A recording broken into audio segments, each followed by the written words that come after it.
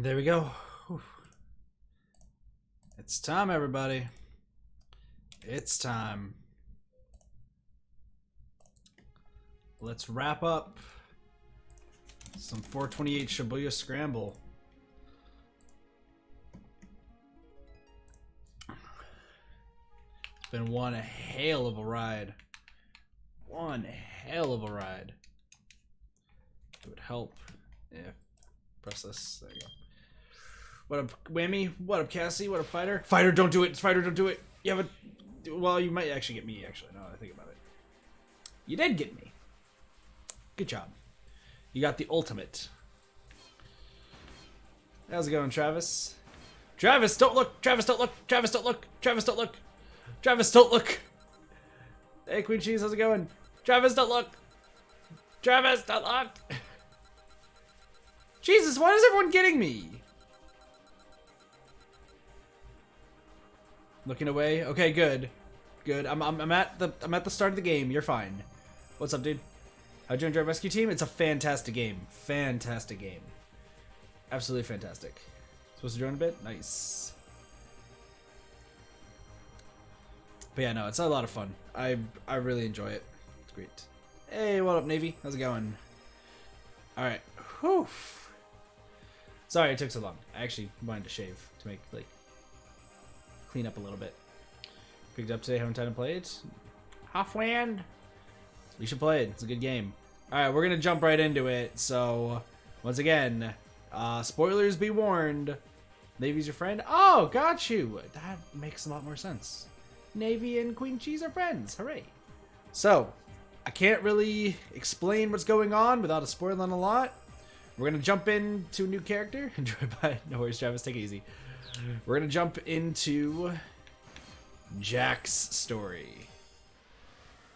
He's got his gun ready.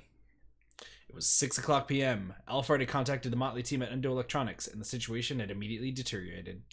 But the new deployment had also provided them with one big chance. A chance that Alpha might appear in person at long last. You did fine. You did fine. Sorry, you did fine. Jack Stanley set his hand on Kano's shoulder. A weak smile came to the detective's face. Stanley paused, unexpectedly moved. For that one moment, he saw in Kano the image of his younger brother, Frank. Frank? Jack, you have to get everyone to a safe place right away. Frank's nervous shout echoed throughout the hotel lobby. Stanley's younger brother was a member of the Bomb and Arson Squad, subsection of the Chicago Police Department's Bureau of Investigation Services, BIS, that handles investigation of bomb and arson-related cases. This was 2 years ago. The CIA had obtained intel that Alfard was targeting a high-class hotel in Chicago for a terror attack. Stanley and his team had searched the hotel interior and had discovered the bomb set inside a large planter. When Frank arrived at the scene and saw the explosive, his expression grew grim. The detonation trigger is set in the worst possible place. It's going to be a bastard to remove it. In that case, you need to get out of here too, Frank, Stanley said. No, I need to make sure I can figure out how this thing is set up so the disposal unit knows what to do when they get here. I'll be alright. Look, you can probably see it from back there.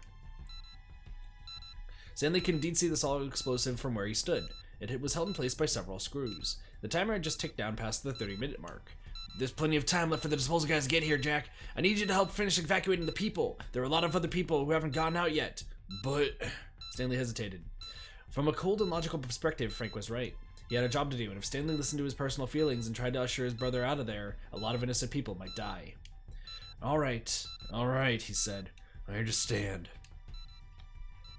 Heck, if we had something as simple as some dry ice, we could just freeze this thing.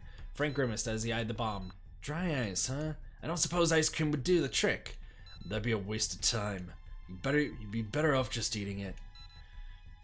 Of course, even dry ice would be a long shot in place of actual liquid nitrogen. The brothers looked at one another, and for a moment the tension dissolved into laughter. Alright, Stanley said. I'll be back. Hey Jack, once this is all tidied up, I'm gonna need a drink. Let's you and me have a beer together. Sure, you got it. Stanley headed for the hotel lobby, which was still overflowing with guests. Red flags have been tripped. You made the right choice here. Stanley gave Kano a thump on the back, and the detective cracked a tiny grin. What about my choices, though? Debating his own next move, Stanley stepped away from the others and took out his cell phone. He made a call to his superior, Gordon.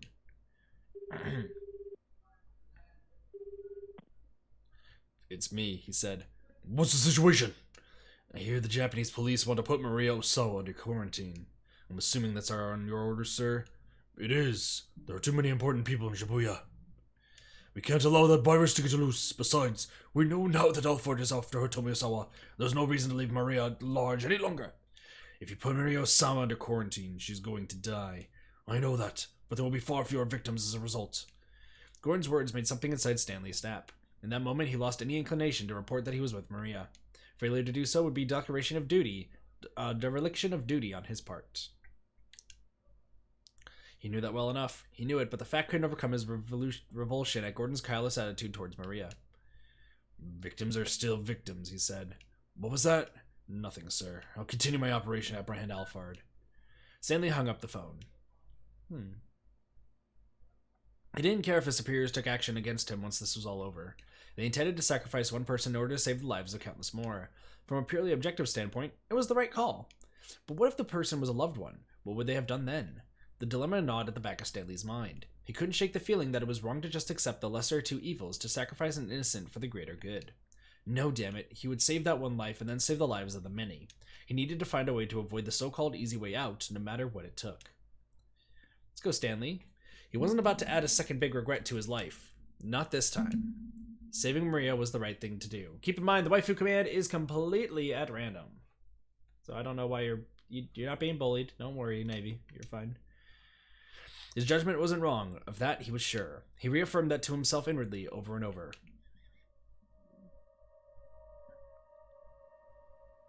Kano was watching Teteno prepare to depart. The group had put together a reasonable plan of action. Teteno and Cannon would head to the lab with Maria and attempt to get the antiviral for her. Stanley would accompany Kano and the others to the scramble to apprehend Alfred. It was a two-pronged plan of attack. Still, could they really count on things going as smoothly as Cannon had suggested?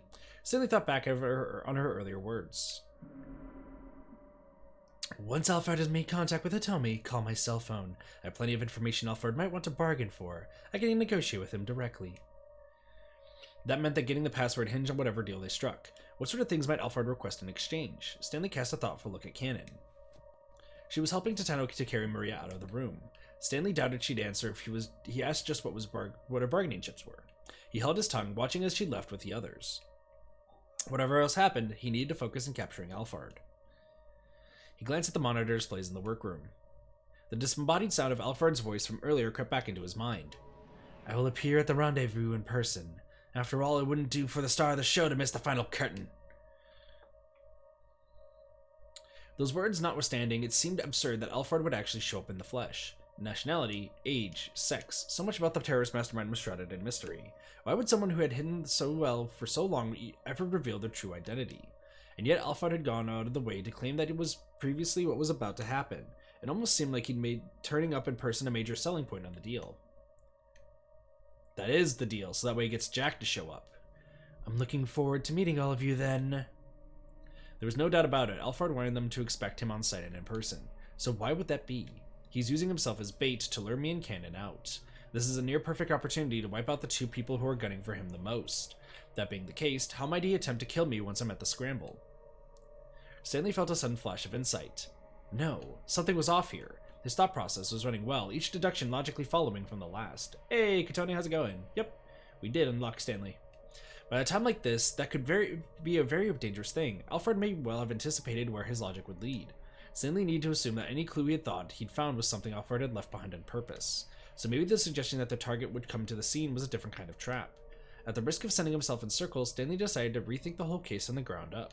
What was the single strangest part of this whole thing? Aha, there we go.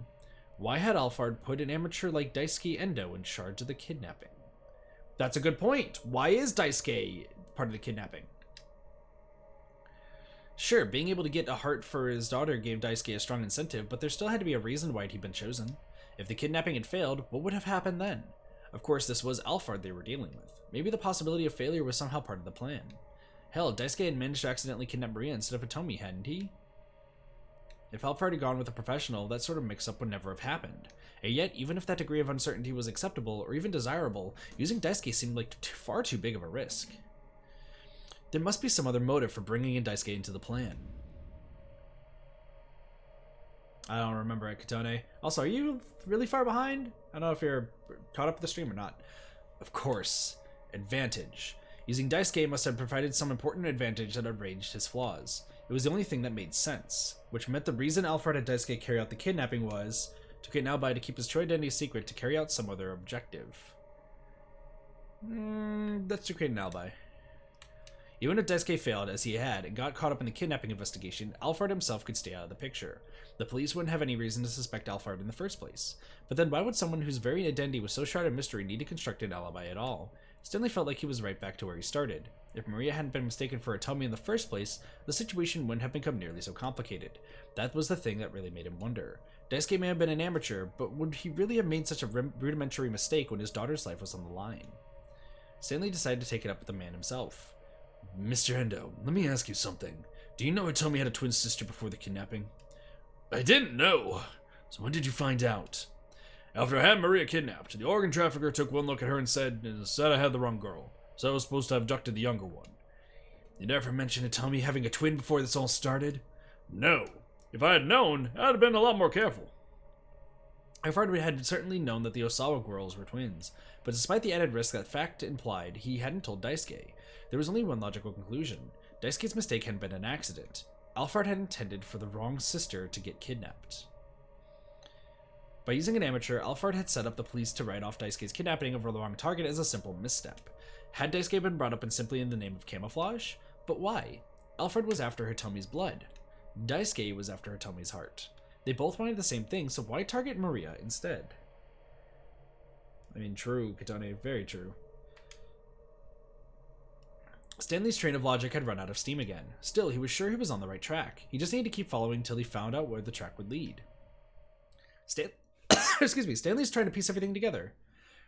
Where's the storeroom where you were keeping Maria? He asked. Daisuke hung his head. It's out behind the shop. Why do you ask? Would you mind showing me? There's something I'd like to check. At this point, he needed to go back over everything, right from the beginning. He followed Daisuke out of the storeroom. So we're going from the start so Jack's case is really starting from the beginning of the case, going all the way through to figure out what Alphard is thinking. Damn. Yeah, true, Katone. Speaking of the storeroom, Daisuke said as they were walking to the back part of the building, there's something I've been wondering about. Just how did Maria manage to escape in the first place? You certain you locked her in? Stanley asked. Daisuke nodded. At 8 o'clock this morning, the organ trafficker came by to check up on her. I made sure to lock the place back up after he left. I see. That visit must have been when Maria was injected with the UA virus. It makes sense based on our working timeline of when we expect her to go symptomatic.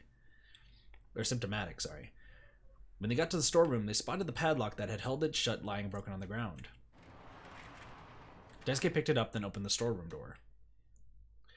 Oh, look at this mess. It was obvious immediately that merchandise had been stolen. I doubt Maria did this, Daisuke said. Maybe some thieves broke in? He made a quick inspection, assessing what had been taken. Some digital cameras and laptop computers were missing. This looks like the work of some local thugs. This kind of thing has happened to me a few times before. Daisuke let out a sigh of exasperation. Stanley, meanwhile, was carefully looking around the inside of the storeroom. Where did you have Maria Osawa? He asked. Behind those cardboard boxes. The boxes he indicated were piled high, closing off one corner of the room. If Maria were unconscious behind them, the burglars might well have never noticed her. So Maria was able to escape from the storeroom thanks to the burglars breaking the lock, Stanley mused. Just what impact had the stroke of misfortune had on Alphard's plan, he wondered. What had Alphard planned to do with Maria if nobody had broken in? He was going to kill her, he was going to trade her for Hitomi, he was going to release her at some later time. Let's just choose he was going to kill her. Why not? He was going to kill her. Yes, the entire point of the kidnapping Maria in the first place was to make sure she wound up dead. But what purpose would killing a single Japanese college student serve? Stanley could think of only one good reason. To send a warning to Kenji Osawa. The antiviral Osawa had created, which rendered the killer virus useless as a biological weapon, was more than a simple inconvenience to the arch-terrorist. Presumably, Alphard meant to threaten Osawa into ceasing further development of the drug. In which case, perhaps Alphard's true objective was not to get the antiviral from Hitomi's blood after all, but instead to prevent research on the drug, and then to eradicate whatever samples of it remained.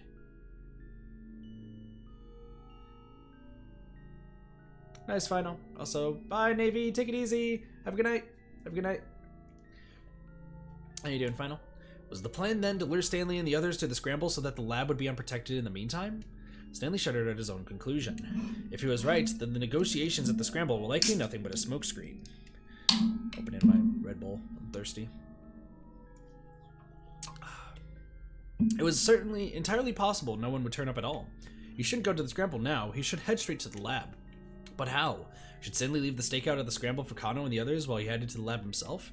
He couldn't decide that alone. He headed back into the shop with Daisuke to see where things stood with the others. Leave out. Interesting.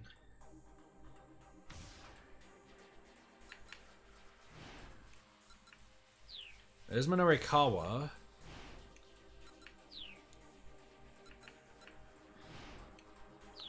Achi. We can't jump there. Hey, what up, Caitlin? Is that still alive? Yes. The answer is yes. Kano. Maybe, I'm guessing it's still this one. I think it's this one still? I'm wondering if you could use the same one twice. That's the wrong button. Nope, same button. Never mind.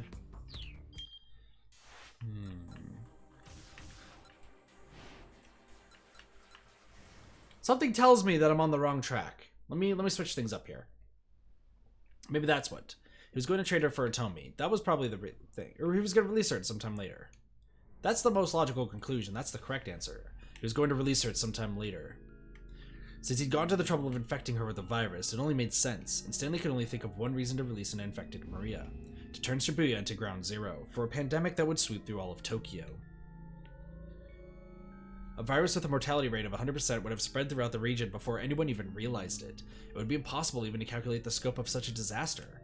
First, it would run the circuit around the Yamanote line, and then if any of the infected happened to head to the airports at either Haneda or Narita, the virus would spread throughout Japan and the rest of the world in a matter of hours. Hey, Supernova, how's it going? But that hadn't come to pass. They managed to secure Maria before she could develop symptoms and become infectious. Is that because we were better than Alphard? No, that can't be it. Alphard wasn't the sort to commit such indiscriminate acts of terror. The threat of the infection spreading, horrific as it was likely just covered to hide some other scheme. But then what was the ultimate goal? Stanley still didn't have enough clues to go on. Stanley made his way behind the stack of cardboard boxes. He spotted something that had fallen on the floor. It was a cell phone. Next to it was a woman's handbag. Stanley unzipped it. It held his own jumble of makeup, tissues, and other personal effects, but nothing at all unusual. If he was going to find any clues here, it would probably have to be from the cell phone. He tried turning it on. There was no response. Also, goddammit.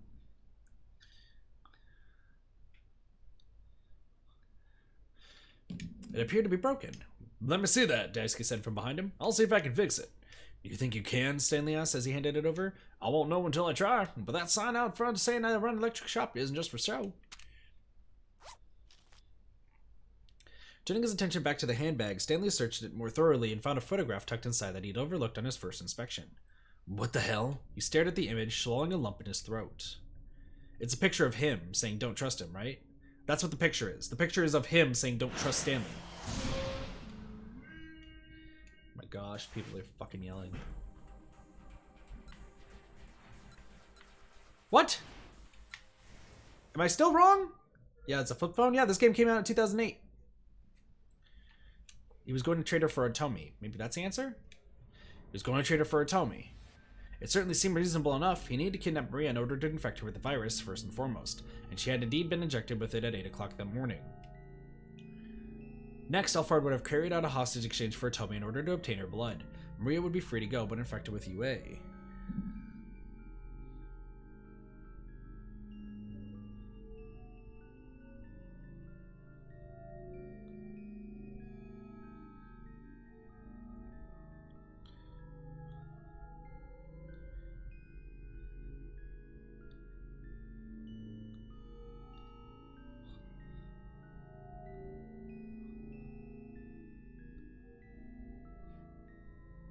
I'm probably about to be yelled at, but whatever. Next, Alphard would have carried a hostage exchange for Atomi in order to obtain her blood. Maria would be free to go, but infected with UA. What purpose would that serve? It was simple enough to deduce. Once he learned that Maria had the virus, Kenji Osawa was certain to take action. He'd bring her into the storage facility in order to administer the antiviral, just as he'd done with Atomi. That meant that the storage facility would be open once more. That was what Alphard was really after. a way in so he could destroy the antiviral samples at the lab. It was the only logical conclusion. Infecting Hitomi 6 days earlier had ensured that she would be carrying the DDS in her body, but it also served as a sort of dry run for today. If it turned out that Osawa wasn't able to access the antiviral storage on his own, the entire plan would fall apart. Hitomi had been a test case in order to make sure. The negotiations at the Scramble were almost certainly a smokescreen. Alphard wanted to lure Stanley the others to the Scramble in order to clear the way for an assault on the lab in the meantime. The first order of business was to stop him from getting inside. But how? Should Stanley leave the stakeout at the Scramble for Kano and the others while he headed to the lab himself? He couldn't decide that alone. Also, hello Mar, welcome to the stream. It's a new name. He headed back into the shop with Daisuke to see where things stood with the others. Keep getting keep out. What the hell? I think the picture is the correct choice. I fully think that the picture is the correct choice.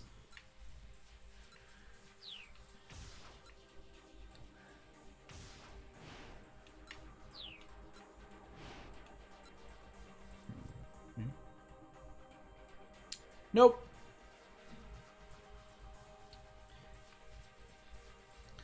You think that's not my first time seeing that, Mr. Mar?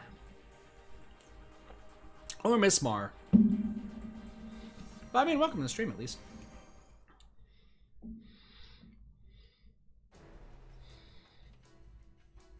He was confused. Now was their chance to make a run for it. He was confused. Now was their chance to make a run for it. Tenno signaled his eyes to cannon, then got ready to sprint past Kuze and his team. He didn't get the chance to, though.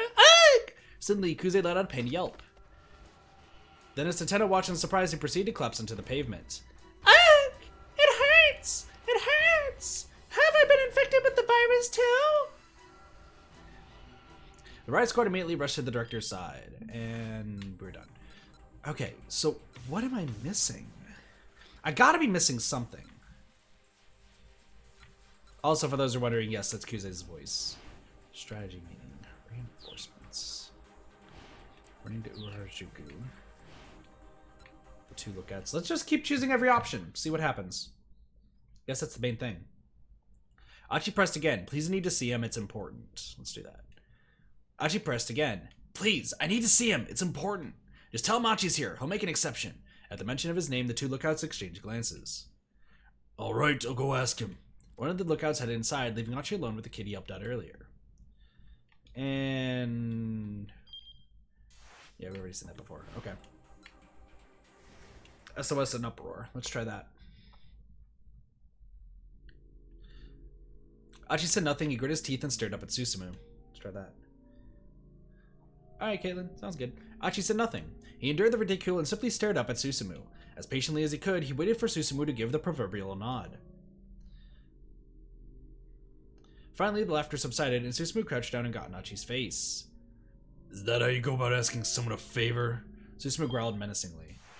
And we're still going. Okay. The guillotine? Maybe the guillotine. Maybe we get our head chopped off. Maybe that's the answer. I don't know.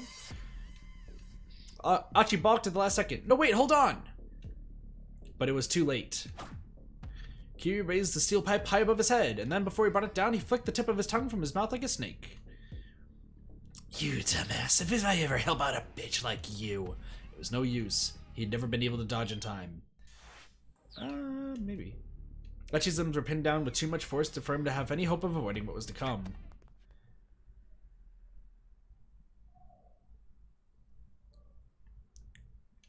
But the steel pipe never struck home. Alright, now we good? Yeah, we're good.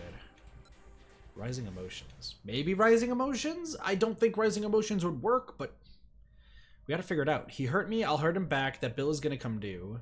Let's do that. What up, Sparky? How's it going? He hurt me and I'll hurt him back. That bill is gonna come due. Why hasn't it happened yet? Why hasn't Kano given the signal? Alright, there's freeze. Bad ending. Okay. Rising emotions. I'm still trying to piece together how to fucking do this. Protecting Hitomi has to come first. I can't let anything happen to her. And why hasn't it happened yet? Okay. Showdown. Alphard's composure. How am I doing? Pretty good. A little tired. That's okay. Why did he still seem so confident? Something definitely didn't feel right. He really doesn't care if he survives. Oh no, he was going to unleash the virus, accepting that would kill him too. Alphard met Archie's eyes, and seeing the haunted realization there, the terrorist flashed a wicked and triumphant grin. Enough for the high and muddy axe, Susumu shouted. He began to stomp toward Alphard, but he didn't reach him in time. Yep, and there goes the bad ending. Vials in Alphard's hand, and everyone died. Rest in peace, everybody. Cannon doesn't pick up. I'm going through all the options. I have no options. I'm literally out of options here. At this point, they couldn't count on Ken anymore. Connor rushed into action. Freeze. Freeze! Kano drew his gun and trained it on Palmer. Nearby pedestrians scattered in fear. Seizing the moment, Achi darted for Atomi. Yeah, and they all die. Keep in mind that this bad ending leaves everyone dying from a huge explosion. Doing his best to conceal his horror, Kano tried to sound defiant. You can't let that loose here. And why is that? Because if you do, you'll be infected too. True, but so will all the innocent bystanders around us. A thin smile crawled across Palmer's face. Did you come here to carry out a suicide attack, Mr. Alphard? Mr. Alphard? Hardly. I have no desire to die here. All I want is to get a little of this girl's blood and then go quietly on my way. But that all depends on you, doesn't it? Yeah, and I'm bad at it. Alright, waiting for Achi? Achi doesn't come back. I don't know what else to do. No, he'd never be able to do this on the own. He decided to wait for Achi, accepting that they'd be late. No, he'd never be able to do this on his own. He decided to wait for Achi, accepting that they'd be late. The clock kept it up and steady ticking. With each minuscule movement of the second hand, Kano felt the tightness growing in his chest. A minute passed. 2 minutes. Time was of the essence. They couldn't keep waiting any longer. Hitomi, I don't like having to do this, but we can't wait any longer. Seeing the look of determination on Kano's face, she gave a tiny reluctant nod. And they continue. Stanley goes on his own. Stanley's suggestion. We can't switch Stanley's suggestion. Toteno's words. Toteno's regrets. Chucky enters the bar. Please read this copy. We are not going into the labyrinth. I'm just saying. We're not going into the labyrinth. Kiwazuka's taxi. A final request.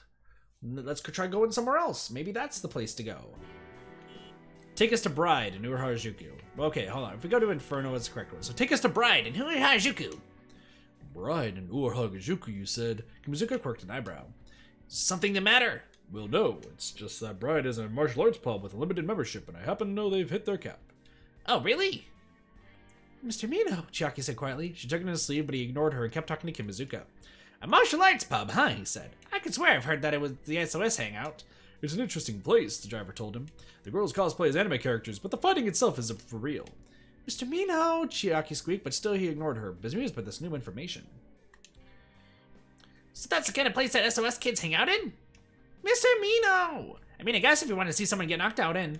Wait, what is it, Chiaki? Is that upsetting you? Inferno. Huh? We want to go to Inferno in Harajuku. That's the SOS place. Inferno? Kiwazuka's voice betrayed his surprise. Alright, Minerikawa nodded. Inferno and Harajuku, that was it. Take us there if you wouldn't mind. Would, Mr. Kiwazuka? To Inferno, sir. Kiwazuka arched his eyebrow even higher than before. Is something the matter? No, nothing at all. Hurry up and get in. Maritime time? No, we're not doing the labyrinth again. No, the labyrinth was a terrible idea. It was a terrible idea. It was the worst idea. It was bad. We're not doing that again. Take us to Inferno, please. Gosh, I need to clean this off. Hold on. My glasses are a little foggy in the left eye for some reason. Yeah, we're not going back there. We're really not. Take us to Inferno in Harajuku. Inferno in Harajuku, the bar? Kiwazuka quirked an eyebrow. Yes, is something the matter? No, nothing at all. Hurry up and get in. Alright, we didn't see anything, David. Okay, I have no fucking idea what to do.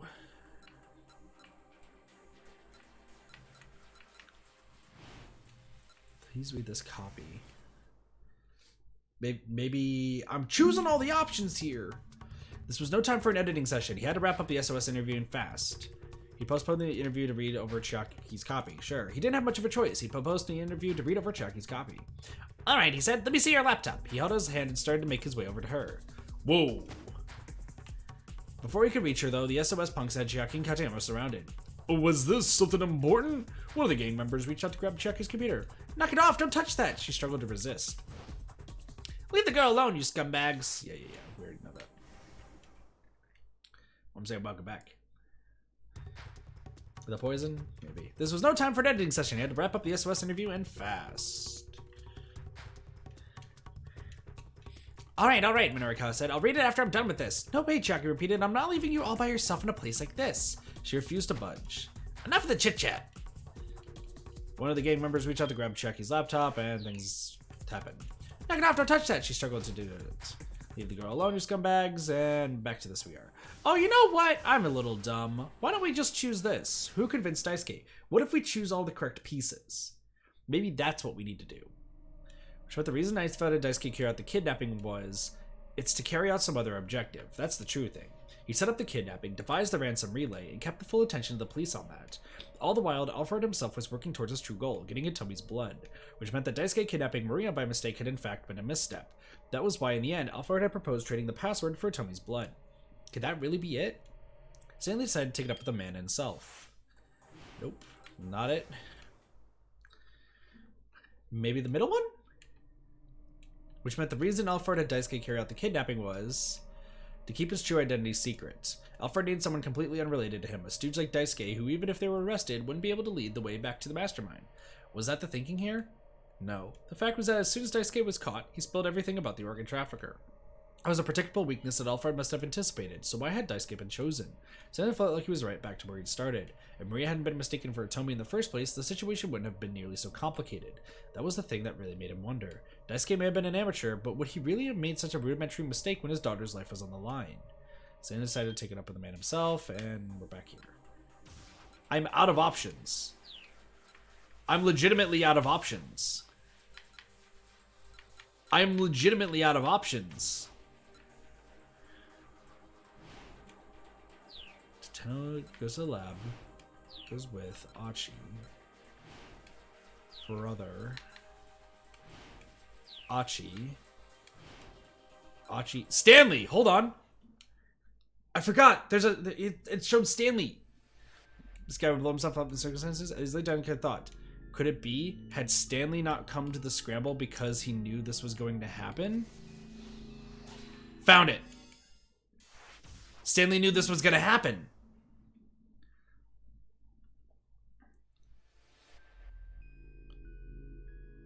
Kano's plan of action for the scramble was steadily coming together. Stanley half listened as the young detective discussed the stakeout with the rest of the group.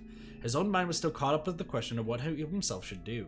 He couldn't shake the conviction that he needed to head to the lab.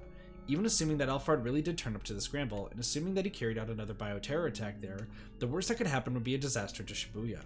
Terrible though that might be, it would be far worse to let Alfred, who was already in possession of the UA virus, destroy the world's only supply of the antiviral. If he succeeded at that scheme, his bioweapon would be unstoppable. He could hold the entire planet in the grip of fear. A terrorist arms dealer must never be allowed to obtain that kind of power. Stanley could take that risk. Even if he was wrong in his suspicions, it only made sense to shore up the defense of the lab. There was only one person he could count on now, Cannon. She was on the way to the lab already. If Stanley could alert her to his conclusions, it would make it that much harder for Alfred to carry out his plan. If nothing else, hopefully she could buy time for Stanley to get there. Stanley approached Kano. You need to go to the scramble without me, he said. What? Kano was visibly shocked. Where's this coming from all of a sudden? Please, don't ask me to explain. Something else has come up, and I have to see to it. Stanley hated having to do this. He wished he could explain everything. If he made any unusual moves now, though, there was a risk Alfred would pick up on it. There was no telling where the mastermind might be watching. It was better to keep his companions in the dark, just in case. I understand, Kano said. Do what you have to do, and come back soon. I'm sorry. I wish I could tell you more. It's all right. I'll find a way to get by. Kano gave him a thumbs up.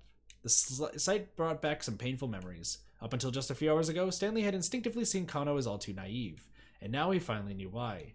Kano was just like his younger brother, Frank. Uh-oh. Aww. They might have looked very different, but in the way they mixed up their responsibilities with their personal feelings, they were totally alike. Stanley couldn't discount that naivete. In the end, that was all part of the human condition. Jack, are you really okay with this? Frank cast an anxious look at his older brother as they made their way onto the University of Chicago campus. It's my responsibility to look after you, Stanley told him. As long as you take your time studying seriously, I'm all for it.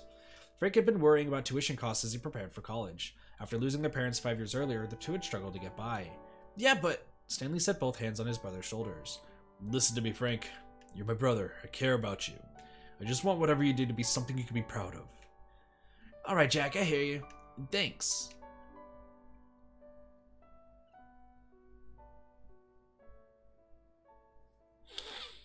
Kano, promise me one thing. What's that? Once this is all over, you'll go have a beer with me. Sure, alright. That's a promise now, remember. Kano flashed him a grateful smile. And in that smile, Stanley again saw a little something of Frank. Aww. Hurrying out of Endo Electronics, Stanley dialed up to Tenno as he ran along. Alright, let's jump to Tenno.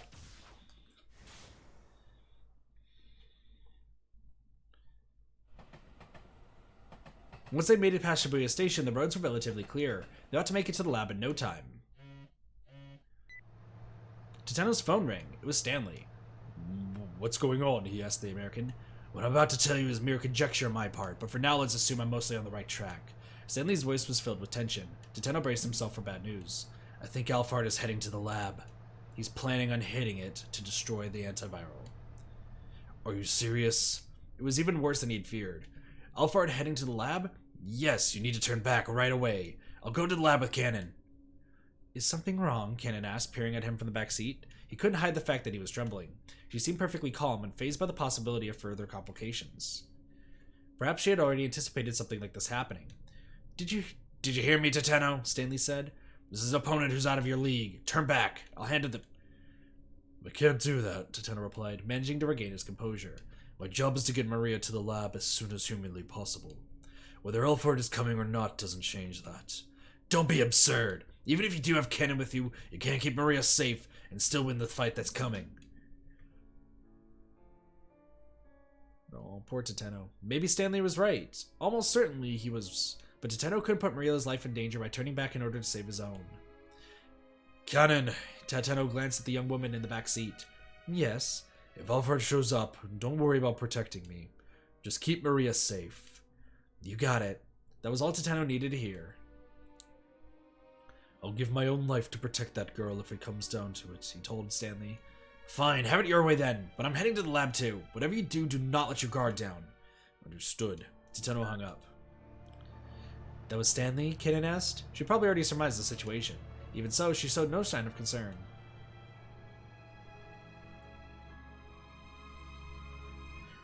That girl just got a tattoo. She had sat through a tattoo session. Crazy. At last, the minivan arrived at Akoshi Pharmaceutical. Tenno pulled up at the front gate and got out of the vehicle. Off to one side of the entrance was an intercom for contacting the security room. I'm assuming you've already heard details from the I'm assuming you've already heard the details from the director, Tenno barked into the intercom. Open up. We haven't heard anything from the director Osawa, the security guard spat back. And moreover, the laboratory is Currently on lockdown. I'm sorry, but not even Director Osawa is allowed inside. That's ridiculous. Tenno scowled at the intercom in frustration. Then a car came racing towards him along the street.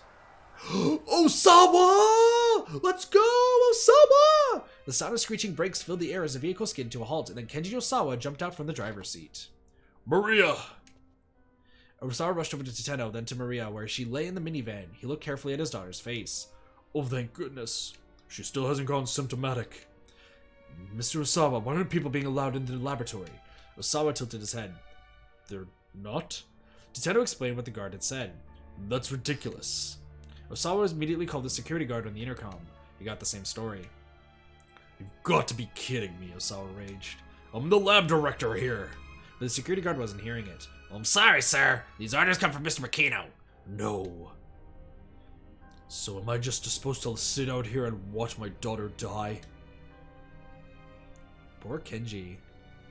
Tenno racked his brain for other ideas. Maybe they'd have to climb the gate and break their way in? Then over the intercom, they heard the sound of a phone ringing in the security room. The security guard answered it without muting the intercom speaker. His voice was faintly audible. He sounded rather deferential. Who in the world could be talking to? Before Tenno could muse further, the gate suddenly opened. Huh? Why? Tenno and Osawa looked at one another in surprise. I have a message from Director Osawa from Mr. Makino, the security guard said. From Makino? Osawa huddled over the intercom and had a brief subtle voice exchange with the guard. What was that all about? Tateno asked. It would seem that my wife was able to pull some strings for us. Osawa smiled uncomfortably. Yo, let's go! Tateno didn't have time to wonder what that might mean. Has the lock been opened for us as well? He asked. The smile disappeared from Osawa's face. No, she wasn't able to do anything about the final layer of security. I see. Well, let's regroup inside for now. Very well, Osawa said. By the way, who's going to be hacking with the password? I am, Kanan replied. Ah, so you're Kanan. We should get you to the laboratory then. Tateno looks suspicious right now, though. After checking to make sure that there was nobody suspicious lurking nearby, Tateno headed to the laboratory with the others. Hey, Saga, how's it going? Sounds delicious. No, we're in serious mode. I don't think anything funny is about to happen. It took about 20 seconds for the elevator to reach the first basement level. The biohazard storage area was evidently fairly deep underground. The doors opened to reveal a long, straight corridor. There was a door at the far end, with a device at one side for checking IDs. Kanan approached the device, setting the laptop she borrowed from the security room on the floor in front of it. She affixed a scrap of paper with Kenji Osawa's password written on it to one side of the monitor. Then she connected a series of cables to both the laptop and the device. Tateno tried to contain a sense of urgency, focusing on keeping watch over Kanan as she worked. Kanan began to slowly tap away at the keyboard. Her screen displayed a series of numeric values that changed with each keystroke. She checked the changes carefully, timing the movements of her fingers according to some formula. Hey, Cheese Lord, how's it going? The ID device let out a warning sound and display lit up. Incorrect password. The input had been rejected. Was this really going to work? Tateno felt his impatience growing. Osawa's face showed similar unease. Kanan turned to look at them. How many failed attempts are we allowed? 2, I believe, Osawa answered. After a third failed attempt, the storage area is locked down and can't be reopened without input from the full board of directors. Kanan already resumed typing before he finished speaking. There's a very slight difference in power consumption from the device where it processes a correct password compared to an incorrect one. There's a minuscule difference in the time it takes to run the process as well. If I can analyze those and compare them... Kanan's voice trailed off as she continued working. Never mind. There was another warning sound. A second failed attempt. A single bead of sweat ran down Tateno's forehead, but Kanan didn't so much as bat an eyelash. Ah, I see. Her face remained full of confidence. It won't be a problem, she assured them. This is my first time with this type of mechanism. Slowly, one at a time, Kanan pressed key after key while keeping her eyes fixed on the laptop screen. With each keystroke, a waveform at the top of the screen, looking almost like an echocardiogram readout, wobbled slightly. She got it?! The laptop let out a tiny sound. A sequence of 10 characters appeared on the screen and Kanan read them off. Tateno jotted them down in his notebook, then stepped up to the scanner and entered the twin passwords for Osawa and Tanaka. What are the passwords? Can we know what the passwords are? Yeah, no, I always care about the chat. I always like to talk to the chat every now and again. Well, I like to talk to them a lot, but this game is story focused, so I kind of focus on this, but yeah. The door opened. Kanan let out a sigh of relief. Osawa gathered up Maria and headed to the storage area. Tateno felt a surge of relief as he watched the two of them go. Kanan, meanwhile, was fastidiously putting away her equipment. What do you think? Tateno asked her. About what? She asked, her gaze as serious as ever. About Alphard. Why hasn't he shown up? If what Stanley had said was true, Alphard ought to be coming their way. It was both strange and unsettling that they'd been able to get inside without any interference. This isn't over yet, Tateno continued. Don't let your guard down until we know Alphard has been dealt with. Right. Kanan pulled out it with a pistol. You keep those two safe, she said. I'll go check things out front. She just randomly grabs a pistol? Where the hell did she get a pistol from? Yo, what up, blah, blah, I've got a pistol, what up, motherfuckers? Like that? What? I'll go check things out front. She got back into the elevator and headed up.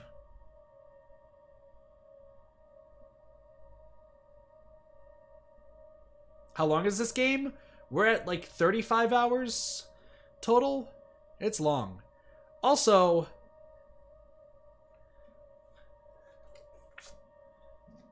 Hey, Baba, how's it going?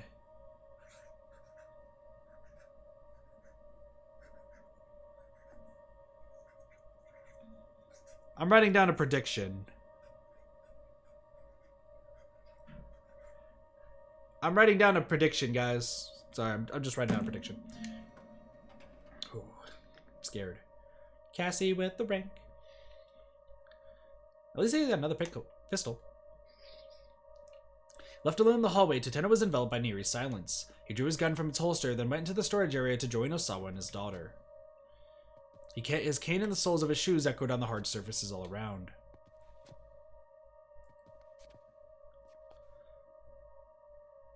At the end of the hallway, Tateno came to another door. Where are we, timeline-wise? Oh, the bomb's about to go off. He took up position there, determined to guard the two individuals inside. This was the only way in. If anyone was coming, they'd have to pass through here. Putting his back to the door, he let out a sigh. A great weight of exhaustion settled over him. Too much had happened over the past few hours. He'd recalled too many painful memories that had long been buried deep within his mind, and he realized that his whole life was rife with things he could never undo. If you're coming, then come on, Tateno aimed his gun down the empty corridor. Right now, he just needed to protect Maria. That had become his life's sole purpose. But the bomb goes off, and suddenly the door that was in front of him was blown off its hinges with a tremendous explosion. The shockwave traveling down the corridor struck him in an instant later. So multiple explosions? Tateno had neither the time to wonder what had happened, nor any chance to avert his fate. He died? Sudden explosion? An unforeseen situation. What? Everyone's dead! Except Minorikawa, who had a good ending, so it's up to Jack. What? What happened? Hurrying out of Indo Electronics, Stanley dialed up to Tateno as he ran along. Stanley, what's going on? What I'm about to tell you is mere conjecture on my part, but for now let's assume I'm mostly on the right track. He took a deep breath and steeled his nerves. I think Alphard is heading to the lab. He's planning on hitting it to destroy the antiviral. Are you serious? Tateno's voice was laced with apprehension. Yes, you need to turn back right away. I'll go to the lab with Cannon. Tex's only reply was silence. Did you hear me, Tateno? This is an opponent who's out of your league. Turn back. I'll handle them. I can't do that. Now Tateno's tone was calm and steady. My job is to get Maria to the lab as soon as humanly possible. Whether Alphard is coming or not doesn't change that. Don't be absurd. Even if you do have Cannon with you, you can't keep Maria safe and still win the fight that's coming. I'll give my own life to protect that girl if it comes down to it. Stanley could tell that he never overcome this degree of stubbornness. Fine, have it your way then, but I'm heading to the lab too. Whatever you do, do not let your guard down. Understood. Tateno would be no match for Alphard. If the terrorist spotted the detective, he'd probably kill him on the spot. Reassurance or encouragement would be meaningless. Instead, Stanley left Tateno with one final warning. If it comes down to it, just shoot him. If you hesitate for a moment, he'll have you dead. Find some way to stall until I get there. If he realizes we're onto him, you're done for. Just keep Maria safe, that's your job. Just keep Maria safe, that's your job. Tateno hung up without saying anything. Does that change anything? That did not change anything. Cool. Stanley made it to his car, still parked on the roadside. Jumping in, he sped off toward the laboratory. Traffic had gotten pretty congested by the time he made it onto the main road. The chaos and panic from the area around Shibuya Station was starting to spread. Currently, everyone but Minorikawa is dead, so... His frustration steadily growing, Stanley fought his way along the congested streets. Just as aggravation was beginning to boil over, he finally arrived at the Akoshi Pharmaceutical Laboratory. He could tell immediately that something was wrong. What? It blew up! So he's now all the way down at the bottom. He arrived late. A plume of smoke was rising from one of the laboratory windows. It was thick and black, clearly the result of a fire of some sort. As Stanley hopped out of the car, drawing his gun as he approached the door. He was about to make his way inside when his scent on the air stopped him in the tracks. The smoke carried the telltale odor of explosive residue. He hadn't made it on time. All his fears had come to pass. Maria, Osawa, Tateno, Cannon, they were all surely dead. And no doubt the antiviral had all been stolen or incinerated. In all likelihood, moreover, viral samples from the lab had been dispersed by the explosion. Stanley cursed. He had already inhaled some of the smoke. This really was the worst-case scenario. They'd been utterly defeated. Stanley called up Gordon to request backup for a sweep of the laboratory. Hey, Happy, how's it going? He knew that it was already too late for change anything. Even so, Stanley would go through all the motions before he admitted defeat. Bad ending. Complete failure. Okay. So everything hinges on what Stanley says. Everything hinges on what Stanley tells Tateno. Everything hinges. Find a way to stall. Find a way to stall until I get there. If he realizes we're onto him, you're done for. That should fix Tateno's side. That should fix Tateno's side. Never mind. Tateno hung up without saying anything. Stanley made it to his car, still parked on the roadside. Jumping in, he sped off toward the laboratory. Traffic had gotten pretty congested by the time he made it onto the main road. The chaos and panic from the area around Shibuya Station was starting to spread. Are we still screwed? We could still be screwed. His frustration steadily growing, Stanley fought his way along the congested streets. Just as his aggravation was beginning to boil over, he finally arrived at Koshi Pharmaceutical. He could tell immediately something was wrong. Shit! Yeah, everyone's pretty chill here. Bad ending. Okay, shoot him? Shoot him? I guess shoot him is the best one. Best option. Comes down to it, just shoot him. If you hesitate for a moment, he'll have you dead. Comes down to it, just shoot him. If you hesitate for a moment, he'll have you dead. Teteno hung up without saying anything. Everyone's still dead! Why is everyone still dead?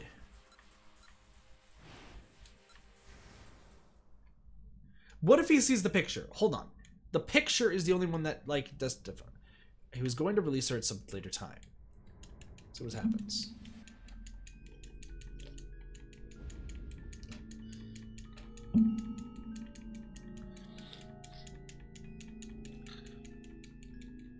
So we've already chosen every single option except for a Teteno option, I think.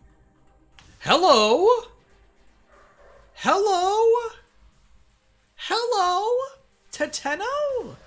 Teteno? Dog barking in the background. What the hell? Hold on. Wait. What's happening? Can I de-opt in the family? I mean, yeah, you're more than welcome to join the family. What happens here? Why do you still seem so confident? Something definitely didn't feel right.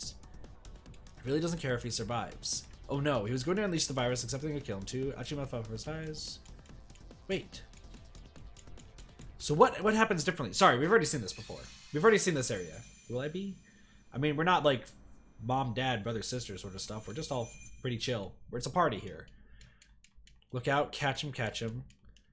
The virus seemed to almost vanish against the backdrop of the evening sky. How many of these had this guy even thrown? There's no way to tell for sure. And even if one of them broke open, it would be a death sentence for Shibuya. They had to make sure they caught them all. Hello! New things! Spinning around in the midst of the chaos, Achi saw Susumu catch one vial defiantly. Many of the other gang members appear to have done the same. There's one more over there! This but shouted had come from Hitomi. She spotted a vial sailing in a high arc away from all the SOS members. Damn it! Achi lurched into motion, ignoring the searing pain in his leg, but the falling vial was so far away. They were done for. He was sure of it. Kano! Let's go! A pair of hands shot out and safely grabbed the falling vial. Let's go, Kano! It was Kano! The tension drained from Achi's body. We did it. We didn't break a single one. Damn it! Kano cursed under his breath as he stared out into the throng. Palmer got away. Alfred had disappeared. They hadn't been able to capture him after all, which meant they'd lost their last to get the password for the lab. They hadn't just lost, they failed utterly. But we did everything we could have, right? We didn't make any wrong calls. We'll just have to leave everything to Cannon.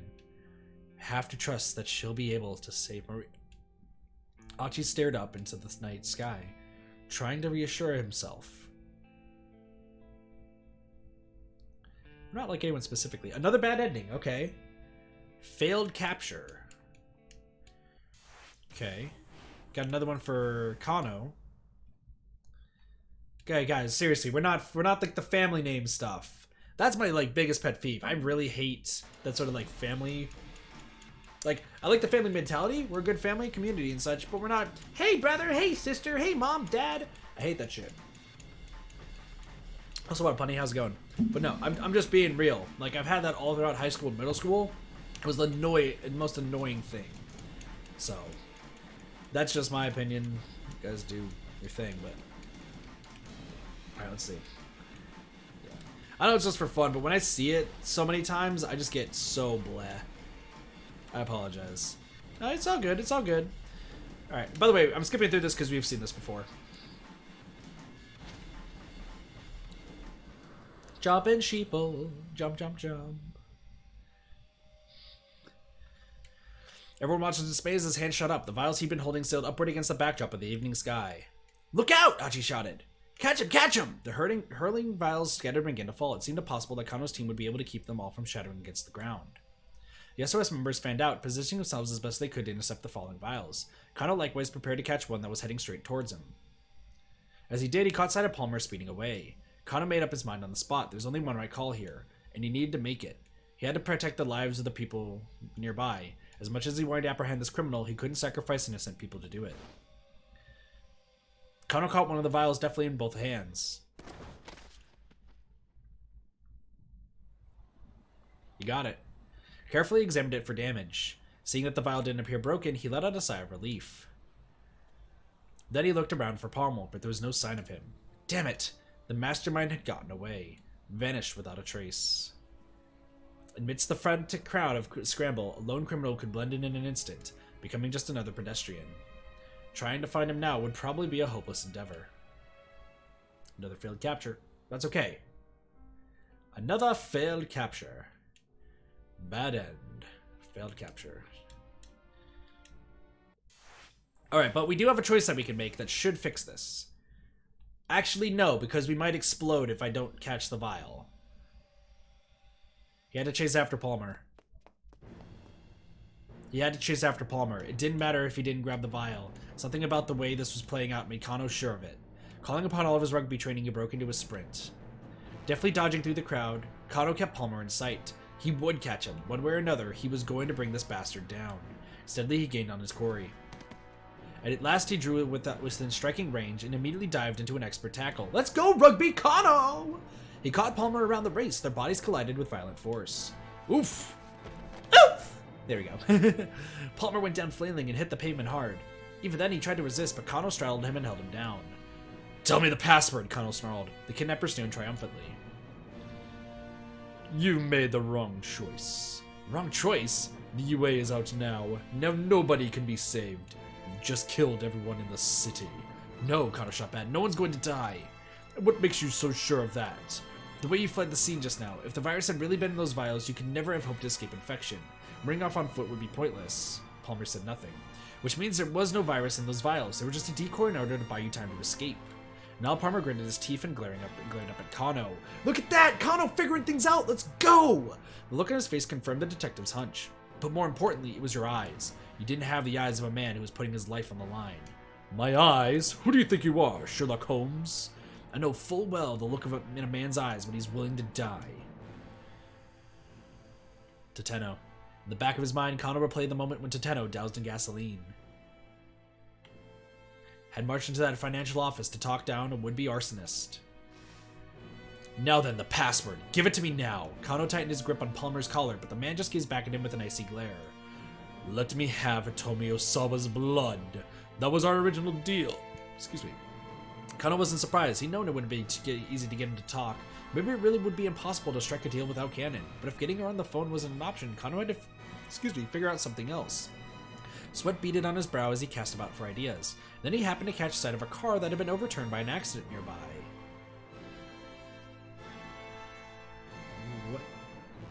What's the car? Gasoline had spilled from the vehicle, creating a broad, dark puddle on the pavement. He's gonna be Toteno! He's gonna be Toteno! He's gonna be Toteno! Kano took out his handcuffs and cuffed Palmer's arm to his own. Come with me. Jerking his captive back to his feet, Kano led him over to the car. Then, without hesitation, he sat down in the pool of gasoline. Yanking on the handcuffs, he pulled Palmer down beside him. Kano pulled a lighter from his pocket. Palmer snorted. And just what's that supposed to be, Tell me the password, or else what, you'll light the gas? You'll be burned to a crisp yourself. Yeah, probably. Kano heard the casual desperation in his own verse. What the hell are you thinking? The smile vanished from Palmer's face. Kano scowled down at him. I just want to know the password. I'm getting revenge for my partner. Even if I die, my friends will avenge me. Even if I die, my friends will avenge me. I fight for my friends. Kano met Palmer stare dead on. Palmer and Kano locked eyes, both refusing to back down. The scent of gasoline fumes filmed the air around them. Kano knew that the slightest spark could set off a massive fireball.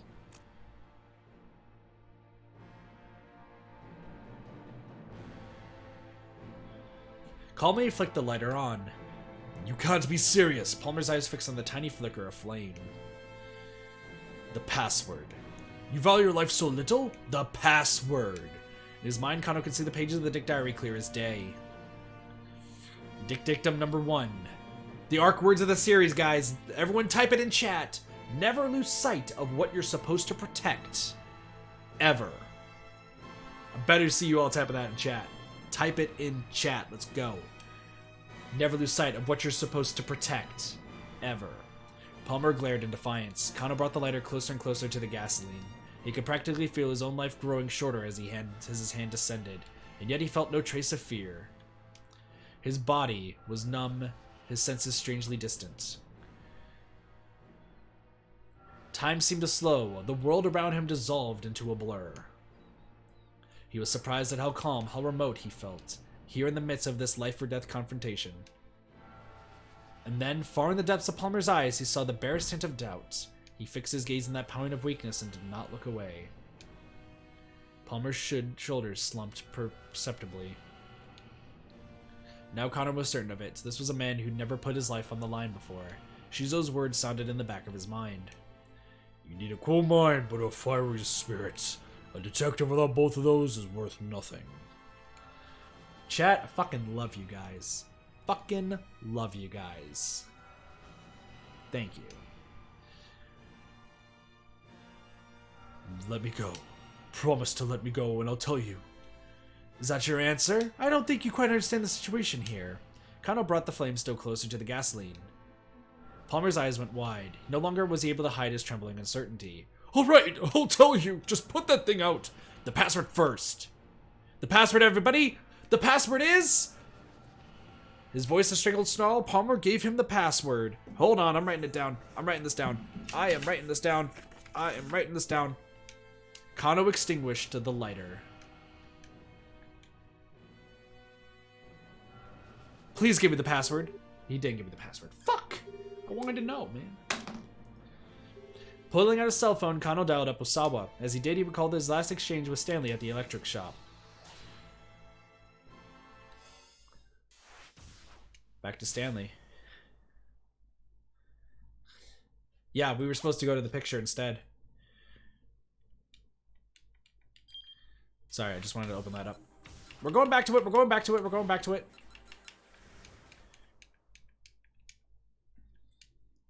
I want to know the passwords.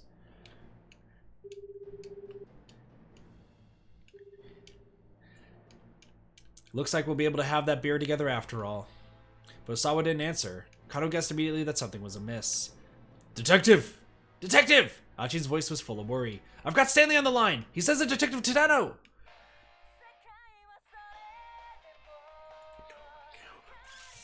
Fuck!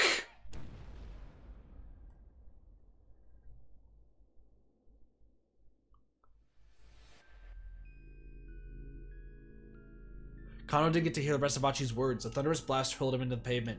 Where had the explosion come from? His lighter certainly hadn't set the gasoline ablaze. Kano hadn't been that clumsy. So what had happened? Only one possible answer came to mind. Palmer had blown himself up. But that only confused Kano further. His captor had already given up the password. What would prompt him to set off a bomb at this junction? As he was losing consciousness, Kano continued to rack his brain. But he found no answers. A bluey indeed. A mysterious explosion. We're just back to the mysterious explosion again? Really? What about this? What about with Achi? So lots going on with Jack and Teteno. Yeah, I know. Really doesn't care if he survives. Oh no, who's going to unleash the virus? For the Almighty Act. Okay, we've already seen this. He throws it up. He was not willing to die. Catch him.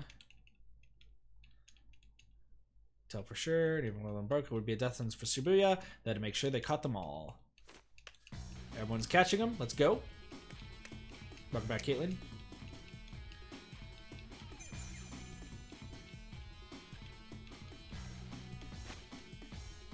Damn it!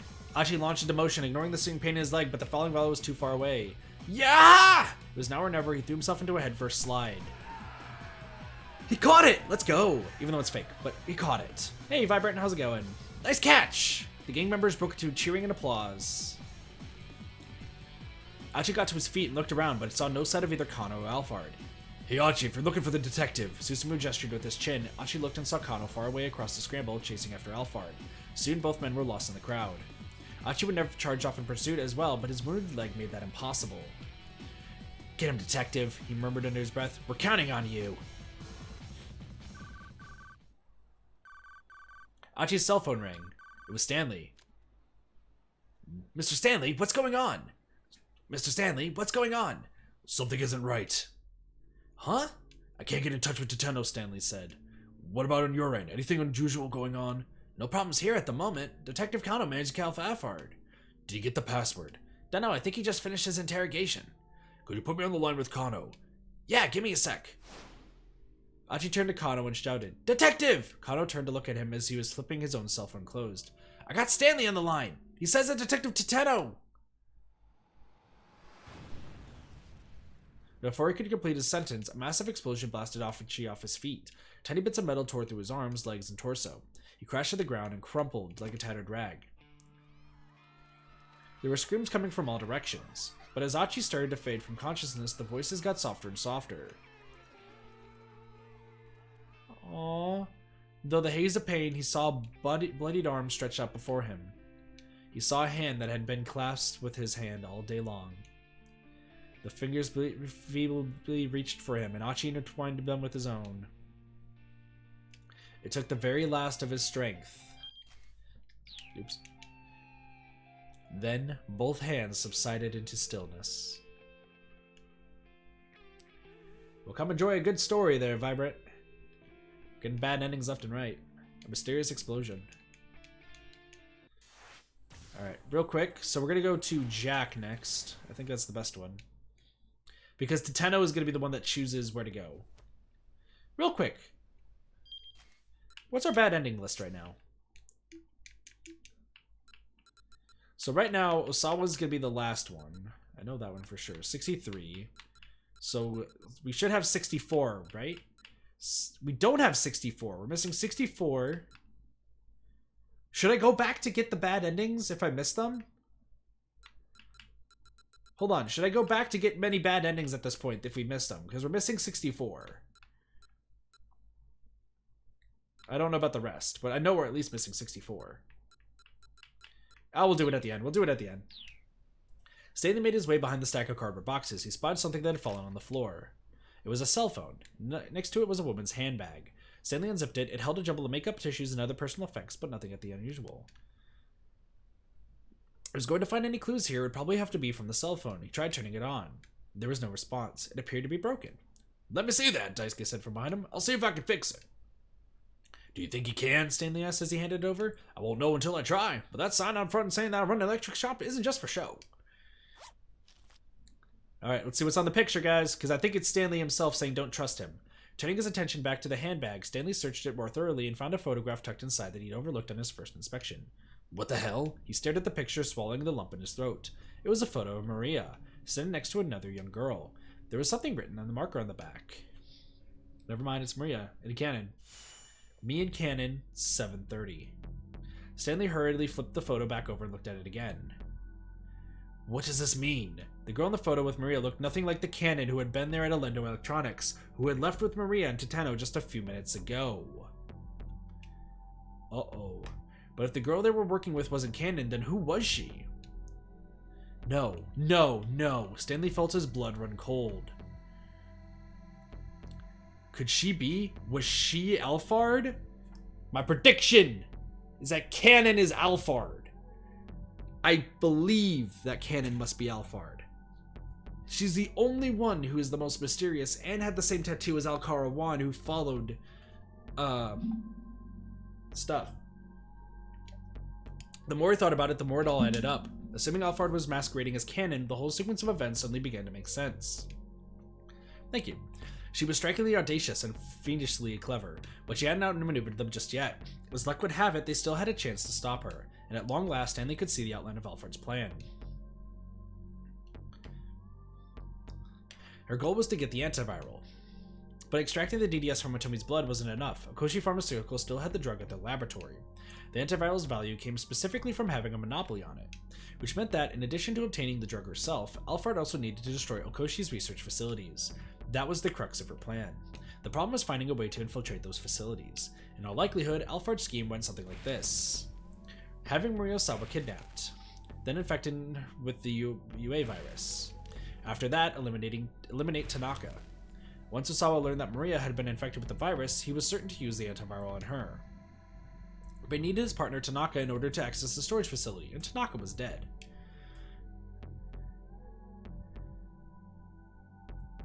Let's go. Let's drop it, Cheese. Let's drop it. He doesn't want to talk about it. Don't bring it up. Maria, because keep in mind, Queen Cheese, Maria doesn't have her full memories back. And Maria only saw canon really with her hood, so she almost has all of her memories, but not all of them. But please drop it, Cheese Lord. Because if Vibrant's not uncomfortable talking about it, do not bring it back up.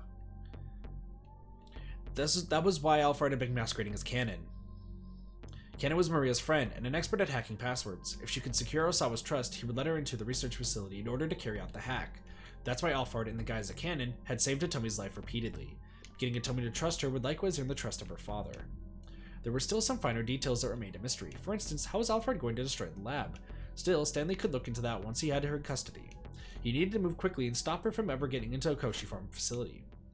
I fixed it! Daisuke approached Stanley and held out Maria's cell phone. Well, as best as I could, at any rate. It looks like I'll get a signal, but whatever data was on it is all gone. I see. Stanley took the phone and put it in his pocket. He'd hoped he might be able to learn something useful from it, but the luck evidently wasn't on his side. He was just going to have to go up against Alphard with what he already had. Now that he guessed what was really going on, Stanley went to talk to Kano. You need to go to the scramble without me, he said. What? Kano was visibly shocked. Where's this coming from all of a sudden? Please don't ask me to explain. Something else has come up and I have to see to it. No, I got you. Vibrant. Just take it easy. Let's not bring it up, though. Stanley hated having to do this. He wished he could explain everything. But if he made any unusual moves now, there was a risk that Alphard would pick up on it. It was better to keep his companions in the dark, just in case. I understand, Kano said. Do what you have to do and come back soon. I'm sorry. I wish I could tell you more. It's all right. I'll find a way to go get by. Kano gave him a thumbs up. The slight brought him back some painful memories. Oh, but back to this. Up until just a few hours ago, Stanley had instinctively seen that Kano was all too naive, and now he finally knew why. Kano was just like his younger brother, Frank. This image again. They might have looked very different, but in the way they mixed up their responsibilities with their personal feelings, they were totally alike. Stanley couldn't discount that naivete. In the end, it was all part of the human condition. Jack, are you really okay with this? Frank cast an anxious look at his older brother as they made their way onto the University of Chicago, a private university in Chicago, Illinois. Lauded as one of the foremost research institutions in the U.S. More than 90 alumni have been awarded the Nobel Prize. The school has made a number of major contributions to the world beyond simple academics, including the construction of the world's first artificial nuclear reactor, Chicago Pilot 1, and the Chicago School of Economics, a school of economic thought that stresses monetarism. It's my responsibility to look after you, Stanley told him. As long as you take your studying seriously, I'm all for it. Frank had been worrying about tuition costs as he prepared for college. After losing their parents 5 years earlier, the two had struggled to get by. Yeah, but Stanley set both hands on his brother's shoulders. Listen to me, Frank. You're my brother, and I care about you. I just want whatever you do to be something you can be proud of. Alright, Jack, I hear you. Thanks. Kano, promise me one thing. What's that? Once this is all over, you'll go have a beer with me. Sure, alright. I don't know why I'm doing Frank's voice. Sure, alright. That's a promise now, remember. Kano flashed him a grateful smile. And in that smile, Stanley again saw a little something of Frank.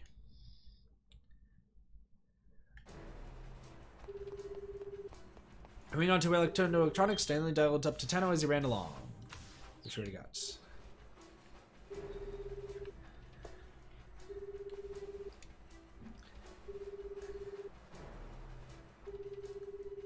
I mean, that's up to...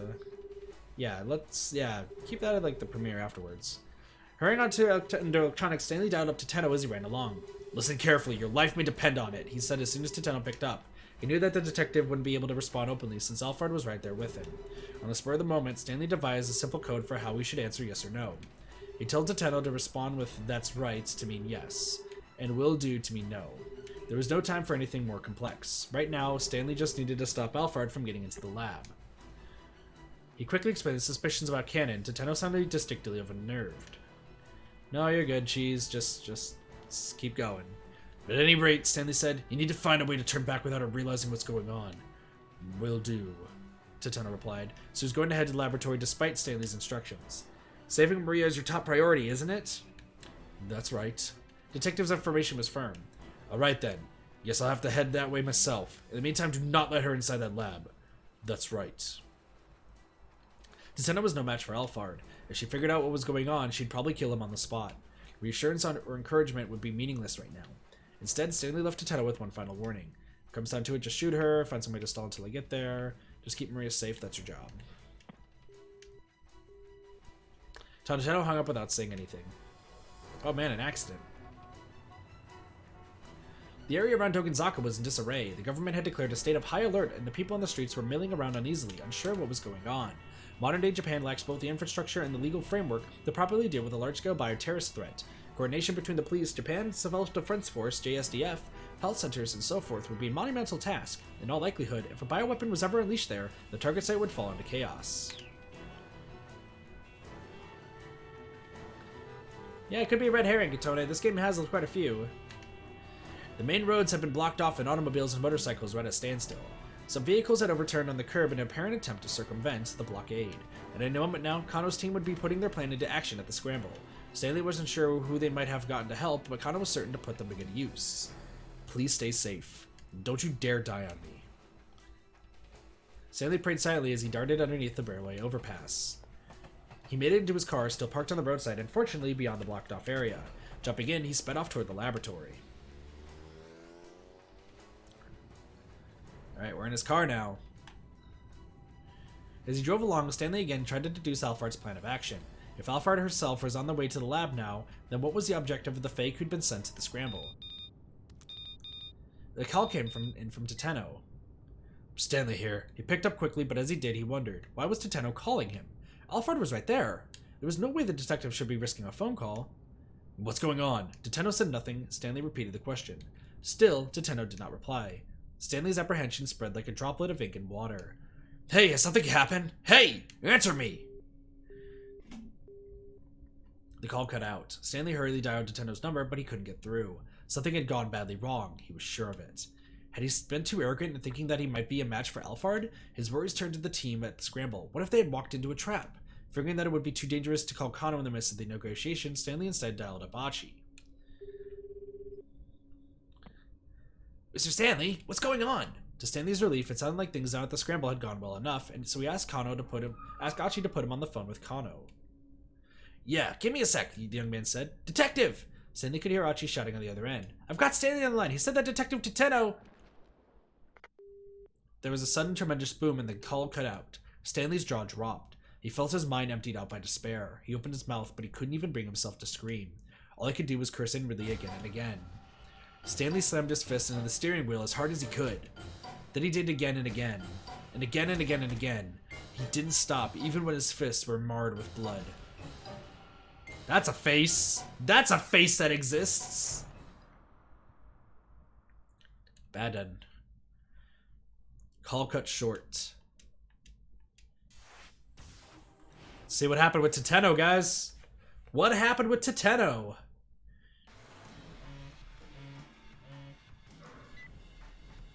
Teteno's phone rang and he picked up and sped onward. Were you able to break through safely? It was the voice of Detective Kajiwara. Teteno thought to Osawa. Oh yeah, hey, it's Kajiwara! Yeah, we already seen this, by the way. Yeah, true. It was you, Detective Teteno Honda. That was quite unexpected. Poor Kajiwara. F for Kajiwara. He's dying, man. He's dying. There's also dogs barking downstairs. They can fucking shut up, please. Puppy's just barking. He crashed headlong through the barricade. There was no way he'd come out of that uninjured. I'm sorry, Kajiwara, Teteno said to himself under his breath. And thank you. He bit his lip, then stepped hard on the gas again. Alright, thank you. Eats a banana. Regain HP. True. Let's talk to Teteno.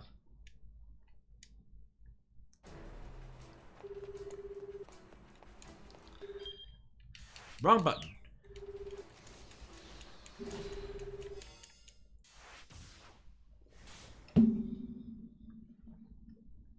This is getting to a climax, that's for sure. Once they made it past Shibuya Station, the roads were relatively clear. They ought to make it to the lab in no time. The phone rang again. It was Stanley. What's going on? He asked the American. Listen carefully. My life may depend on it. I'm going to ask you some questions. If the answer is yes, say that's right. If it's no, reply with will do. For a moment, Tateno was bewildered. From the urgency in Stanley's voice, however, he realized there was some kind of emergency. That's right, he said after a moment's thought. They ought to let Stanley know that he understood the code. Is Cannon with you right now? That's right. That Cannon is an imposter. Tateno gripped his phone more tightly, hoping it would stop the trembling in his hand. It's her, Stanley said. She's Alphard. The detective had to stifle a gasp of alarm. I don't have time to fill you in on the details, but I got some pretty uncontrollable evidence. You need to turn back now. Tateno struggled to come to terms with what he just heard. He glanced at Cannon through the rearview mirror. She was holding Maria tightly in her arms. Was this really all an act on her part? And if so, why? There's only one possible reason. If Cannon really was Alphard, then she had only one goal. She was pretending to help Maria in order to get to the lab, where she would be able to steal the antiviral. But wait, hold on. Cannon was Maria's friend, wasn't she? Hitomi had said as much herself. Cannon's my sister's friend. Maria certainly knew what her own friend looked like, and since it was obvious that Maria might be present, it didn't make sense for a clever imposter to pretend to be Cannon. Or did it? When Cannon showed up on the roof of the South Hill, making her surprise attack on Tateno, Maria had taken off down the staircase without even looking back. And when she turned up at the electronics workroom, Maria had already collapsed and fallen unconscious. Tateno felt a chill spreading through his body. As far as he knew, Maria had never actually seen the girl who was now sitting in the back seat. But then what about Hitomi? Shouldn't she have known what Cannon looked like? Tateno tried to remember just what Hitomi had said. Cannon is my sister's friend. I just met her for the first time today. If they never met each other before today, then maybe Hitomi didn't know what the real Cannon looked like. That was the only explanation that made sense.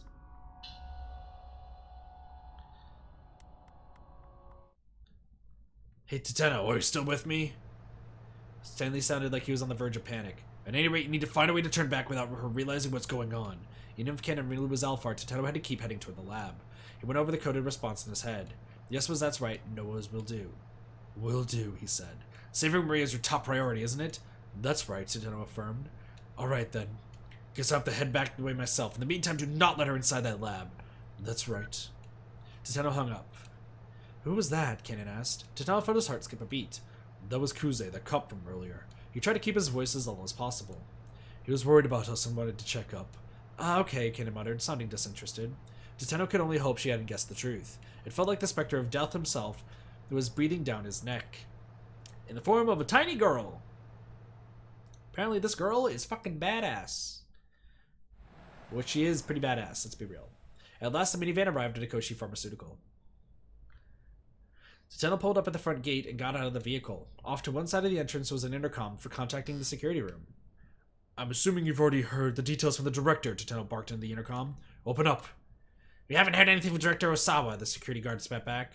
And moreover, the laboratory is currently on lockdown. I'm sorry, but not even Director Osawa is allowed inside. That's ridiculous. Tateno scowled at the intercom in frustration. Then a car came racing towards him along the street. Good old Osawa! The sound of screeching brakes filled the air as the vehicle skidded to a halt, and then Kenji Osawa jumped out from the driver's seat. Maria! Osawa rushed over to Tateno, then to Maria where she lay in the minivan. He looked carefully at his daughter's face. Oh, thank goodness. She still hasn't gotten symptomatic. Mr. Osawa, why aren't people being allowed in the laboratory? Osawa tilted his head. They're not. Tateno explained what the guard had said. That's ridiculous. Osawa immediately called the security guard on the intercom. He got the same story. You've got to be kidding me, Osawa raged. I'm the lab director here. But the security guard wasn't hearing it. I'm sorry, sir. These orders come from Mr. Makino. No. So am I just supposed to sit out here and watch my daughter die? Tateno racked his brain for other ideas. Maybe they just have to climb the gate and break their way in. Then, over the intercom, they heard the sound of a phone ringing in the security room. The security guard answered it without much muting the intercom speaker. His voice was faintly audible. He sounded rather deferential. Who in the world could he be talking to? Before Tateno could muse further, the gate suddenly opened. Huh? Why? Tateno and Osawa looked at one another in surprise.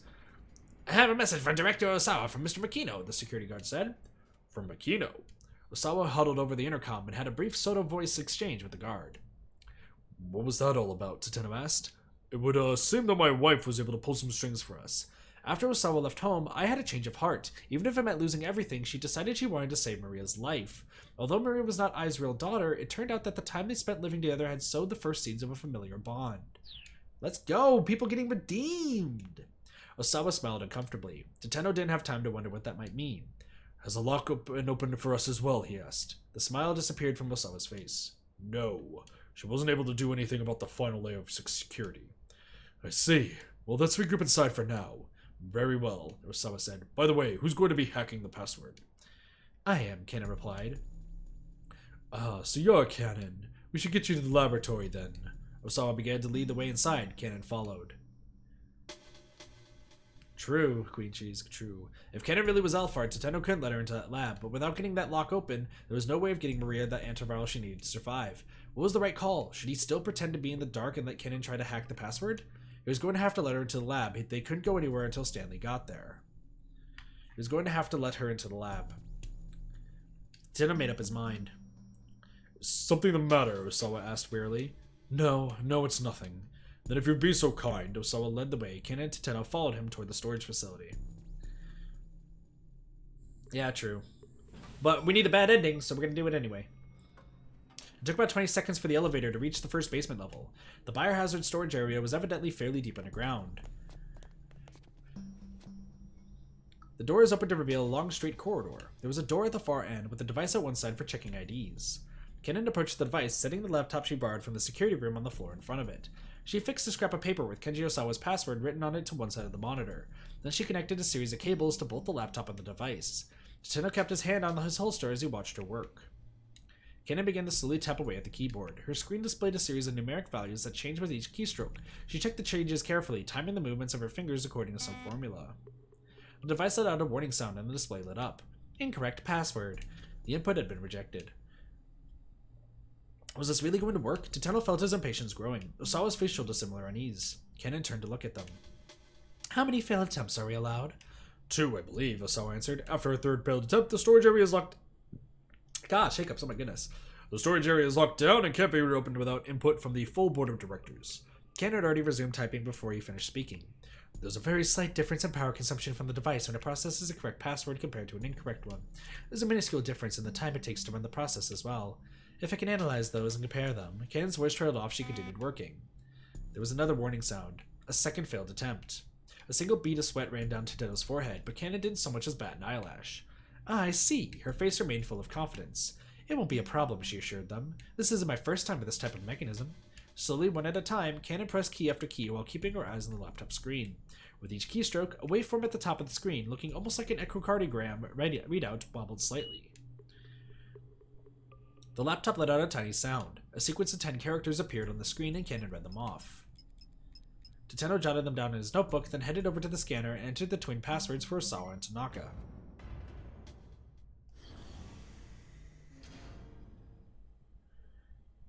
The door opened. Cannon let out a sigh of relief. Osawa gathered up Maria and headed into the storage area. Get out. As soon as Osawa and his daughter were out of the view, Tateno drew his pistol. Cannon arched an eyebrow. What do you think you're doing? Just get out of here. Tateno pointed the barrel of his gun at Cannon's face. Silently, she did as she was told, turning and walking toward the elevator. He followed a few paces behind. She gave no hint of resistance. Now Tateno needed to let Stanley know that he successfully opened the laboratory door. He pulled out his cell phone as he followed her into the elevator. As soon as he did, Cannon pressed herself flush against the wall. A sudden explosion from within the corridor sent Tateno careening off balance. He slammed into the elevator wall. Then as he lay in a daze, the elevator doors drew slowly closed and the cab began to rise upward. Tateno could tell that the impact had broken several of his ribs. Blood rose up from his throat and filled the inside of his mouth. He felt his grip on consciousness fading, but he managed to flip open his cell phone. Stanley, please pick up. He jabbed his thumb hard on the call button. Stanley here, what's going on? Hey, has something happened? Hey, answer me. He died answering the call. It was too late for Tateno even to hear Stanley's voice. Rest in peace, Tateno! A wordless warning. Alright. Let's make sure she doesn't go into the lab. We need to wait for Stanley to get here, please. The right call was wait to Stanley. Have a good night, Navy. Take it easy. Take it easy. They couldn't go anywhere until Stanley got there. Tetano knew exactly what he needed to do. What's the matter? Osawa turned and cast a look of confusion back at Tetano and Cannon, both of whom had stopped in their tracks. Well, wait out here, Tetano said. But, I mean, isn't Cannon going to hack the password? There's been a slight change of plans. Go ahead and wait for us in the lab, Director. Alright, but we don't have much time before Maria develops symptoms. I'll be inside. Please, don't keep me waiting too long. With Maria in his arms and a worried look on his face, Osawa hurried through the gate and disappeared from view. Tetano, what do you think you're doing? Cannon asked, stiffening as Tetano nudged the barrel of his gun against her spine. You're Alphard, aren't you? I have no idea what you're talking about. It's no use trying to play dumb. Stanley found proof. Before he finished speaking, Cannon seemed to disappear from view. She cartwheeled away at a blinding speed, too quick for Tetano to keep her bead on her. By the time she righted herself, she had already drawn a gun of her own. Abruptly, he found himself facing her in a stare down, weapons aimed at one another. Uh-oh. Then Cannon's phone rang and she reached to answer it. Don't move, Tetano roared. Don't you forget the plan? That might be Hitomi calling. I don't care, don't you move. If Cannon really was Alphard, the whole plan might be a sham.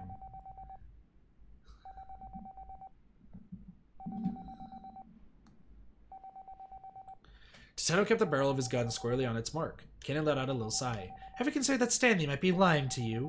Yes, it's possible, but I need to make sure we avoid a worst-case scenario. If you don't let me into the lab, who's going to hack the password? We've got your little decoy. My friends will get the fake Alphard to cough up the password.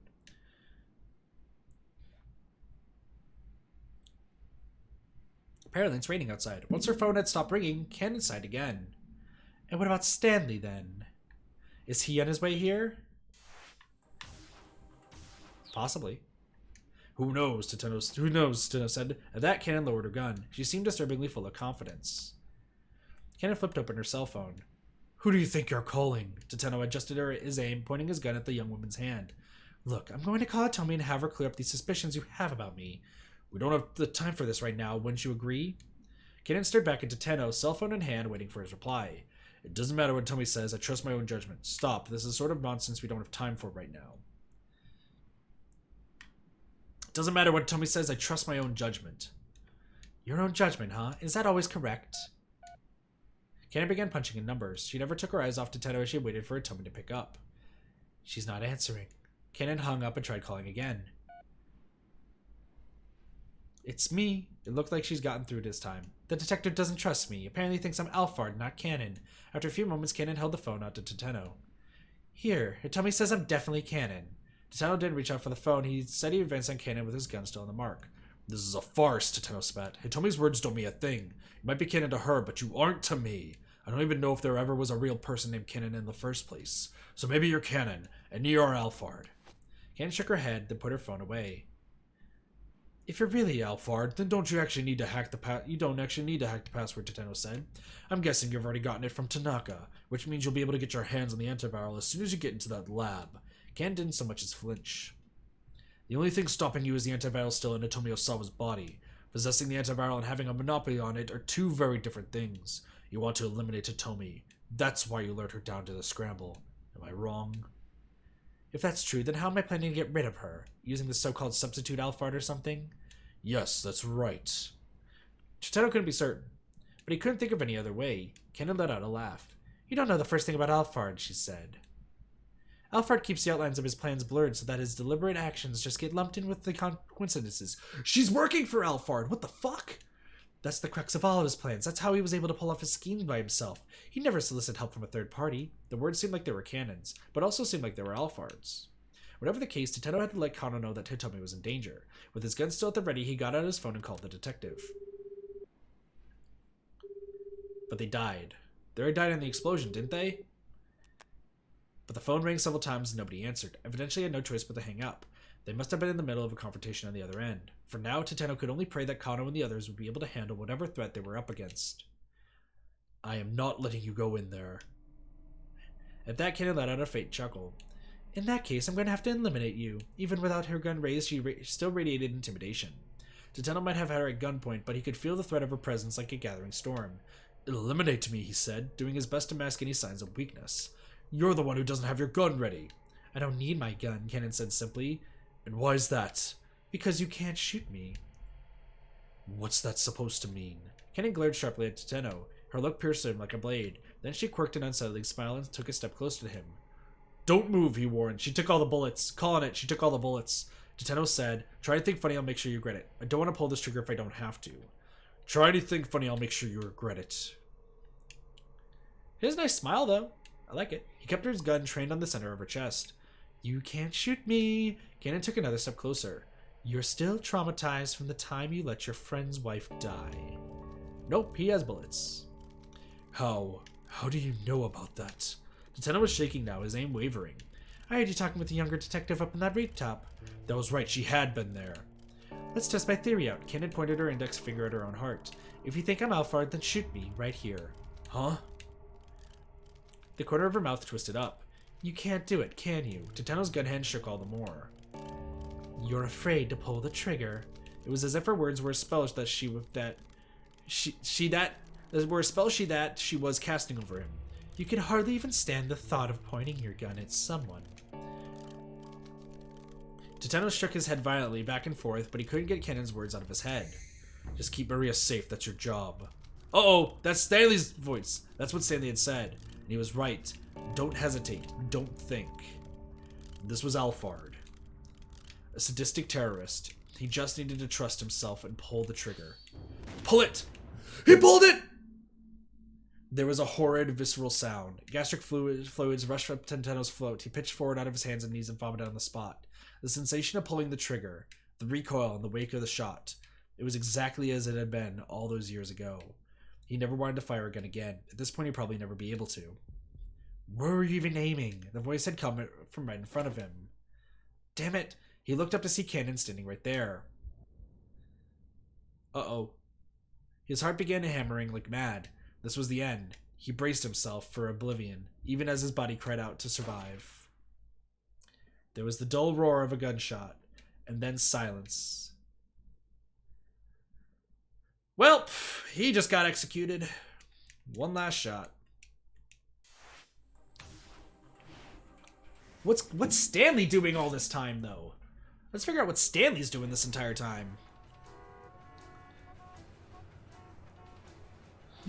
The area around Dogozaki was in disarray. The government had declared a state of high alert, and the people on the street were mulling around uneasily, unsure of just what was going on. The main roads had been blocked off, and automobiles and motorcycles were at a standstill. Some vehicles had overturned on the curb in an apparent attempt to circumvent the blockade.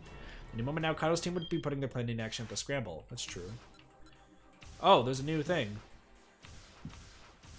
Let's get the bad ends with Jack and everyone. Stanley wasn't sure who they might have gotten to help, but Kano was certain to put them to good use. Please stay safe. Don't you dare die on me. Stanley prayed silently as he darted underneath the railway overpass. He made it into his car, still parked on the roadside, unfortunately beyond the blocked-off area. Jumping in, he sped off toward the laboratory. There's a lot happening right now. Gosh. Keep out, which we know. We knew that was going to be a keep out because this is a Stanley jump. There's a lot of Stanley and Tateno jumps, can I just say?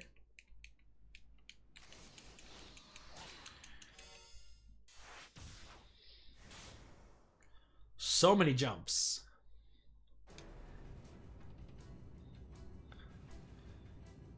As he drove along, Stanley again tried to deduce Alphard's plan of action. If Alphard herself was on the way to the lab now, then what was the objective of the fake who'd been sent to the scramble? To act as a decoy to get Hitomi's blood and indiscriminate terrorism. To act as a decoy. Surely that was the imposter's purpose, but it wouldn't be a simple matter of providing a brief distraction. Alphard had been careful to wipe away almost everyone she'd associate with in the past. That was precisely why all of her defining characteristics such as age and sex and nationality had been unknown. It was unthinkable that she'd allow this decoy, who almost certainly knew who she really was, to stay alive.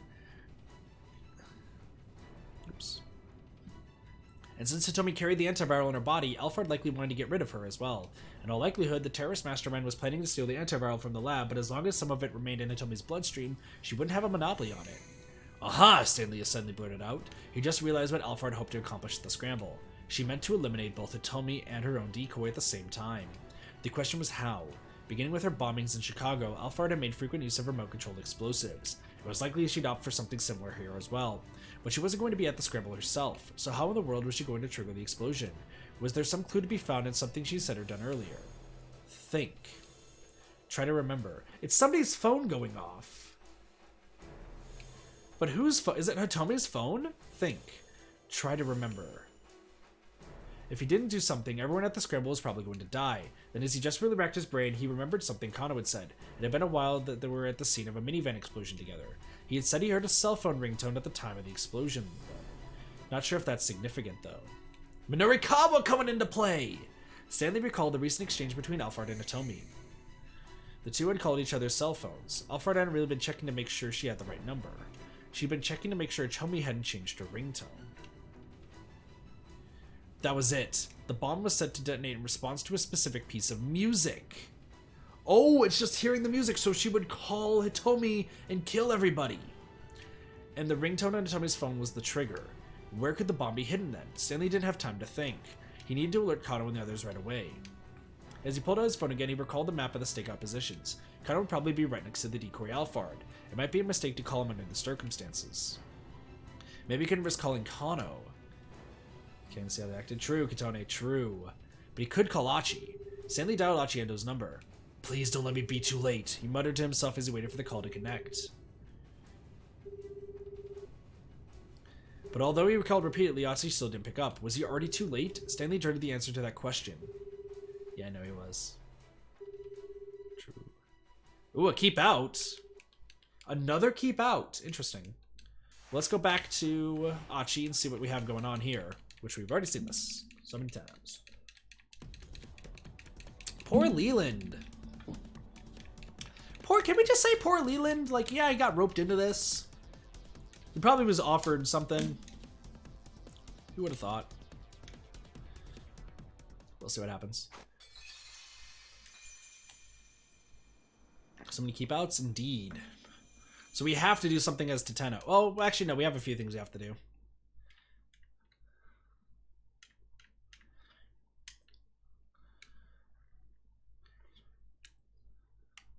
Yeah, probably. Keep in mind, because they didn't know that canon was it until just now. And let's be honest, none of us, I don't think, saw that this was coming for quite some time. Damn it.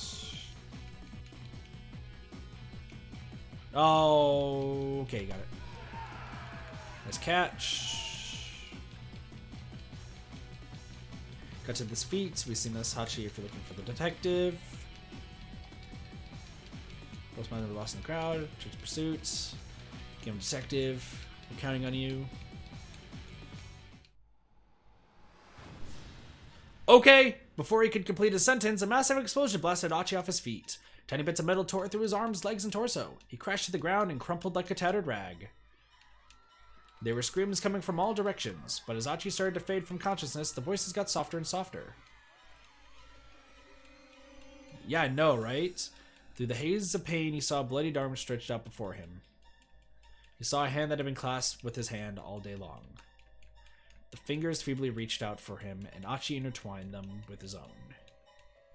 Hey, Justin, how's it going? It took the very last of his strength. Then both hands subsided into stillness.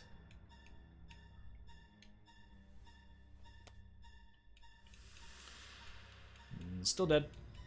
Another mysterious explosion, guys. I wonder how many mysterious explosions keep happening. Stanley. Oh, this is another Stanley jump. There's another Stanley jump right here. Actually, hold on. While we're at it. Hold on. While we're at it. Let's just choose a different option. Taking over the game now? Yeah, but I mean, they're pretty important right now, and we've been following them this entire time. Kano scowled at him. I just want to know the I'm getting revenge for my partner. I just want to know the password. If that's really what you're after, then you can't kill me. Palmer and Kano locked eyes, both refusing to back down. A scent of gasoline fumes filled the air around them. Kano knew the slightest spark could set off a massive fireball. Alright, and we've seen this. But I don't mind this, because they're two badass characters. Let's be real. Let's be real here.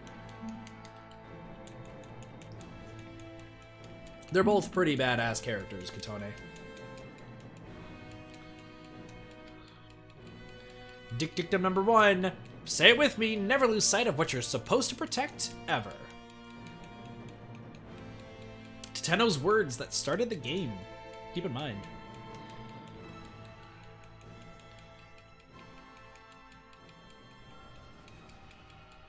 I love also how Kano's character has grown from being this quirky detective to now being devoid of fear. I love how this game has all just flown together so well. Now is not the time for funniness, Justin.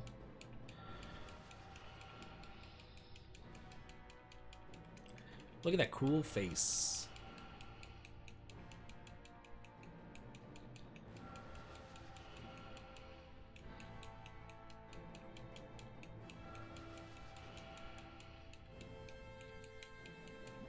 Alright, I'll tell you, just pull that thing out, the password first.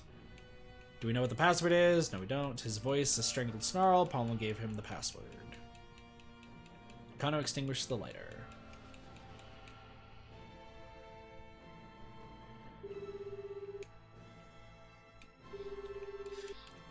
Yo, before we go talk to Stanley, did he recall this last exchange with Stanley at the electronics shop? Looks like they're able to have that beer after all. Oh, never mind. And there we go. There's no need to be comic relief right now. There's a lot of stuff happening, like everyone getting exploded by Hitomi's phone.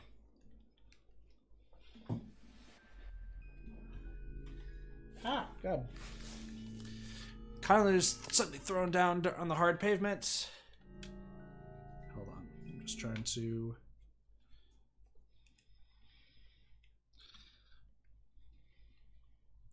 trying to clean my glasses so that way I can see. I have no glasses cleaner, which sucks. Kano was suddenly thrown down hard on the pavement. Where had the explosion come from? His lighter certainly hadn't set the gasoline ablaze. Kano had been that clumsy. So what had happened? Only one possible answer came to mind. Palmer had blown himself up. But that only confused Kano further. His captive had already given up the password. What prompted him to set off the bomb at this juncture? As he was losing consciousness, Kano continued to rack his brain. But he found no answers. Poor Kano.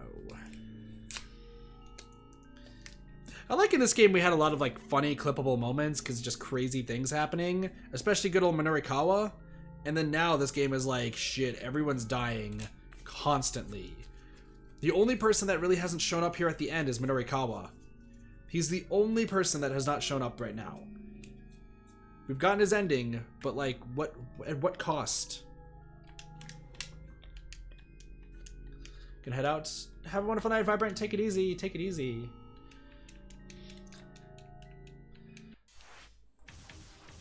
Alright. Aiming at Cannon. Stanley. Eerily calm. Calling Hitomi. We need to make sure he does not call Hitomi. Because otherwise, if he does... Actually, hold on. We need to tell Toteno something different. Hold on. We need to tell Toteno something different.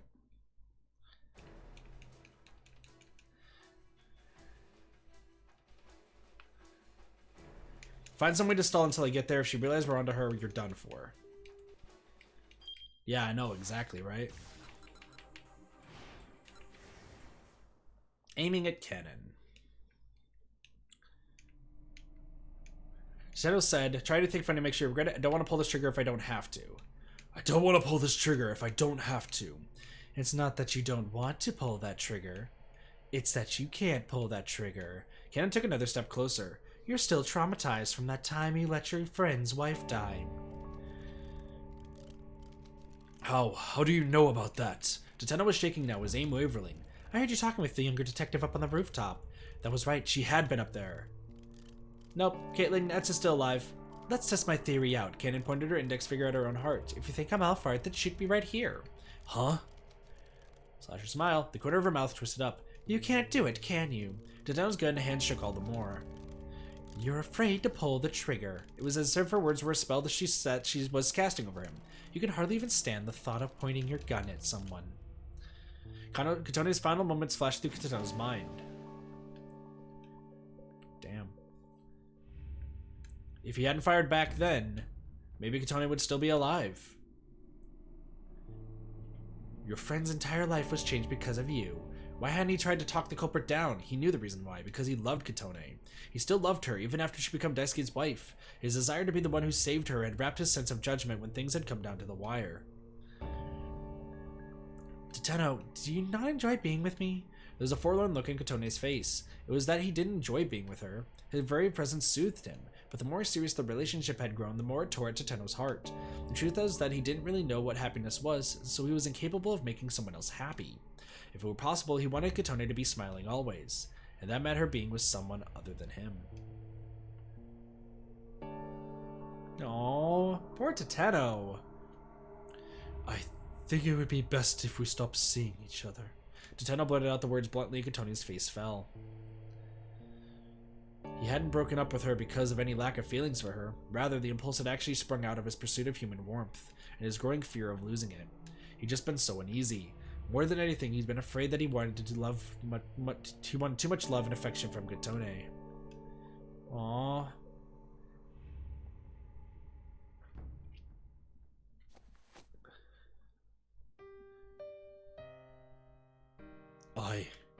Bit by bit, Toteno lowered his gun, his hand even more unsteady. His heart was on the cusp of breaking. And still Cannon continued with her diabolic whispering. You can go ahead and kill me, but if it turns out I'm not Alphard, what then?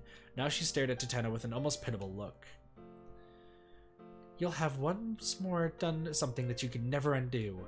Something I can never undo. Toteno repeated the words dully, feeling himself forced into a trance. That's right. Could you ever accept that? No, I couldn't make the same mistake. He's gonna die. His whole body felt like it might fall apart. He wanted to drop to the ground and curl up in a ball like a child. And that's why he can't shoot anyone. I can't shoot anyone. As Toteno muttered the words, Kano's face appeared in the back of his mind. I can! Tears fell from Kano's eyes as he looked down the barrel of his gun at Toteno. He'd become a detective who didn't lose sight of what he was supposed to protect, no matter the situation. Toteno had nearly forgotten, nearly abandoned his inward promise to be a detective worthy of that final salute Kano had given him. He brought his gun back up to bear. Don't be absurd, Cannon mocked. You can't shoot anyone. Actually, I can. The words creaked dryly from Toteno's throat. When there's something I'm supposed to protect, I can shoot. The memory of Kano weeping but taking aim had given him the resolve he needed to face down an opponent who ought to have terrified him. I learned that from someone who was terrible at his job. Ken's eyes went cold. Immediately she lifted up her gun again. Once more their eyes locked, sparks of hostility crackling between them. But almost immediately, Toteno could sense the difference in skill between his opponent and himself. The young woman radiated a deadly aura. The force of her stare was like a knife pressed to his throat. She had borne witness to carnage and bloodshed, the likes of which he couldn't even imagine. He couldn't win this. She would kill him, guaranteed. Toteno braced himself for death, never taking his eyes off cannons. If nothing else, he needed to buy time for Kano to get that password. But could he do that, given the opponent he faced? Yes. Somehow he would do it. As a detective, as a man, even if he had to give his own life to succeed.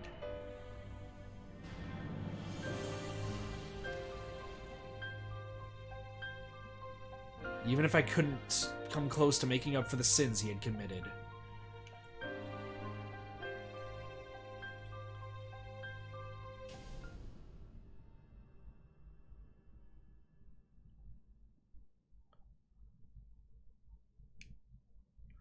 End of Toteno's story. Real quick, we need to stop her from calling Itomi. We need to stop her from calling Itomi right now. Stop. This is the sort of nonsense we don't have time for right now. Nope. Sorry. No. No. I need to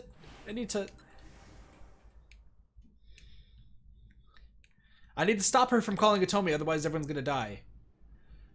Stop. This is the sort of nonsense we don't have time for right now. Cannon shook her head, then put her phone away. If you're really Alphard, then you don't actually need to hack the password, Toteno said. I'm guessing you already gotten it from Tanaka. Which means you'll be able to get your hands on the antivirus as soon as you get into the lab. Okay, we've already seen this before. We've already seen this.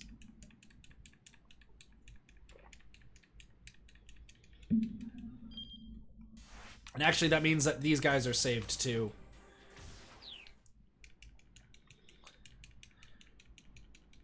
Left. You don't know the first thing about Alpha, do you? It says untransferred.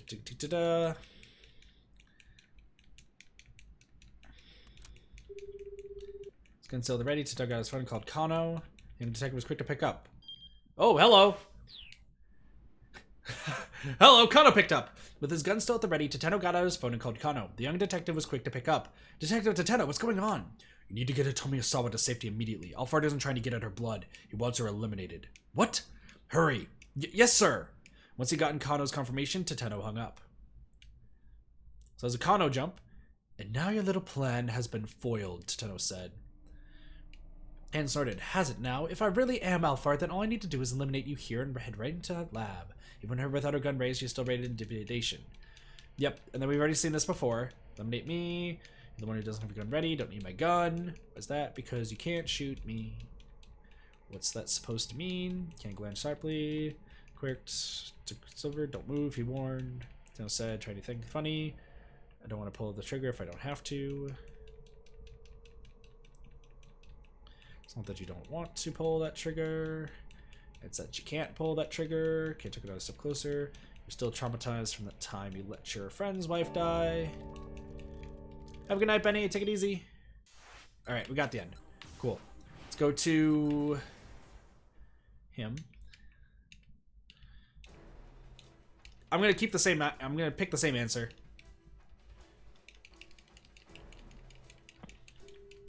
Just because I want to get through all the good endings right now too. We've already seen this. Gosh, we've seen these all like a ton of times. There's not really a way to skip through this, which is weird, but that's fine. Everyone stand still.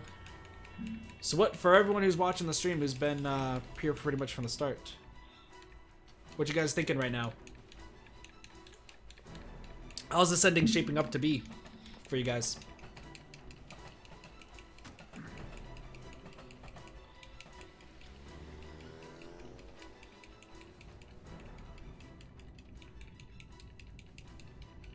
So I'm gonna try to do split plan of action. Indiscriminate terrorism. Let's just choose that. It's wrong. Indiscriminate terrorism. Maybe she had given the UA virus to the fake with the intent of releasing it. She needed the police to keep their attention on the scramble for as long as it took her to destroy the research facility. The threat of unleashing the virus is a perfect way to do that. As Stanley mulled that over, he realized another way that the virus released in Shibuya could benefit her. Alfred had been careful to wipe out almost everyone she's associated with in the past. That was precisely why all of her defining characteristics such as age, sex, and nationality were unknown. It was unthinkable that she'd allowed this decoy, who almost certainly knew who she really was, to stay alive. Once the decoy released the virus, he was likely to become infected himself and die. Alfred would also want to get rid of Hitomi, who still had the antiviral in her body. The virus would therefore eliminate the decoy who knew the terrorist's true identity. And Hitomi carrying the drug at the same time. That's what her objective was. Wait, that can't be right. Something was wrong with this hypothesis. Releasing the virus wouldn't kill Hitomi. She'd been injected with the antiviral. Her body was full of antibodies that could fend off the UA virus. Being exposed to the virus again might cause her to develop a fever, but she almost certainly wouldn't die from it. Stanley had a hunch she was onto something, though. Surely Alfred would still want to eliminate the decoy and Hitomi in one fell swoop.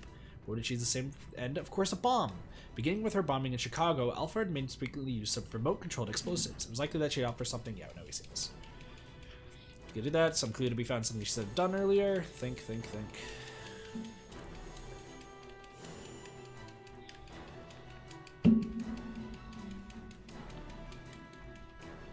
Her cell phone ringing.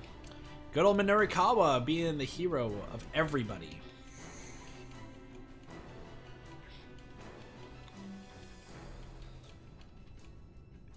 That was it. The bomb was set to detonate in response to a specific piece of music, and the ringtone on Tommy's phone was the trigger.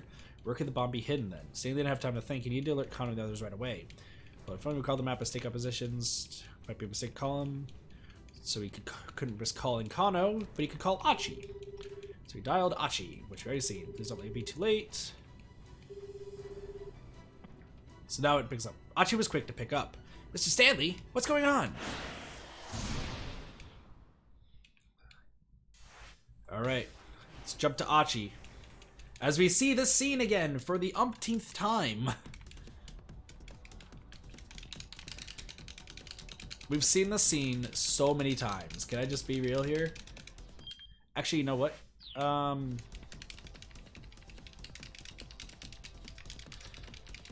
We've seen the scene so many times.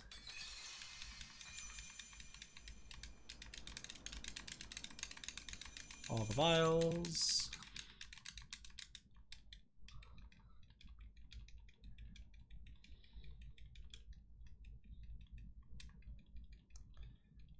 Shibuya, make sure that they're okay.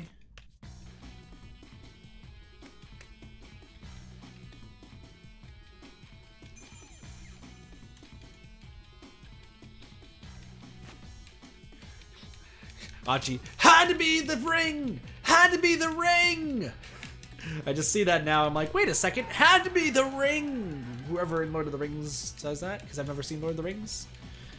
Frodo! Had to be the ring! I think. Is that right? I don't know. I've never seen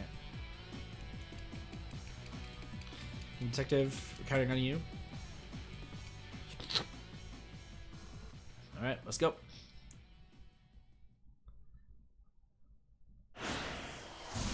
Keep out. There we go. There's a keep out now. Gonna jump to Stanley. There's a lot of keep outs going out right now. Because they're trying to keep hold of the story. Pulling his cell phone, Colin dialed up Isawa. As he did, he recalled his last exchange with Stanley at the electronics shop. Looks like we'll be able to have that beer after all together. The phone rang several times before Isawa picked up. It's Kano. I have the password. Are you serious? Isawa blurted in shock. Here, let me give it to you. Are you ready? Yes. Do we have the password?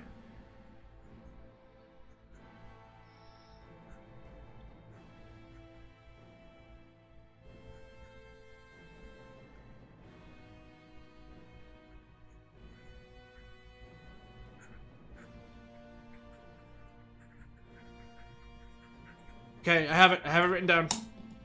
As he passed along the alphanumeric sequence, Kano kept his eyes on Palmer. The man stared back at him with an expression of bitter defeat. There was a long silence on the other end of the phone.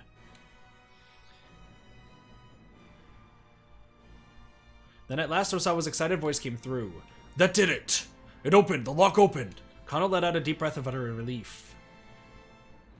Palmer snorted. You're really satisfied with catching me and saving the life of one girl? I suppose it's the Japanese way to forget the pain that's been visited upon you. But it's not over. The bloodshed will continue. All over the world, women, children, the elderly, innocent, all will bleed, because absolute justice is on our side. Is that right? Damn, nicely done, Kano. Falcon punch. Kano drove his fist into Palmer's face. Falcon punch! Here's a punch for you. Fuck you. There was no such thing as absolute justice. It was that kind of blind face that kept the world in conflict. Well, this is sure quite the mess. It's Kuze! Whirling around in surprise, Kano saw Kuze standing there. Director Kuze! He bowed his head apologetically. He may have apprehended the criminal mastermind, but only because he'd ignored a direct order to place Maria under quarantine. I'm sorry, sir, but I... Save the apology, Kuze interrupted. You're the one who solved the case. You did good, kid. Once again, Kano bowed, this time even more deeply. Oh, and one more thing, Kano. Yes, sir? Sasayama has regained consciousness. I thought you'd like to know. Sasayama's alive! Sasayama's alive! I thought he was gonna die. I totally thought he was dead. Not gonna lie, I thought he was dead. Sasayama? They were able to save him? I got a call from the hospital. Looks like he's going to pull through. That's great. Really, great news. Tears of relief came from Kano's eyes. And if Osawa was able to get the lock of the lab open, he should also have been able to get Maria the antiviral without any further difficulty. Kano dragged Palmer to his feet, then undid the handcuff from his own wrist, using it to properly bind his captive. The metal ring snapped shut with a soft, satisfying click. Palmer limply hung his head. It was over. It was all finally over. It really had been quite a day, Kano reflected. Beyond all the challenges he'd faced, he had come face to face with his own shortcomings. Now he knew what a long way he had to go, but to be the man he wanted to be. But at least he learned what it truly meant to be a detective. Tuesday was wondering to himself nearby. I mean, you don't even look alike, but... The director shook his head and cleared his throat. You know, Kano, for a second there, you look just like Tateno. Really, sir? Kano smiled, fussing sheepishly with his hair. Kuze's words were the finest praise he could have asked for. Someday he hoped he really might be a detective like Tateno. No, he decided, he would be. And until then, he'd never give up on that dream. It might be a long, long road, but he would walk it. Kano looked up into the sky. The neon lights of the city shone from all over.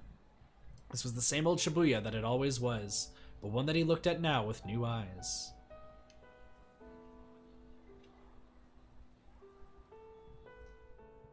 Is that it? Is that it for his story? Nope, it's still going for Kano. Keep out! Another keep out! Holy crap. Alright, let's jump to Achi and see what happens. Oops.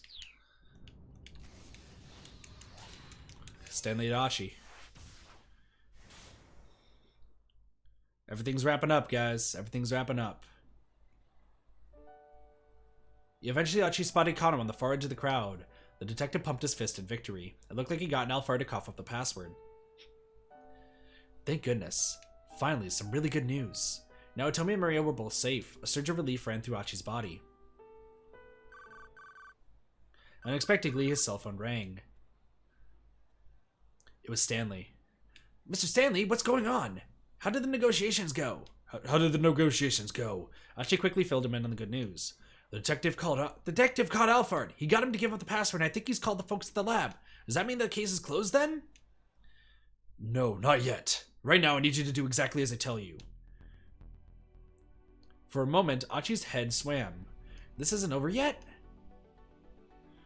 Why? What's going on? If you want to save Otomi, then shut up and listen, Stanley barked. Alright, tell me what to do. First, you need to power down Otomi's cell phone. Turn off her phone? What for? Was Stanley serious or just messing with him? I'm pretty sure that there's a bomb somewhere near your location. A bomb? Achi's voice squeaked in falsetto. That guy that Kano just branded as a decoy. The real Alfaro is planning to eliminate Hitomi and the false Alfaro at the same time. Eliminate both Hitomi and his own decoy? Why would he do that? And if the guy they captured was a fake, then who was the real Alfaro? He could wrap his head around it. The more he tried, the more his thoughts become a jumbled mess. Listen, first turn off that cell phone. Then go and look for the bomb. Okay, got it! Right now, he just needed to do what Stanley told him to do. He didn't have time to make sense of the situation. Hanging up, he called out to Hitomi. Hitomi, you have to turn off your cell phone! She stared back at him, too confused to act. Look, just hurry up and do it! Right, okay. Pulling her phone from her pocket, she switched the power off. Then, Achi turned into Kano's direction. Detective! He shouted. Kano was looking toward him, seemingly already aware that something was amiss. Detective, that's not the real Alfaro! He's a fake! A fake? Kano looked understandably shocked. Yeah, I just got a call from Stanley. He said the real Alfaro is planning to get rid of both Hitomi and a fake with some kind of bomb. Kano hurriedly turned back to the fake Alfaro and began a fresh barrage of questions. Meanwhile, Achi's mind was racing again. If the bomb was meant to wipe out both Hitomi and the imposter, it would have been pretty powerful, so it could be anything particularly small. Where could the bomb be hidden then? Achi scanned the area, but didn't spot any place that seemed plausible. Kano made his way over to Hitomi. Pardon me, miss, I just need to search you real quick. Wait, had Hitomi been planted with a bomb? Achi, keep an eye on this guy, Kano said. If he tries anything funny, feel free to punch his lights out. Okay, sure thing. Achi took a watch over the decoy Alfaro. Hey, Dark Pit, long time no see, how have you been? The guy was handcuffed, but he was still a diabolical terrorist. Achi knew he couldn't let his guard down for a moment. He kept a close eye on the fake, ready to knock him cold at the first sign of mischief. Meanwhile, Kano continued to search Hitomi. Did you buy all the jewelry and accessories you're wearing yourself? Yes, most of them. The ring I got from my sister. What about your clothes? Oh, I bought them just this afternoon. The top I was wearing before I got torn. I see. Then as Kano continued to search, he cried out suddenly in realization. Hitomi, you have to give me your cell phone. It's a bomb. Hitomi hurriedly pulled out her cell phone and handed it to Kano. Achi looked on in alarm as he realized the detective was going to turn the phone on. Stop! Don't turn that thing on! Kano froze at Achi's sudden shout. Why not? The detective quirked an quizzical eyebrow. I don't know, it's just what Stanley said. He told me to make sure her phone stayed off. The blood drained visibly from Kano's face. Quickly pulling out his own cell phone, Kano dialed up the police. He launched into a discussion involving a lot of cop jargon that made no sense to Achi. And welcome back, Baba! But one thing seemed clear. Hitomi's phone itself might be the bomb. But wait. Achi found himself doubting the phone bomb idea. If Hitomi hadn't brought her cell phone with her, what would have happened then? Would that just mean that there would be no explosion here? He didn't buy it. Surely Alfaro would have thought of a way to eliminate Hitomi and the decoy crook whether she had her phone on her or not. It was too worrying a prospect to ignore. Achi waited impatiently for Kano to hang up, then asked, Well, what do we do? For now, let me just handle this. We don't know when or how this thing might explode. You guys get out of here. Kano set the cell phone down on the ground and started to put some distance between himself and it. Achi followed after him and dragging the fake Alphard along. No, it exploded! No! Suddenly, there was a tremendous boom, and a furious impact ripped through Achi's body. I knew it, Achi thought as he lay crumpled on the pavement. He told me his cell phone was powered off, so it couldn't have been the bomb. Something else must have exploded instead. It was the last thought Achi ever had.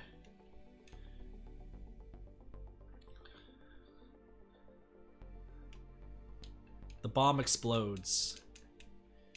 Gosh, we're so close. We need to jump to Stanley, though. Need to jump back to Stanley. Cell phone rang. It was Stanley.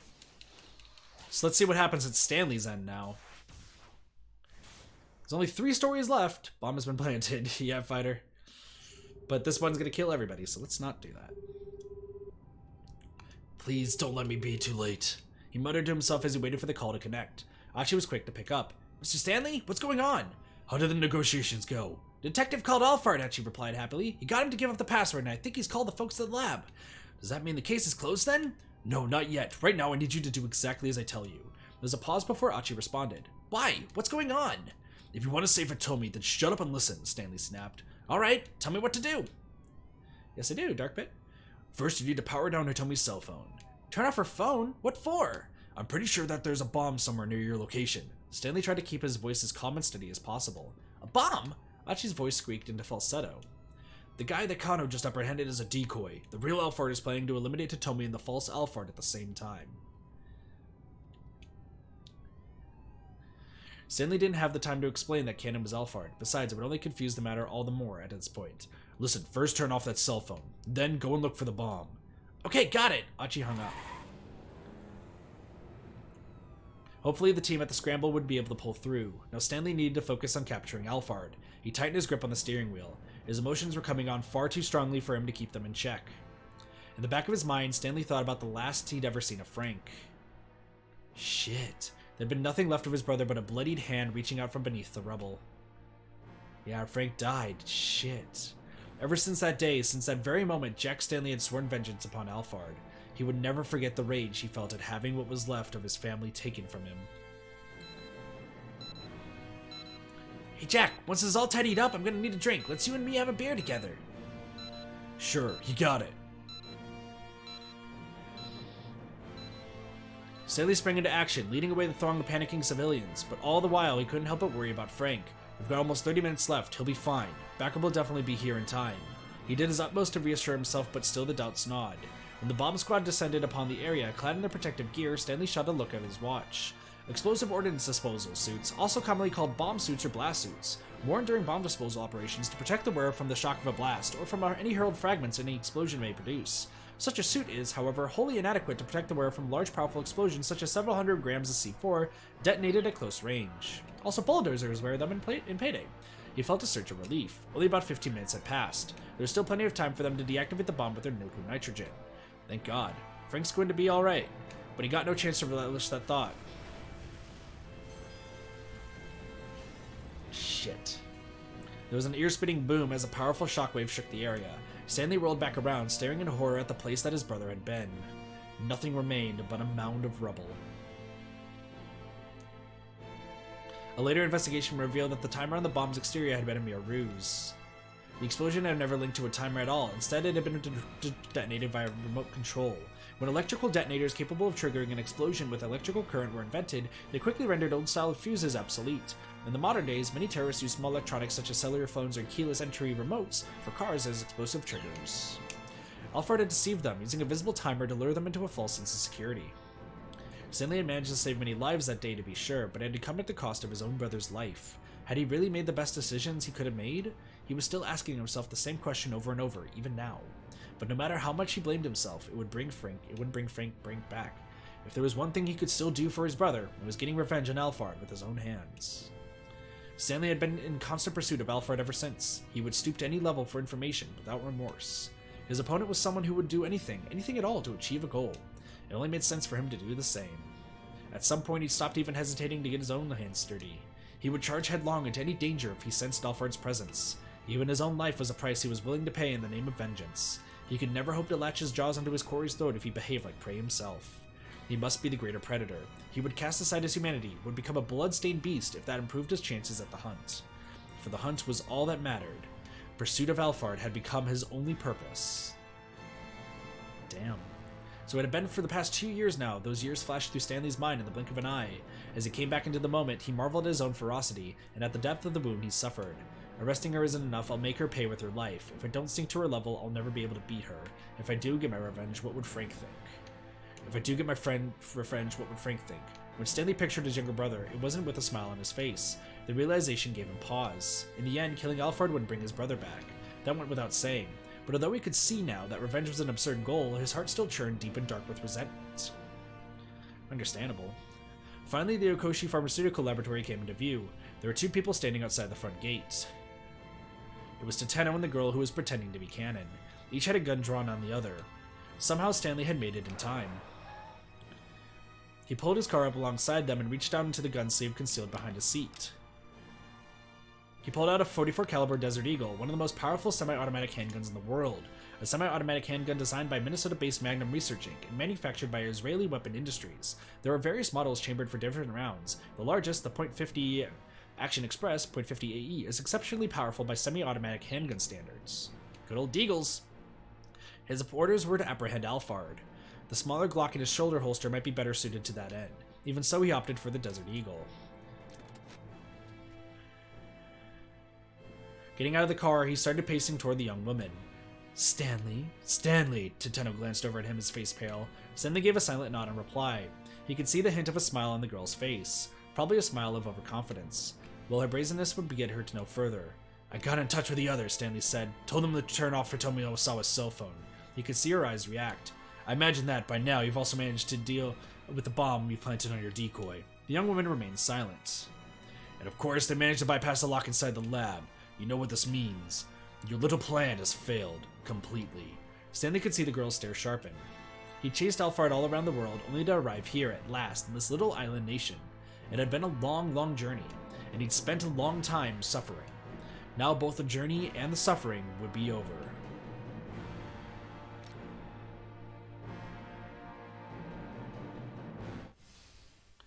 We meet at last, Alphard. End of his story, and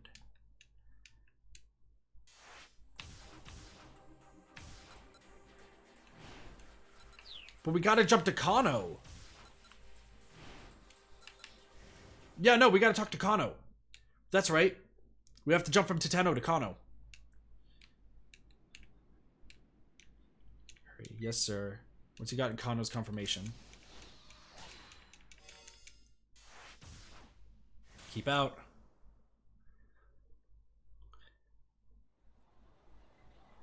This was the same old Shibuya that always was, but one that he looked at now with new eyes. His cell phone rang. Tateno's name appeared on the incoming call display. Kano quickly picked up. Detective Tateno, what's going on?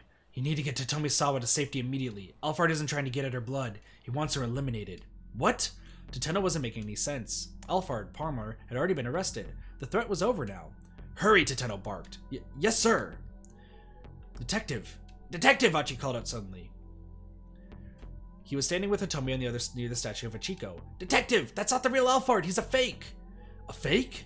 Yeah, I just got a call from Stanley. Kano didn't want to believe it. If this Alphard was just a decoy, that meant the real culprit was elsewhere, still on the loose. Achi's voice rang with desperation. He said the real Alphard is planning to get rid of both Hitomi and the fake with some kind of bomb. To get rid of Hitomi? That lined up with what Tateno had just called him to warn him about. It must be true then.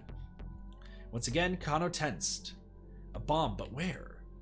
Give me the Explosive Ordnance Division, someone squawked. A team made up by the Tokyo Metropolitan Police Department, Security Bureau's 1st, 2nd, 3rd, and 6th Riot Police Units, as well as the Support Vehicle Unit. Division members are trained in explosives disposal. Typically, a dangerous explosive is frozen with liquid nitrogen, then moved away from the site by a support vehicle. The bomb is then detonated in a safe location. Explosives are almost never dismantled on site. We've got an emergency here! Sorry. Give me the explosive Rudeness division. We got an emergency here. It was Kuze, practically screaming into his cell phone. We're at the scramble outside the station. Hurry! The detective started running toward the precinct, still shouting as he wove his way through the crowd. Kano felt himself starting to panic. If Hitomi and Palmer were the targets, the bomb had to be nearby. He stormed over to his captive. Okay, where's the bomb? He demanded. What are you talking about? Don't play dumb with me! I already told you the password, Palmer said. What point would there be in keeping things from you now? He had a point. If he hadn't known about the existence of the bomb, he'd kept it secret so far. Getting him to reveal it now would not be easy. Kano decided just to have a good look for himself. He took a deep breath and tried to think logically. If he were Alfred, what would he do? He could ensure that he'd eliminate both Hitomi and the fake Alfred at the same time. Where would he plant a bomb in order to pull that off? On the fake, there was no other place he could possibly have planted it. On Hitomi, in a minivan. On Hitomi, that way you could be certain to at least eliminate her. This gets us the bad ending, but that's what we want. On Hitomi, that way you could be certain he'd at least eliminate her. Now that Hitomi carried the antiviral within her body, Alfred couldn't risk letting her go. If other terrorists happened to find out about her and managed to get a hold of her blood, it couldn't undermine everything he's done. Whether he succeeded or failed at getting the antiviral from her, killing Hitomi must have been part of the plan. Pardon me, miss, Kano said. I just need to search you real quick. Hitomi hesitated, then gave a firm nod. Achi, keep an eye out on this guy, Kano called out, gesturing at Palmer. If he tries anything funny, feel free to punch his lights out. Okay, sure thing. Kano carefully scanned Hitomi from top to bottom. A curious look was enough to tell him that there wasn't anything on her person a bomb could feasibly be hidden. Nonetheless, he did a pat-down search just to be sure. She had her cell phone in her pocket, but beyond that, she wasn't carrying anything else of note on her person. Did you buy all the jewelry and accessories you're wearing yourself? Yes, most of them. The ring I got from my sister. What about your clothes? Oh, I bought them just this afternoon. The top I was wearing before I got torn. I see. Kano sighed deeply. No bomb. It wasn't there. Was Kano's guess off base, or had Stanley just been jumping at shadows? Decided he'd better check with the American, Kano got out his cell phone. Cell phone. Kano stared at his phone without dialing. That was it. People always kept their cell phones on them. If you planted a bomb on one, you'd be sure to eliminate the owner. Hitomi, you have to give me your cell phone. It's a bomb. It was the only explanation. He took the phone from Hitomi and went to the power it on. Stop! Achi shouted. Don't turn that thing on! Why not? I don't know. It's just what Stanley said. He told me not to make sure her phone was stayed off. There was no doubt about it. This was it. On his own phone, Kano called Director Kuze. Oh no. It's Kano. I found the bomb. It's a miniature explosive inside a cell phone. Kano described the dimensions and weight of the phone. The director ordered him to stand by until the bomb squad arrived. Kano hung up and then gently set Hitomi's phone down on the ground. Well, what do we do? What do we do? Achi asked. For now, let me just handle this, Kano said. We don't know when or how this thing might explode. You guys gotta get out of here. But, look, just get out of here, Kano snapped. I'm just waiting for the explosives order to get here. After that, I'll clear out right away too. Don't worry. Alright. Achi took Hitomi by the hand and turned to go. Boom. Everyone's dead! Again. These guys can't just choose life, can they? An instant later, Kano's senses were knocked out of him by a thunderous explosion. The blast was far too big to have come from something the size of a cell phone. Bad ending. The bomb explodes. I know, this song is actually good. Okay, so the bomb is on a minivan. That's absolutely has to be it. It can't be on Palmer. So it has to be in a minivan. He was going to try the same play all over again. Kano thought back to the other van explosion earlier that afternoon. Alfred would need an explosive big enough to wipe out both Hitomi and the fake Alfred even if they got separated. With that in mind, rather than plant a bomb in one fixed spot, he would use a minivan which could be moved to wherever Hitomi and Palmer happened to be. Achi, it's a minivan! Look for a minivan! Kano scanned the area. There were plenty of vehicles parked all around, but no minivans. This seemed strange. If the two intended victims were here now, he'd expect the bomb to be somewhere near as well. Still, he didn't spot a minivan anywhere. Kano ground his teeth in frustration, sweat practically pouring from his forehead. Was he wrong in his assumption? If he was wrong, where else could the bomb be hidden? His mind began to run in circles. Okay, you could do this, he told himself. Focus. Hey, Minus, how's it going? How are you doing? Focus, just think, focus, think. He had to trust himself and then take action. He decided he'd just have to start checking whatever vehicles were close by. Leaving the fake Alfred under SOS's watch, he ran for the nearest parked car. He peered in through the side windows. There didn't appear to be anything suspicious inside. Of course, if the bomb were set in the engine compartment or the trunk, a curiosity check like this would never find it. Still, he hurried toward the next car. He had to trust his detective's instincts. If he could spot the bomb itself in a vehicle, maybe something else would alert him to his presence. Alphard had a certain criminal signature that Kano was sure would linger. Nothing abnormal here. No problems here. Not this one either. With each car he checked, Kano's panic rose. About a minute, no, 2 minutes must have passed since he started searching for the bomb. Already more than 15 had passed since Palmer had appeared on the scene. The detonation could come at any moment now. Kano felt he might crumple under the weight of fear. It might already be too late. He felt utterly defeated, and then he saw it. A small, boxy minivan, and it was racing right toward him. That was it. It had to be. The van drew steadily close, streaming a massive plume of white smoke. Kano sprang into action. Stop! Stop that vehicle! He rushed right into the minivan's path, bracing himself to stop it with his own body if necessary. The driver's compartment was filled with white smoke, making it impossible for him to see who was driving. The van might be unmanned. Stop! Kano shouted again. He knew it was probably pointless, but he had to try. Holy shit.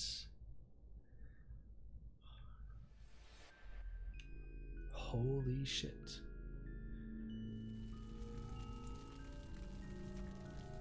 Kano's alive, though! Kano whirled around. He could see countless bloodied bodies scattered across the pavement. What the hell had just happened? It wasn't the minivan that had exploded. The body must have been hidden someplace else. What? No, how? Kano crumpled to his knees. The minivan drove right on past him. The chilling breeze in its wake washed over him like the winds of despair. It still blew up?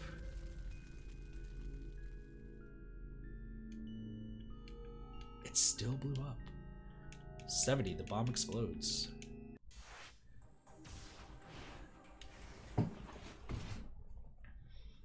Well, let's get the other bad ending for Achi. Then Achi turned to Kano's direction. Detective, he shouted, yeah. Something was amiss. Take it to the real Alpha. He's a fake. Blah, blah, blah, blah, blah. We've already seen this. Blah, blah, blah, blah.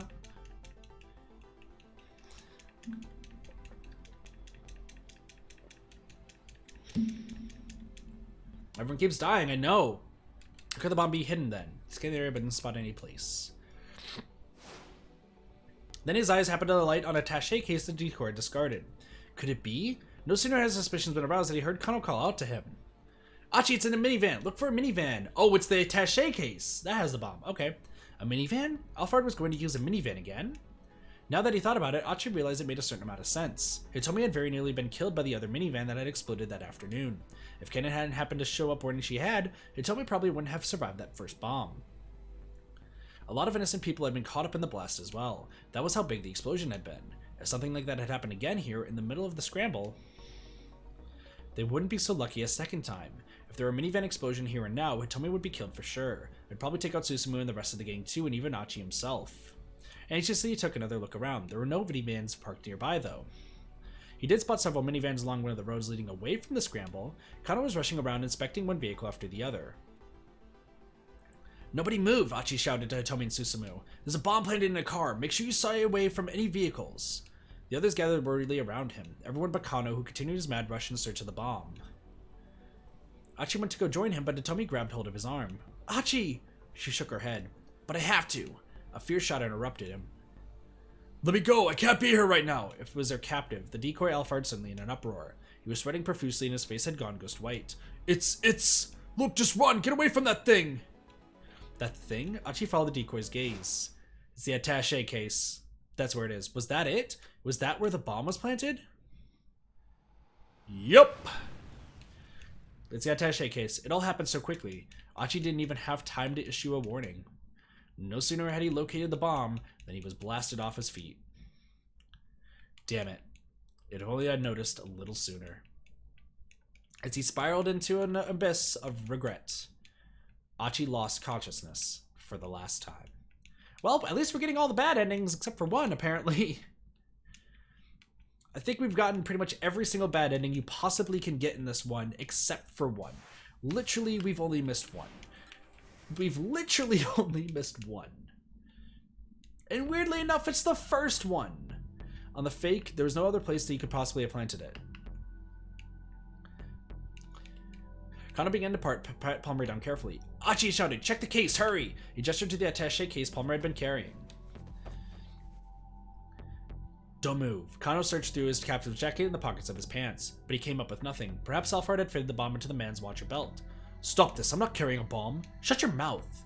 But Kano couldn't spot anything suspicious about the watch of the belt either. He clenched his jaw in frustration. Did Palmer really not have it after all? Detective! It was Achi, who looked alarmed. Kano hurried over to him, dragging Palmer along. When he looked inside the attaché case, Palmer's face went pale. No, it can't be! Alphard, why? His voice was hoarse with betrayal. What's up, Cheese Lord? Appreciate it. Then he abruptly broke into stilted laughter. Trusting someone really does make you blind. Such a simple, childish ruse. And it went right under my nose. Palmer looked away at Kano. We need to get out of here immediately, he said. That right there is C4. A plastic explosive created for military use. The chief component is RDX. Trimethylene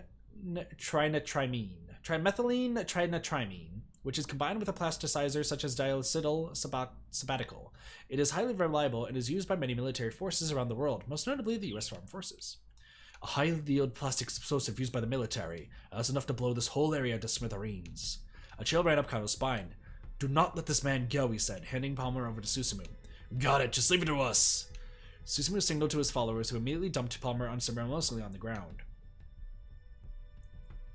We have to deactivate C4, guys. Kano carefully inspected the inside of the attaché case. Achi had found a false bottom in the case. The space beneath it was indeed packed full of plastic explosives. So within was what looked like a detonator. Kano didn't know much about bomb disposal, but he only been taught the very basics during his police academy training. Nonetheless, something drew his eye. A microphone. There was a parabolic microphone attached to the detonator. In all likelihood, the detonator had been set to go off in response to some sort of sound. Hey detective, is that thing gonna explode or not? Achi's voice was shaky. It looks like it's sound activated, but it hasn't gone off just from having people talking nearby. That means it must be set to explode in response to a specific sound trigger. A specific sound huh? Achi took a moment to think. That's it! It must be Hitomi's ringtone! That's why Stanley had me power her cell phone off. So that means we're safe then? Hitomi asked. It's not going to explode anymore, right? Kano had to fight back any feelings of relief. They couldn't forget that this was Alphard they were dealing with. Assuming they were safe would be a dangerous mistake. Carefully lifting up the detonator, Kano spotted another cable connected to the bomb. As calmly as he could, he tried to remove the plastic explosive from the attaché case. Yep, there's a timer. He quickly discovered that the thinly stretched sheet of plastic explosive was only an intermittent layer, concealing a second false bottom. A small timer had been set beneath it. There's not just a sound trigger. Kano's mouth had gone dry, his voice came out as a whisper. The bomb has also been fitted with a countdown timer. Stanley had been right on the mark. The ringtone of Tommy's cell phone would trigger the explosive. That way Alphard can eliminate both her and his stooge, Palmer, at the same time. But just in case the sound trigger were discovered, as a backup the bomb also had been rigged to explode after a set time. We have 1 minute left. Kano speed dialed his boss. Director Kuze, where's that bomb squad? 151, 150. Not even 2 minutes left to go. It didn't look like the explosives ordnance unit would make it in time. Kano scanned the area, weighing his options. He noticed Achi standing right beside the bomb case. Achi, he called out. Leave that thing and get out of here. But Achi didn't move. No way. He sat down, the attaché case cradled his arms. Achi, what the hell are you doing? I'm not going anywhere until everyone's made it to safety. Detective, you need to get these people someplace safe right now. Clear the area first, then I'll go. But there's no way I could do that. Damn it, do you want to save these people too? Kano bit his lower lip in frustration. Achi was right. If the bomb went off amidst a crowd like this, there's no telling how many casualties there'll be. He needed to do whatever he could as quickly as possible. Get back! Everyone get back! Achi shouted at the top of his lungs. There's a bomb! Everyone get out of here! Just run! Following his lead, Kano started directing nearby civilians to safety. Hitomi, Susumu, and the others added to their voices to his. There's a bomb! Everyone run! Get away as fast as you can! Please, y'all have to get out of here! But the crowd wasn't listening to their warnings. On the contrary, some people hurried closer to see what the commotion was all about. It was no use. They were out of time. Kano had to save Achi at least. He turned back to him and called out. Achi, that's enough! Leave the bomb and let's go! Achi! Hitomi shouted. Come on! But Achi only clutched the bomb more tightly. What are you doing? Kano screamed. Come with us, hurry! Still, Achi would not move. Susumu's face went pale. Wait, Achi, your leg! What about my leg? Earlier, when you kicked that steel pipe. What the heck? Finally, Kano understood. It wasn't that Achi didn't want to move. He couldn't move. And so he decided to go all heroic and use himself as a human shield to minimize the impact of the explosion on everybody else. That idiot, Kano muttered. If his leg was busted, why didn't he say so? How did he even make it this far? There couldn't be much time left. If Kano rushed to help him now, he might not be able to make it to safety before the bomb went off. He had to make a decision. He couldn't just run to Shin without a plan. Kano ran for Achi anyway. He couldn't just abandon him. Just go, Kano. Just go. Achi was being an idiot. He wanted to sacrifice himself for the greater good, but Kano wasn't going to let him do that. To have someone else be your shield, to have them up and give their life for yours, Achi had no idea just how hard that would be on the people he left behind, even if it did save their lives. And until he was capable of comprehending that, Kano wasn't going to just let this kid die. He reached Achi in a matter of moments and grabbed him by the shoulders hard. Let go of the case now! But Achi reflexively hunched lower. What the hell are you doing, man? Why'd you come back here? Just come with me, we have to get out of here. Look, you need to run, I can't move. Oh, you've got to be kidding me. Kano squatted down and looked Achi right in the eye. Okay, you can't move on your own, so I'm going to help you move, and unless you want to kill me too, you better cooperate. Damn it! Don't be a fool, man! The strength ebbed from Achi's hands. Wasting no time, Kano pulled the case away, then slipped an arm around Achi's side. Their legs got entangled as Kano dragged Achi to his feet. Come on, run! The detective shouted when they were upright at last.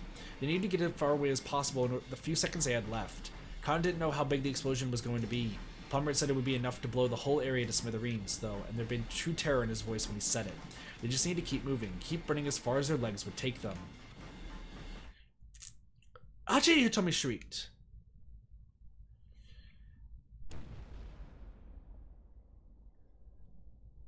Did we save him?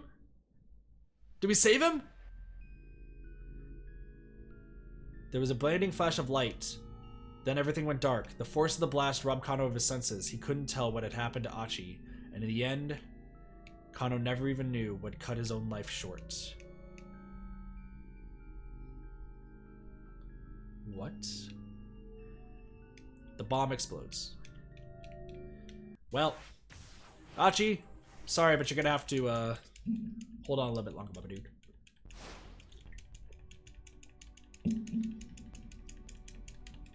I know, I'm sorry, Queen Cheese, your ship.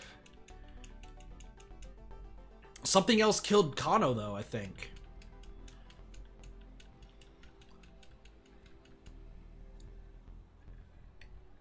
Yes, I know, true. Look at the bottom of his head and Achi scanned the area but didn't seem place plausible. There we go. Then his eyes happened to alight on the attaché case the decoy had discarded. Could it be? No sooner had his suspicions been aroused than he heard Kano call out to him. Achi, check the case, hurry! He hurriedly opened the attaché case and searched the interior. But the only things inside were pieces of medical equipment, tubes and syringes and the like. There was nothing that looked remotely like a bomb. Still, where else could the bomb possibly be hidden? Damn it! He had to find the explosive, and soon. He took another hard look at the case. I'll shake it, I'll flip it over, I'll smash it apart. I'll flip it over. Achi lifted the attaché case up high and flipped it upside down. But as he was about to throw it, he heard a faint metallic sound. Quickly, he lowered the case again. He was certain the noise had come from inside. Once more, he opened the case and looked inside, but still he saw nothing of note. He tossed the medical equipment aside and slowly tilted the case from side to side. Although it looked empty, there was a distant sound of something metal sliding back and forth. Hold on, could it be? Achi tugged at the case's inner lining, quickly tearing it free. There it is. When he looked behind it, his eyes went wide. A thin layer of something that resembled white clay had been affixed inside the cover of the case. Several wires connected it to a small electronic device. This was it. The bomb really was inside the attaché case. Here it is, he shouted to Kano. I found it! Kano hurried over, bringing his captive with him. There, Mr. Palmer, take a look. When he saw what was inside the attaché case, the fake Alphard went pale. No, it can't be. Alphard, why? His voice was hoarse with betrayal. Then abruptly he broke into stilted laughter. Trusting someone really does make you blind. Such a simple childish ruse, and it went right into my nose. The fake Alphard, Palmer, looked over at Kano. We need to get out of here immediately, he said. That right there is C4, a highly yield plastic explosive used by the military. That's enough to blow this whole area to smithereens. Blow that whole area to smithereens? Achi pictured Shibuya reduced to a blasted ruin. Meanwhile, Kano frantically began searching the inside of the attaché case. A microphone, Kano muttered. Hey, detective, is that thing gonna explode or not? Achi tried and failed to keep his voice from wavering. It looks like it's sound activated, but it hasn't gone off just from having people talking nearby. Welcome back, Sparky. That means it must be set to explode in response to a specific sound trigger. A specific sound, huh? Now Achi understood Stanley's instructions. That's it! It must be Hitomi's ringtone! That's why Stanley had Moiti power her cell phone off! So that means we're safe. That means we're safe then, Hitomi asked. It's not going to explode anymore, right? Maybe, but I wouldn't bet our lives on it. Kano continued his examination of the case. He carefully loosened the bomb and cables and pulling them away from the lid of the case. The sight made Achi's heart leap. Then Kano went stock still as if he caught a hungry predator's gaze.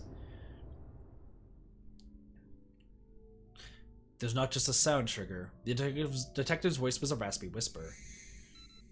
The bomb has also been fitted with a countdown timer. Achi could see the timer now. It has been planted underneath the plastic explosive. His blood ran cold.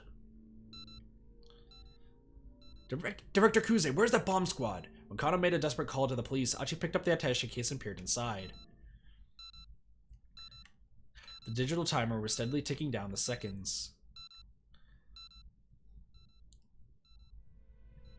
Achi scanned the nearby area. There were too many people around the scramble. Hitomi was there. Susumu was there. Several more of his old pals. Along with a bunch of innocent bystanders. The people are the lifeblood, Achi reminded himself. The blood that coursed through the body that was the city. Like cells they brought to life the city so loved. And Achi wanted to be one of the red, or was it white, blood cells of Shibuya. Achi, Kano called out. Leave that thing and get out of here! No way. Achi sat down, cradling the case in his arms. Achi, what the hell are you doing? I'm not going anywhere until everyone's made it to safety. Detective, you need to get these people someplace safe right away. Clear the area first, then I'll go. But there's no way you can do that. Damn it, don't you want to save these people? Achi snapped. Kano bit his lower lip. Hitomi wrapped her arms around Achi from behind. Achi, don't do this! Hitomi, you need to get out of here too. Why? Why are you acting so crazy? Tears blurred her words, and he could feel her trembling against him. It doesn't matter, just get as far away as you can. No, I'm not leaving you. After the day they spent together, Achi knew full well that telling Hitomi something once wasn't enough to get her to listen. That stubbornness was one of the many things that made her so amazing in his eyes. Hitomi, Achi clasped one of her hands tightly. Please, this is the one favor I will ever ask you. His voice came out oddly soft and gentle. Alright, she told him, but let me just say one thing first. There are still so many things I want to talk to you about, so much more that I want to know about you. So please, Achi, don't you die on me. Hey, don't worry. Once everyone's made it safely, I'll clear out of here right away. Hitomi squeezed his hand, then got up and silently hurried away. Susumu, you and SOS start getting people out of the area. Yeah, alright. Susumu turned away and spurred the gang into motion. Then, for an instant, Achi's eyes met Kano's. Achi gave a tiny nod and looked down at the timer. 119, 118. Get back! Achi shouted at the top of his lungs. Everyone get back! There's a bomb! He held the attaché case tight against himself as he continued shouting. He ran his voice raw, trying to warn the crowd away. Everyone get out of here! Just run! Following his lead, Kano started directing nearby civilians to safety. There's a bomb, the detective shouted. Everyone run! Get away as fast as you can! Susumu waved his arm emphatically. Please, Hitomi added. You all have to get out of here! But the crowd didn't hear the warnings. At last, apparently deciding that the time was up, Kano turned back to Achi. Achi, that's enough. Leave the bomb and let's go. He could hear Susumu and Hitomi shouting as well. There's no time left, man! Achi, come on! 57 seconds. 56 seconds. The way Palmer had talked about this bomb, it sounded like a pretty dangerous one. It might be powerful enough to blow up the entire intersection. And there were still so many people nearby. There was no chance he'd be able to get safety in a few dozen seconds that remained. Achi needed to minimize the force of the blast as much as possible. He cradled the bomb more tightly to his chest, huddling over it. What are you doing? Come on, come with us, hurry! Screamed Kano. I don't know how powerful this bomb is, but please God, let my body be enough to protect the people of Shibuya, and to protect Hitomi. Achi squeezed his eyes tightly shut. I'm sorry, Suzune. Looks like I won't be able to keep visiting you in the hospital anymore. You'll forgive me though, right? I stuck it through the end, just like you told me to. I didn't call it quits partway through, and so whatever you do, you can't let that disease beat you. Don't you dare let it beat you. Achi drew a deep breath as he finished his solitary little prayer. He couldn't have more than a few seconds left to go. A firm hand grabbed a hold of Achi's shoulder. Let go of the case now! It was Kano. What the hell are you doing, man? Why'd you come back here? Just come with me, we have to get out of here. Kano's grip didn't let up in the slightest. Look, you need to run, Achi shouted. I can't move! He clenched his jaw in frustration. It was all too crazy for him to think straight. They shouldn't even be having this argument when the bomb could explode at any moment. Oh, you've got to be kidding me, Kano growled in frustration. Okay, you can't move on your own, so I'm going to help you move, and unless you want me to kill me too, you better cooperate. They didn't have much time left. Damn it, don't be a fool, man! Achi couldn't help but curse.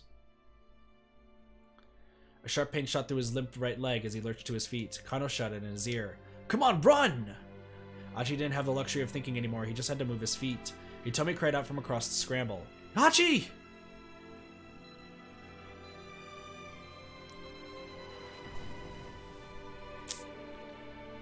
As the explosion tore through him, he was glad that her voice was the last thing in this world he'd ever hear. And that was Achi's final thought. Please be a bad end. Please be a bad end. Thank fucking Christ. The bomb explodes.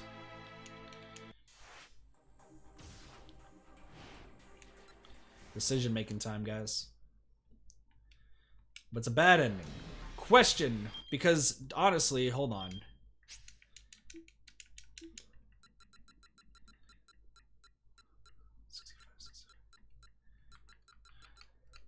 Yeah, 73, 74, 78. This should be 79. 80, 81. Okay, we're missing one. We're missing two endings right now, by the way. We're missing two endings, it looks like. He couldn't just rush in without a plan. A detective needed both a cool mind and a fiery spirit, and the more heated the situation was, the more he needed to stay cool. He could feel the muscles in his legs begin to stiffen. He did his best to slow his racing heartbeat as his mind sought desperately for a way out of the situation. But his eyes remained fixed on Achi holding that bomb in his arms. Knowing that it could explode at any moment made it impossible to think. The harder he tried to calm himself, the more his panic grew. He cursed himself for not leaping into action immediately. He should have acted before thinking. That was the only thing he was good at. And he stood frozen, staring at Achi.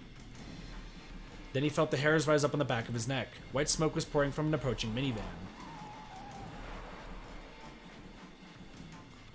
The vehicle teetered to a stop along the shoulder of the road. Still, the smoke spilled out, rolling from the partly open window. Kano could feel a strange chill in the air. Is that? Instinctively, he rushed towards it. It's dry ice! Oh my gosh! Oh my gosh! This is the dry ice machine! This is the dry ice machine that the theater troupe had that we never fixed! Minorikawa not fixing this dry ice machine probably just froze the bomb!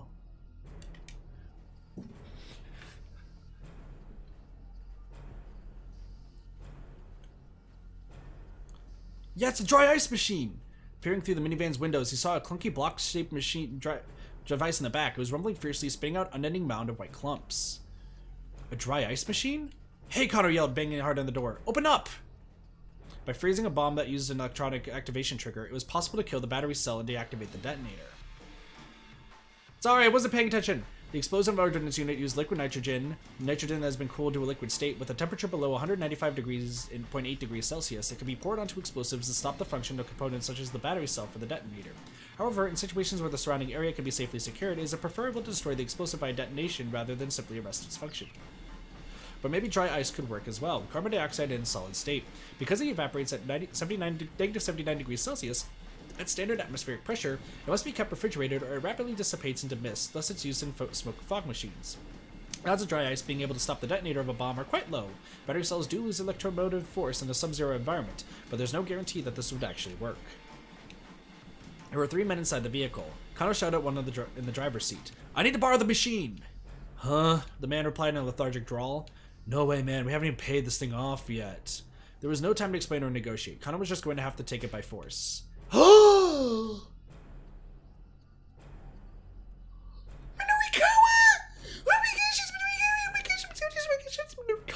It's Minorikawa. Hold it right there! Another man appeared suddenly in front of the vehicle, the pushy fellow Kano had run into at the scene of the explosion. You guys are with that Wandering Angels theater troupe, yeah? He said to the van's occupants. The finale of Wandering Angels, let's go! Episode 6, the finale. The minivan carrying Tozuka, Bondo, and Amo veered wildly through the streets of Shibuya, leaving a trail of white smoke in its wake. The trio, now definitively impaired by oxygen deprivation, came close to causing several accidents. Teetering on the brink of consciousness, they were still trying to reach under electronics when they ran into Kano and his companions instead. After Kano takes the machine off their hands, the three will happily head back to the theater, clean up, crack open some beers, and look back over one long, crazy day.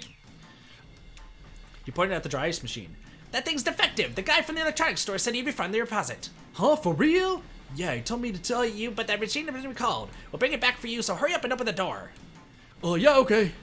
The newcomer helped the three men unload the dry ice machine from the minivan, then he turned to Kano. Yo! Here. Hurry up and take it, he shouted. Right, thanks. Kano wasn't sure what was going on, but he took the machine and ran, pushing it ahead of him across the pavement. Achi, Itomi wailed, tears in her eyes. The detective blew right past her, trailing a billowing plume of white smoke in his wake. Please let me make it in time. Please let me make it in time. Please let me make it in time. Kano let loose a wild yell. He ran as fast as his legs would take him toward Dachi and the bomb.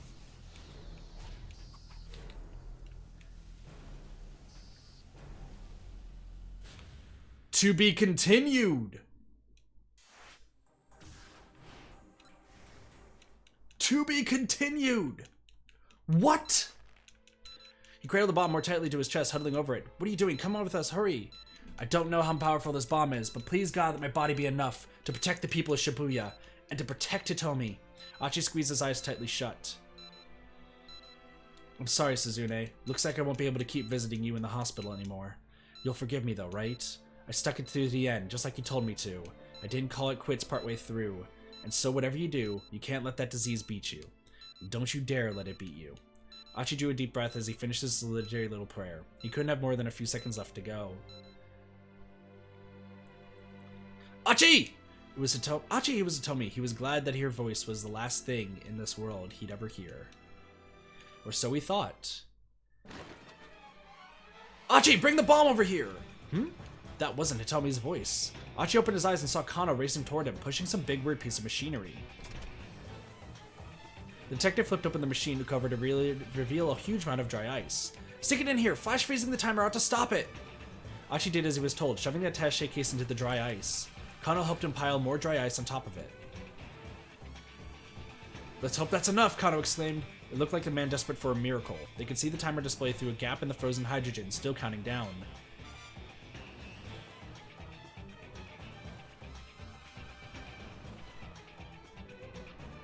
Was this not going to work? Achi and Kano held their breaths.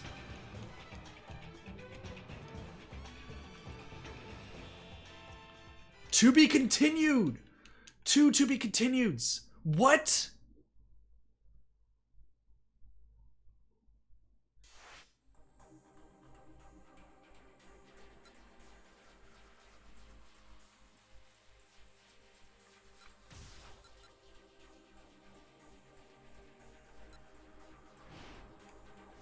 Cannon's Friend, Epilogue.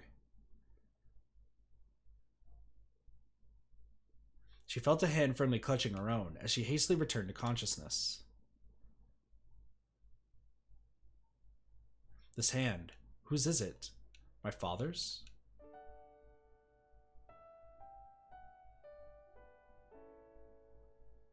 Maria's eyelids slowly drifted open. Maria, you're all right now. Her father was indeed beside her, holding her hand. A surprising warmth radiated from his slender, bony palm. Dad? She was lying on a sofa. She canned her neck to look around, still trying to process what was going on. There were several monitors set up around the room. Where are we? At my laboratory. You were infected with a virus, but I've given you the antiviral. You don't have anything to worry about now. He squeezed Maria's hand even more tightly. That hurts. Oh, all right, sorry. Osawa eased up the pressure on his daughter's hand, but he didn't let go entirely. This feels so strange, Maria muttered, staring up at the ceiling. I wonder why. What does? Having you hold my hand. I used to hold your hand like this when we'd go on walks together when you were little. I doubt you remember that, though. Maria considered. It was true, she didn't have any clear memory of her father holding her hand like this, and yet the touch of her father's palm felt distantly familiar. Gently, she squeezed back. It's been a while, hasn't it? She said. I mean, me looking you in the eye while I'm talking to you. It's only because I didn't look you in the eye. Osawa hung his head. I'm so sorry, he said. Please forgive me. I never meant to hurt you like I did. Wait, hold on, Maria was taken aback. I don't know what you're talking about. What did you mean, hurt me? Back on that rainy day. Osawa told Maria about the day she'd run away from home, about how he'd known where she had gone but hadn't gone to find her, about how he'd given into his anger and struck her once she came back home. When he'd finished, he hung his head once more. "I'm so sorry. I've been such a terrible father." Maria cracked an impish smile. "Oh yeah, I guess that did happen." Osawa frowned. "You know," she said, "I'd totally forgotten about that, until you mentioned it just now, I mean." "No, I can't believe that," Osawa replied. "The way I hurt you, He sounded so disappointed in himself. "Dad, it's not like I can't let myself dwell on each and every detail of my childhood. I mean, in the 19 or so years I've been alive, I've been hurt in lots of different ways. A child experienced so much more than what her parents knew. That was what growing up was all about. It was a happy thing, but also a little bit sad." Osawa was visibly grappling with his feelings. "I see," he said. "I guess you have gone through much pain." "Well, yeah, but there have been many things that were fun and happy." "I see. It's the sum of all those things that have made me who I am today, so please, don't worry so much about the past." "I see." "Dad, you keep saying I see. Stop it." "Sorry, it's just... This is all so difficult to say." Osawa was trying and failing to hold back his tears. Maria wasn't quite sure what those tears were for, but she felt a prickle of embarrassment. Slyly, she looked away, and her eyes alighted on one of the monitors. The screen showed a view from outside the lab. "Who are those people?" she asked, pointing. Osawa looked and his eyes widened in shock. 3 people with guns were facing off with one another. Maria recognized one of them, Tenno, the man with the cane. "Why are there those two pointing guns at your friend?" Osawa's voice was shaking. "My friend? What do you mean?" "The one you met when you went to the Middle East. You know, Cannon." Osawa switched the monitor to show a different camera angle. A close-up of the young woman's face appeared on screen. Maria was at a loss for words. That certainly wasn't Cannon. It was the girl who'd come to tell Maria that Hitomi was going to be kidnapped. Cannon's friend. What? It had happened 3 days earlier. While Maria was on her way home from campus, a girl approached her, telling her she was a friend of Cannon. "Cannon asked me to pass along a message," she said. Then she showed Maria a video recording. The video quality was quite poor and the voice indistinct. "There's a terrorist who's after the antiviral agent your father is developing." Maria listened in shock as the message continued. The terrorist plan was already in motion, and Hitomi had been infected with a killer virus. "Your father used the antiviral to save Hitomi. But the terrorist planned on that. I'll spare you the details, but there's a way to extract the antiviral from Hitomi's blood. Stealing the drug from the laboratory directly is too problematic. The terrorist intends to get it directly from your sister. Hitomi is certain to be kidnapped sometime in the next few days, and so I have something to ask you. I'd like you to get kidnapped in her place. Since you're twins, it should be possible for you to trade places without the kidnappers realizing it. I gave the girl who's passing along this message a necklace outfitted with a small GPS beacon. Make sure you wear the necklace. Switch it on and allow me to keep tabs on your location. I promise I'll come and rescue you. Please, help me. This is the only way we can keep the antiviral and Hitomi safe." The video ended, and the girl handed Maria a necklace with an ornate pendant and showed her the hidden switch on the back. "Cannon's coming to Japan?" Maria asked. "She's already here. She's ready to risk her life for this mission." "Risk her life?" Maria started uneasily. "So this terrorist who's after the antiviral drug, is it Alphard?" The girl looked shocked. "You know about Alphard?" "Cannon told me that taking down Alphard is her purpose in life. But Alphard has ties to the CIA, so it's hard for Cannon to get any good leads." "That's true, which reminds me, you should have this." The girl held out a photograph. "This man is dangerous." "But it's Stanley!" "I don't think Stanley's dangerous, though." "Stay away from him. He's an ally of Alphard." Maria did her best to burn the man's image into her mind. "All right," the girl said. "I passed along everything Cannon wanted me to tell you. What do you do next is up to you." It is Cannon. But that's all. So it's not Cannon. It's Alphard. But what?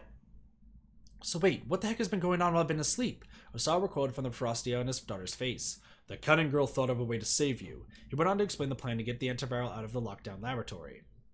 Once again, Maria stared at the monitor. As she eyed Cannon's friend, another memory from before she blacked out drifted to the surface.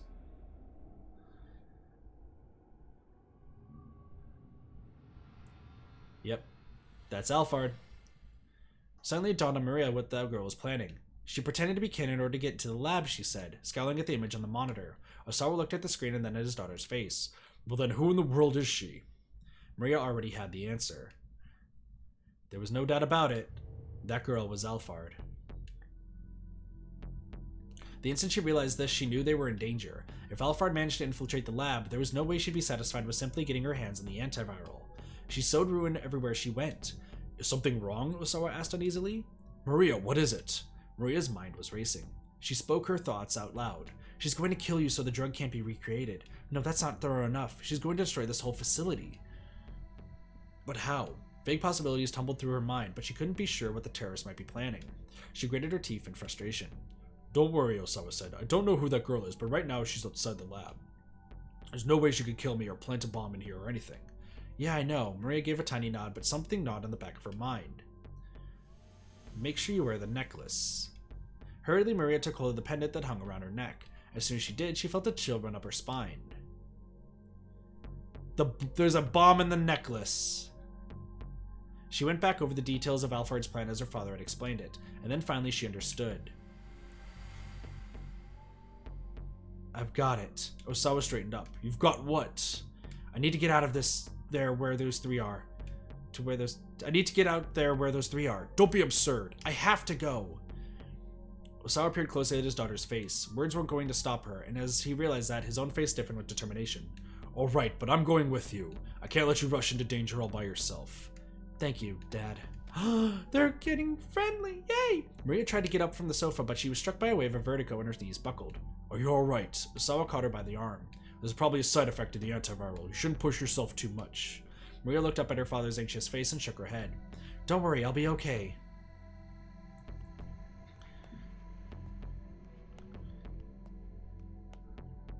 Her body was weak with lethargy, her mind trapped in disorienting haze.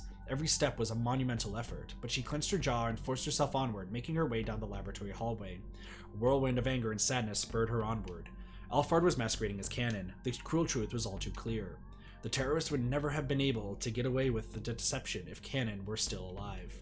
Which means that Cannon must be... Maria fought to hold back her tears. It was too early to cry just yet. That could wait until after she put a stop to Alphard's plan. Real Cannon's dead. Shit. Using her rage to express her sorrow, she shoved open the door in front of her. So the necklace is a bomb, by the way. This isn't Cannon! Maria's voice exploded into the silence of the standoff. I doubt we're getting better testimony than that, Stanley said, his gun still at the ready. There's no talking away out of things this time. The expression on Alphard's face didn't change. He stood still, a mannequin without a soul. What did you do to Cannon? Maria demanded, marching unsteadily toward the terrorist. Maria, stay back! Osawa exclaimed. She ignored him. Hey, don't get any closer, Tateno barked. He looked exhausted on the verge of collapse. Answer me, Maria cried, still advancing. What happened to Cannon? But still Alphard said nothing. Stanley too began edging toward her. It doesn't matter what you ask, he said. She won't tell you anything. Bit by bit, he inched closer. He was going to try to take her down.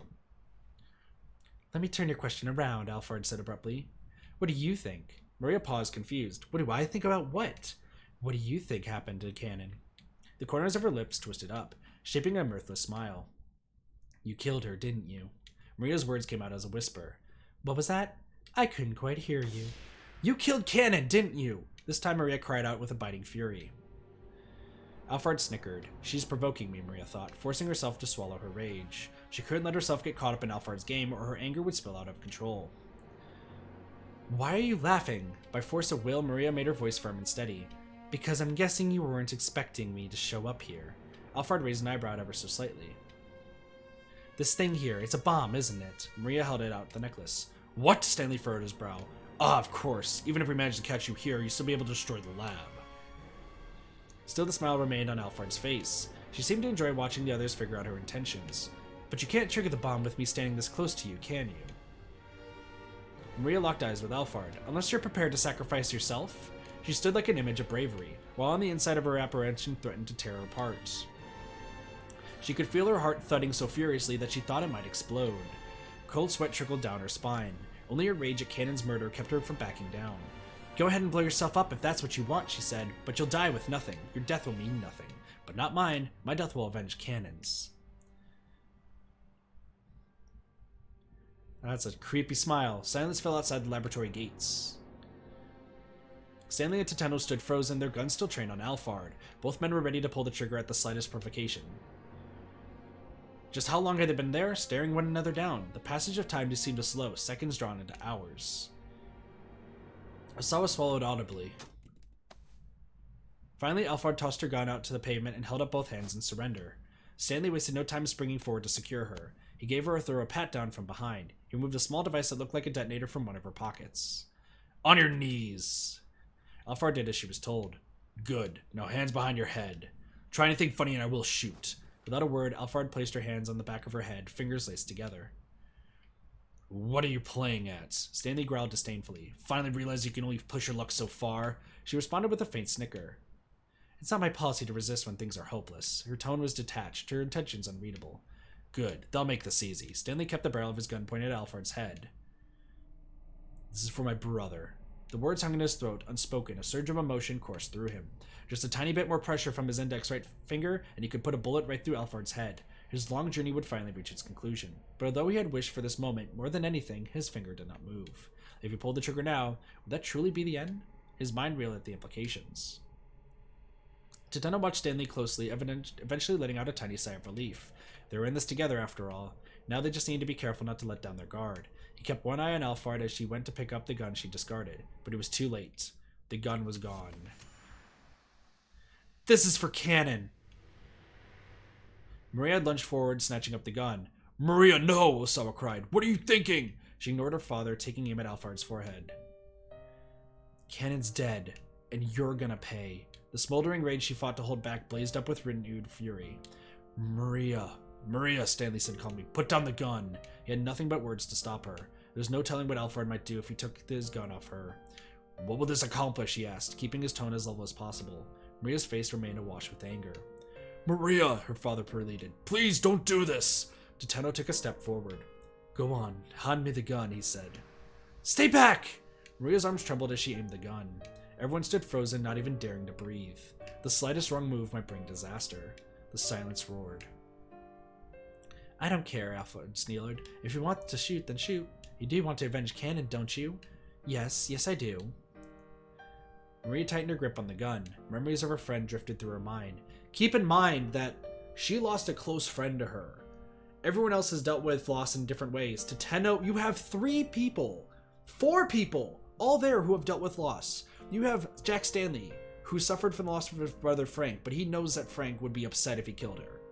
Tateno, who is sad at Kitone lost, who is so afraid of gun, but he knows that justice must prevail. You have Osawa, who was devastated by losing Maria and Hitomi, not knowing where they were and fear of losing them, and now he's getting them back, but afraid of losing them again. And Maria, new to loss, and this is her way of grieving with it. It's crazy.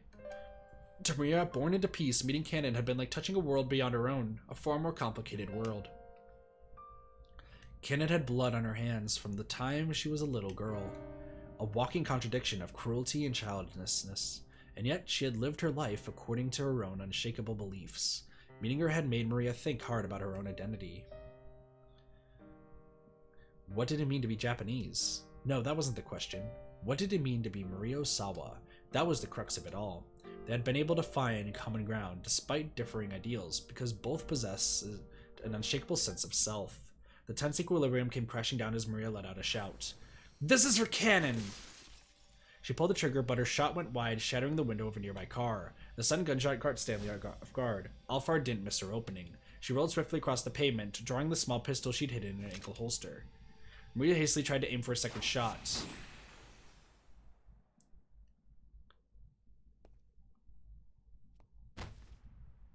Dad? Osawa collapsed at Maria's feet. Dad! Her father went limp.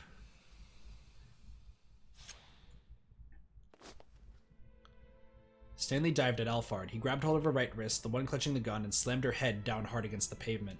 She made no attempt to resist. In a moment, he had subdued her. Maria, you're not hurt, are you? Osawa croaked feebly as his daughter gathered him up in his arms. I'm fine, but Dad, you're... Blood was gushing through Osawa's shirt. Maria pressed her hand against the wound, but the bleeding wouldn't stop. Look, just hurry. Get here as fast as you can. Tateno was on his cell phone calling for an ambulance. I know there's a traffic jam. Just figure something out. Please. His voice was ragged with desperation. Dad, hang in there. Large tears streamed from Maria's eyes. So this is what it's like.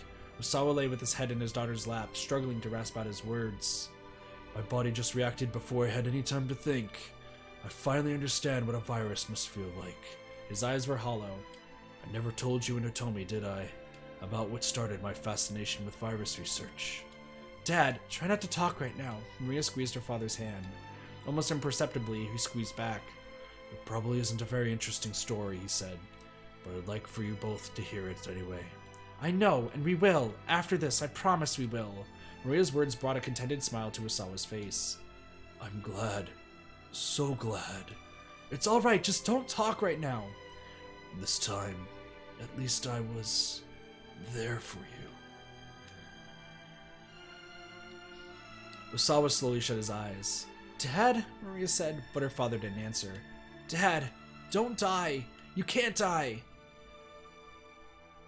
The sound of an ambulance siren wailed in the distance. Maria clutched her father's hand, trying to make her grip firm and reassuring, just as his had been for her back inside the laboratory. Please, don't die. She repeated the words inwardly over and over and over.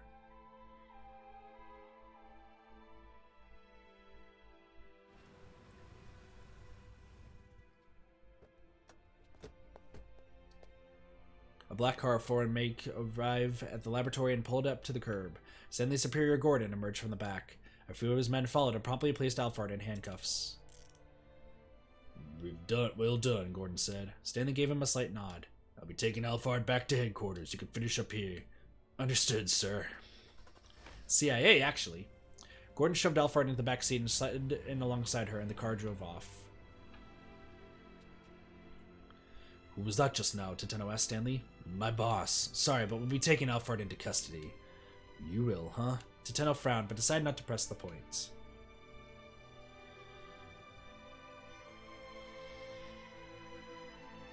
The ambulance arrived at last, but as Osawa was loaded inside, Maria remained at his side, still weeping, still softly calling out to him. He could sense her there, through her voice, sounded awfully far away. Hang on, Osawa! Hang on! Is this the end, then? He was vaguely aware that he was dying, but he was not afraid. At the far end of a hazy tunnel, he could still see Maria.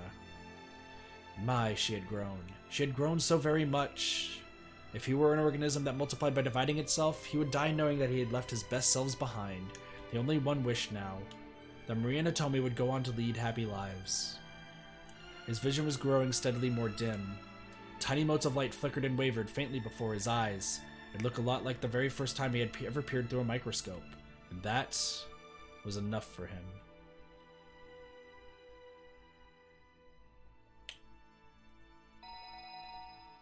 Unexpectedly, Maria's cell phone rang in Stanley's pocket. He meant to give it back to her, but the ambulance had already departed. The phone continued to ring for some time, but eventually fell into a death-like silence.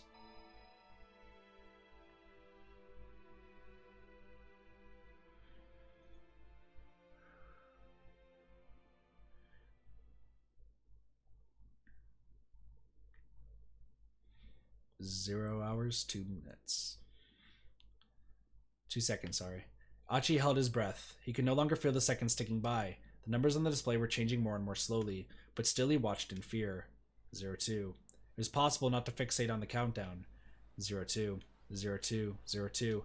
Kanonachi continued to stare at the timer. 02. It had stopped. The timer had actually stopped. We did it! Achi dropped to his knees with a cry of triumph. The rest of the Shibuya Scramble burst into cheers. You're one reckless guy, you know that? Kano held out his hand out. Achi grinned up at him. That makes 2 of us! The 2 clasped hands firmly, their handshake conveying more than any words could have. Achi! Achi! Susumu came rushing over. You did it, man! I knew you could do it! 2 bumped fists. Ah, it weren't just me, Achi said. Could never have done it without you guys' help. Susumu smiled bashfully. Hey Susumu, take care of SOS for me. You got it. Susumu looked him squarely in the eye. Achi gave him a little nod and the 2 solemnly bumped fists again. Suddenly there were a blinding flash. Achi spun around to see Chiaki standing there, beaming happily, her digital camera ready for another shot. Hey everyone, gather up! Minorikawa called out to Achi and his pals. You guys are the heroes of Shibuya! Photo time everyone, Chiaki said. Get ready! The young men struck his pose together. Wait, her too! Minorikawa ushered Hitomi over to stand with Achi. Hitomi. Achi stared at her shyly. It was all thanks to Hitomi that he'd been able to do what he had done. Keeping Shibuya safe. Keeping his promise to Suzune. Hitomi had been his inspiration for it all. There were so many things he wanted to say, but he couldn't get the right words out. Achi, Hitomi's cheeks were damp with tears. Hey now, little lady, Minurikawa called. no crying now. Come on, show us a smile. He struck a goofy pose beside Chiaki. At last, the smile returned to Hitomi's face. It really is the best, huh? Hitomi looked up at Achi in confusion. Your smile, he said. It's the best. I don't care what anyone else says. He spoke so earnestly that Hitomi couldn't help but smile even more. Okay, here we go, people. Get your best faces on. Okay, here we go, people. Get your best faces on. At Minurikawa's signal, everyone let out a joyous victory cry.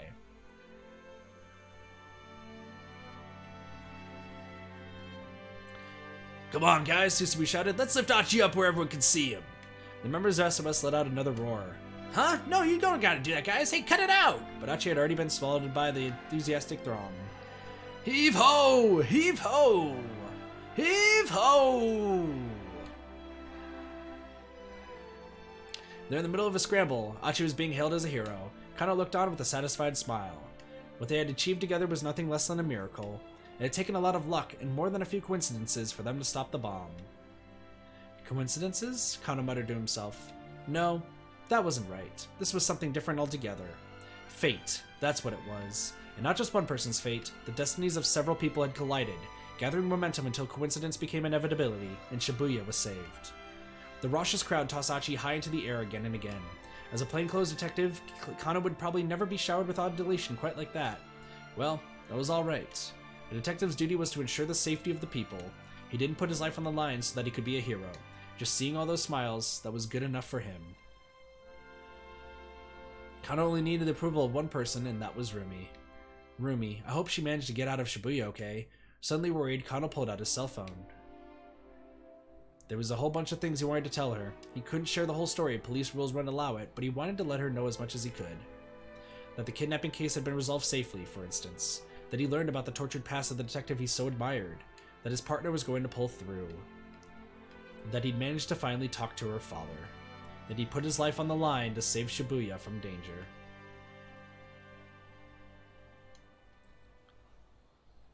Rumi would listen quietly to the very end, and then Kano thought he knew just what she'd say. Short and sweet. In that gentle voice of hers. Good job.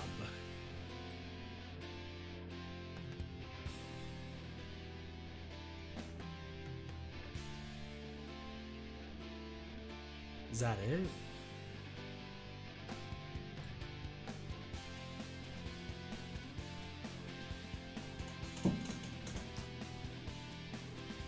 Holy crap, this game was fantastic. Holy crap. Oh my gosh. I hope Osawa pulls through. I hope Osawa pulls through. Just Tama.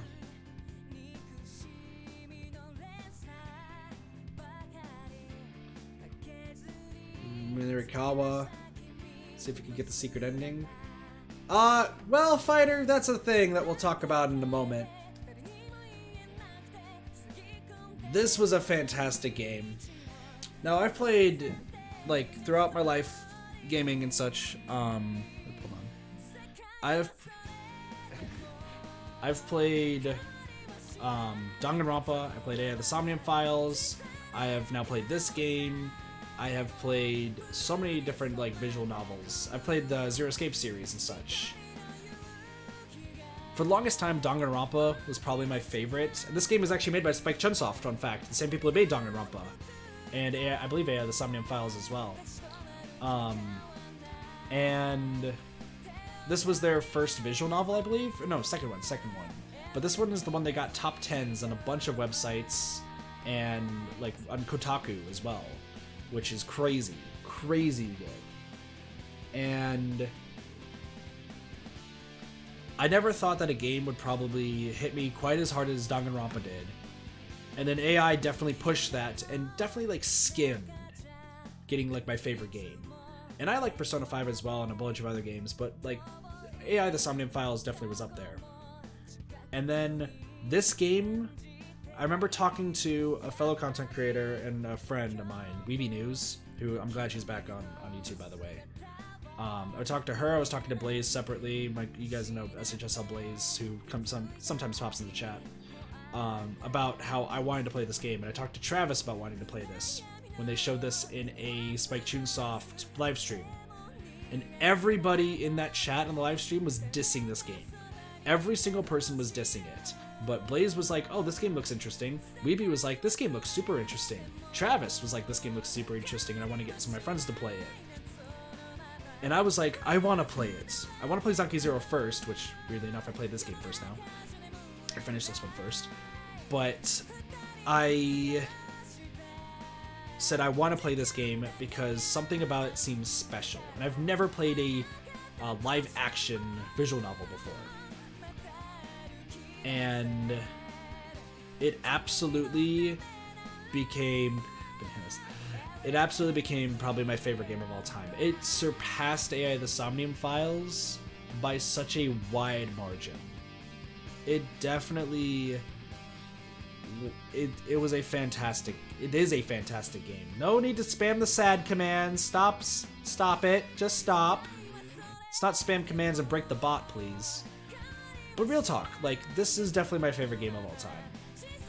I was talking to David a little bit. He's saying that this game, you know, is up there, but not as like his favorite. But this game, you didn't expect the twists, and I know even for 2008 standards, right, where now you kind of are genre savvy and you know some of the twists are coming, but this game still has it. And all of us right now are still hoping for Osawa to live, and Jiro Ishii, damn good job, damn fucking good job. But this is Spike Chunsoft, so I'm imagining that Osawa might not make it. Gordon and Alphard sat in the back seat as the car sped along the highway. Here. Gordon tossed the handcuff key onto the seat beside him. What happened down at the Scramble? Alphard asked, picking up the key and unlocking her cuffs. What? Leland Palmer was arrested by the Japanese police, and the bomb in the attaché case was defused, apparently. Still, Palmer shouldn't have posed a problem once he would get him to the CIA custody. I see. Much obliged. You really got yourself back to the corner, though, didn't you? Gordon said. Yeah, I was only able to accomplish half of what I intended. Half? Alfred produced a vial from her pocket. It was filled with red liquid. Is that Hitomi's blood? Gordon asked. Indeed. I managed to acquire the antiviral. But when? Gordon peered at her in bewilderment. When I blew up the minivan. In the dim light of the vehicle, Alphard's eyes shone darkly, like those of a wounded animal. Extracting the blood from Hitomi while she was unconscious had been a simple matter. Saving the girl's life had been more than just a means of ensuring her trust. Alphard had been looking for the right moment to carry out the extraction. Total secrecy was essential. If it became public knowledge that the drug existed, and that some of it had been stolen, the value of the UA virus would plummet. Our primary objective here was to destroy that research facility. Still getting our hands on the antiviral is better than nothing. Well done as always, Alphard. Gordon's haired expression softened, but Alphard was in no mood to return his smile. If Maria Sawa had remained inside the facility, her plan would have succeeded. Everything else up until that point had gone off without a hitch. The one thing Alphard hadn't anticipated was Maria bringing the bomb outside. She injected Maria with a knockout drug back into electronics that should have kept her from moving around for a while, even after she regained consciousness. And in any case, she wouldn't have expected the girl to just march inside the midst of an armed standoff. She had been certain that Maria would never leave the lab. She had misjudged how strong the girl's feelings for Cannon were. Maria's body had been put into a state of torpor. There were a bunch of people pointing guns at each other, and still she had been undeterred. Alphard's plan had hinged on Maria's relationship with Cannon, and ironically that same relationship had made the plan fall apart. It was true that she'd accomplished half of her goals, but Alphard still couldn't shake her sense of failure. She softly bit her lip as she gazed out through the car window. The bright windows of a few buildings shone out in the midst of the otherwise darkened city.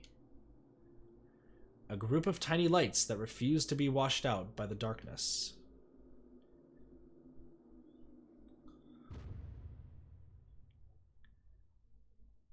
Damn.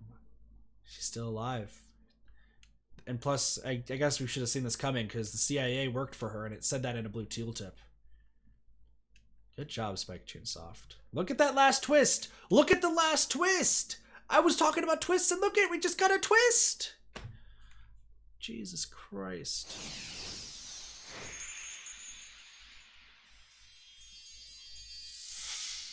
White bookmark. So, Kind of. Oops. I don't mean to press this.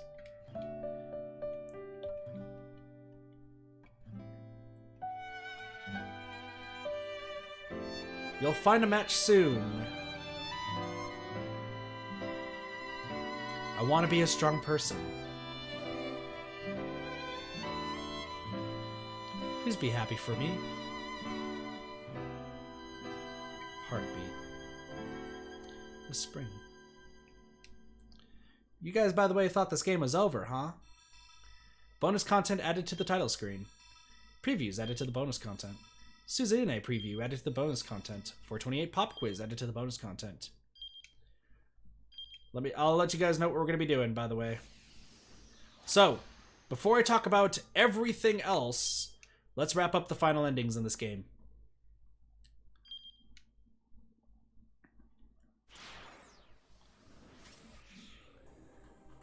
So, let me pull up my list. We missed 2 endings, guys. We missed 2 endings. So we'll do that, and I'll talk about our next thing. Give me... Whoops. Whoops. I didn't mean to press that. Nope, I don't want to go to Suzune yet. Nope, nope, nope, nope, nope, nope. Not yet.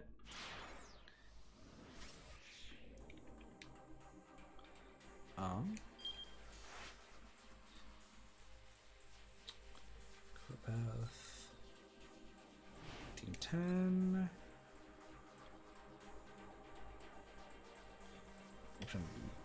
Okay.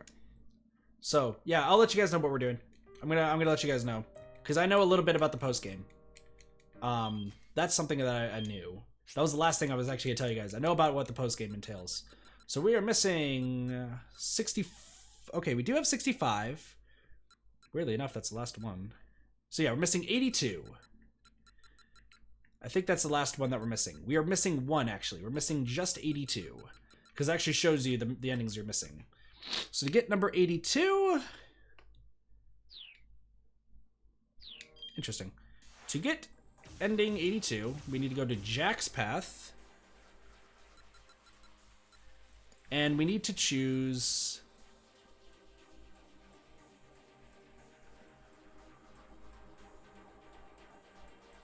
Oh, A or C. I need to choose A or C. For shopping? No worries. If it comes down to it, just shoot her. The hesitate for the moment, she'll have you dead. Bye, Baba. Tenno hung up without answering. So I have to just choose this option, and then this is it.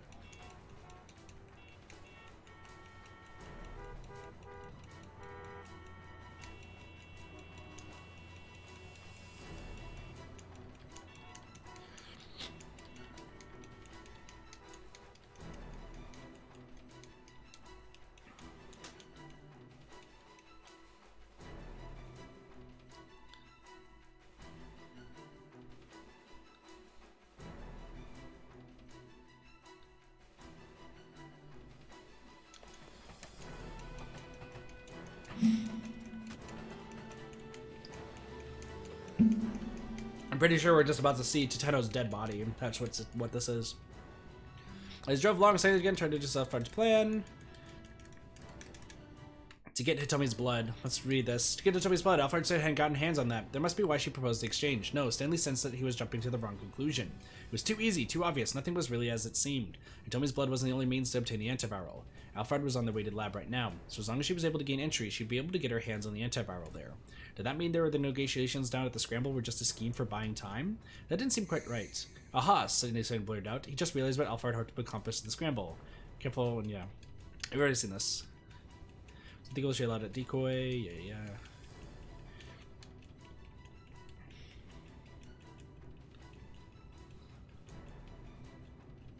Bombings. Also, Queen Cheese. I know you're and Sparky and Baba. If Baba was here, you guys are gonna be super excited about probably all of what I said, but about one thing that even Katone-kun actually alluded to, which he was actually wrong about slightly.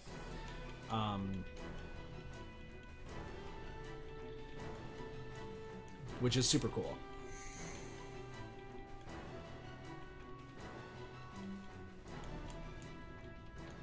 That was it. The bomb was set to detonate in response to a specific piece of music, and that ringtone on Tommy's phone was the trigger. Where could that bomb be hidden then? Sandy didn't have time to think. He needed to alert Kano and the others right now. He's pulled out his phone. He recalled the map of stakeout positions. Yeah.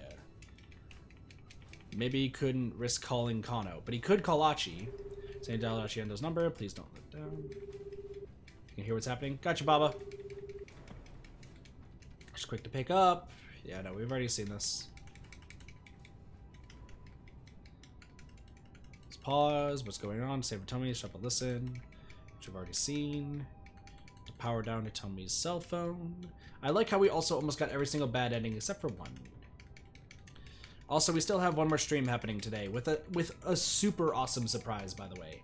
Like a really cool surprise for you guys. So I will get to that in a bit. How far Titan's gripping the steering wheel? His emotions coming up far too strongly. Keep him in check. So you thought about the last ever seen of Frank. Which you've already seen this.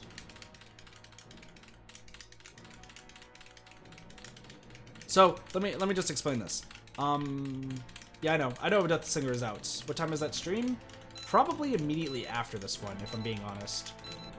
This one, or at least 10:30. I'm probably gonna get a quick bite to eat, and then I will stream. We are streaming Dead by Daylight. Cube will be joining us. However, some cool things for that stream. One, from stream 69 forward, there's gonna be a new thumbnail to the streams. It's going to be the same thumbnail for the rest of probably how long we do for the rest of how we do Dead by Daylight. I'm super proud of how this thumbnail turned out, and I'm not proud, I'm proud of the person who made it. It's a long story. We'll talk about it on stream. I'm super excited to show you guys it, and we're going to be doing a bunch of archives, and I'm super awake, so yeah. Nope, not at all. Greater Predator, cast aside as humanity, we've already seen this.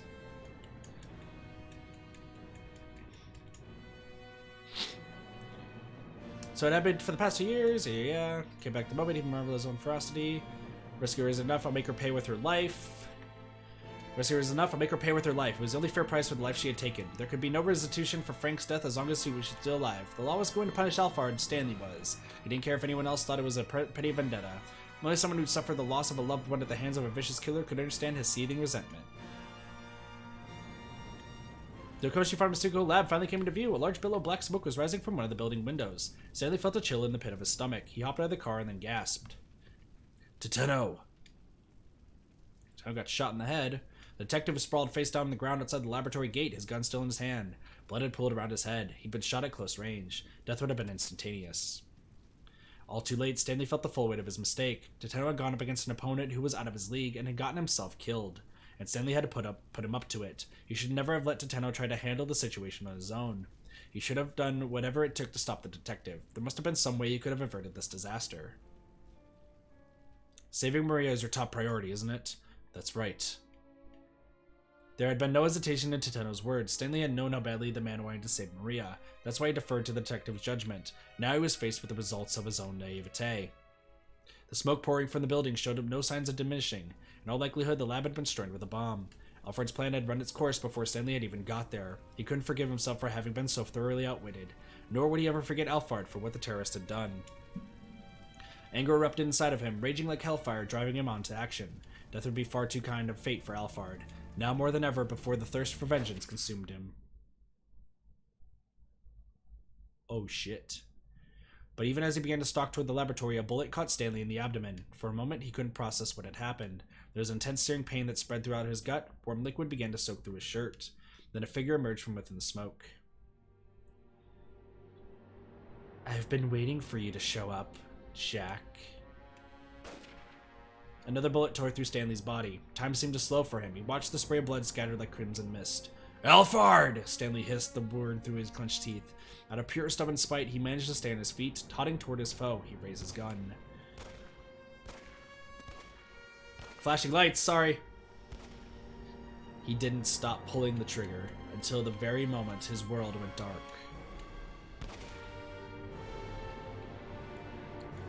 Defiant to the last. Bad times 1800 to block it. We got the worst is over. We have every single bad ending in the game. Oops, that's not the right one. Alright, let's get back to the actual stuff, and then I'll tell you guys what we have going on. So I have caffeine right now. I have Red Bull.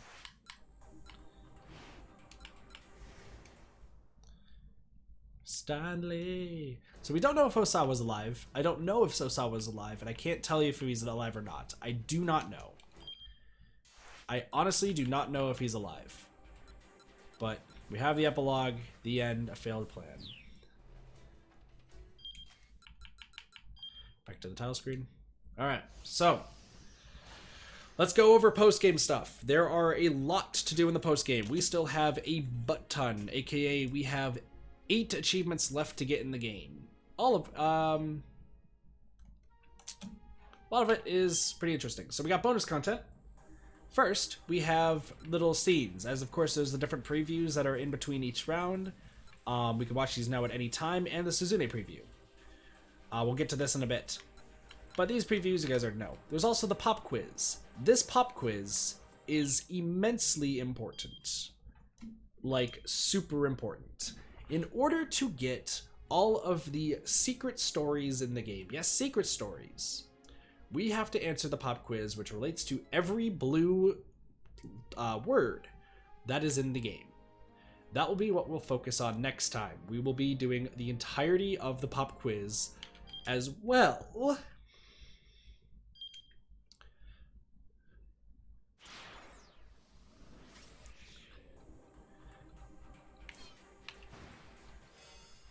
I don't know why this... Why is it saying my computer is... Hold on.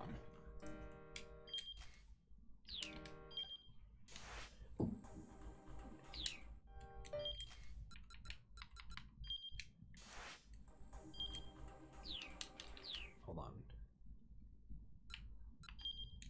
I think I can I go from here? No. Back to the title screen. So I went for nothing. Yep. Every blue word, there is stuff for each one. However, there is more. We're not only going to do the pop quiz next time. As you saw, there is Suzune's story. Starting off the bat, you actually will get stories of some side characters in this game. With the pop quiz, there's some cool unlocks with the pop quiz that we'll be learning about. I don't know the specifics, but I know what they pertain to. I don't want to explain it yet. I want it to be a surprise for you guys. However, there are other characters in here that have side stories. Suzune is the first one where we get to learn about her time after the hospital. These are all epilogues, I believe, possibly, and some prequels. So next time when we play this game, we'll be doing the quiz, and then we'll also be doing Suzune's entire story. The stories I've heard are short. We don't have to worry about them. And then we'll do the other ones. I don't know if Yanagashita has one. I don't know who else has one. I just know that Suzune has one, and I know one other person who has one, which I don't want to spoil. There are also, well, once we get to the pop quiz unlocks, I'll also show those off the second stream. So I believe we have 2 more streams of this game. We should have 2 more streams of this game. One will be pop quiz and Suzune. The other one will be what the pop quiz unlocks and the rest of the side stories, hopefully, depending on how long they are. One more thing I want to talk about. And this is going to be something that I have planned since this game came out, because I actually knew about this before I played this game. Which alludes to the fact that I knew Minorikawa and Maria were going to be the last people alive after we met Maria. Kitone-kun, who you guys know in chat, loves visual novels and such. He alluded to the fact that there is a anime spin-off of the game that came out. It's not 428 Shibuya Scramble. It's called Canon. It is not a spin-off, it is a sequel, from what I understand. And the only thing I know about it is that it follows Minorikawa, yep, our journalist friend, and Maria. It follows both of them. in the anime. I do want to watch the anime. Of course, I do want to watch it. I don't know if it's subtitled. I don't know if it's dubbed or anything. But I do want to watch it. I know a lot of other people want to watch it as well who like this game. So, book club for anime? Kind of. At some point in the future, I don't know when, I was originally going to make this membership only, but, you know, I'm not that big of an asshole, let's be real. At one point, we're going to be essentially doing a whole get-together sort of thing. I'll be posting this not just on Discord, I'll also be posting this on Twitter as well. And just telling you guys, hey, this is what the day is. Just letting you guys know. There might be a video up on YouTube of when we're going to do it, where we're all just going to get together. I think there's some, you know, screen sharing services that we can use to all watch it together. I have to see when that works for people. And we will watch the canon anime. I don't know how long it is, but we could probably get together and watch it a few times. If it doesn't work out, I may just watch it on my own and do like kind of a video explaining briefly of it and recommending you guys to watch it yourselves. But I'll let you guys know in the future. Alright, so that's it for this game. Two things for after this game. Alright? That you guys should be excited for. And I know Katone-kun's probably going to be super excited because it's more visual novels. And I love the fact that we have people who really like visual novels. Part of the kit party is great. Okay. Dead by Daylight will be streamed tonight. Give me about 45 minutes. I want to get some food in my system. I want to just relax for a little bit. I have a few things I have to do in another game. I'm going to do that real quick. Then we're going to be playing some Dead by Daylight, probably until about 2 or so. Do about a 3-hour stream or so. It'll be good. We're not going to be playing as Killer, though. We're going to be doing Survivor with Cube. We might play as Killer and Deathsinger Try, but I do have the Deathsinger DLC, so that should be good. Also, the game coming after 428 Shibuya Scramble. Yes, you thought that Animal Crossing and Doom were just the only 2 games coming out for the channel for the month of March. No. After the final episode of 428 Shibuya Scramble comes out, which should be a week from today, we'll be doing one on Saturday, and then we'll be doing another one on Tuesday again. And next week's going to be a little weird, so I'll tell you guys about that on Twitter and community posts and such. We will be playing Murder by Numbers, which is a visual novel murder mystery Picross game that Cube has been begging me to play for the longest time after we found out that I like Picross.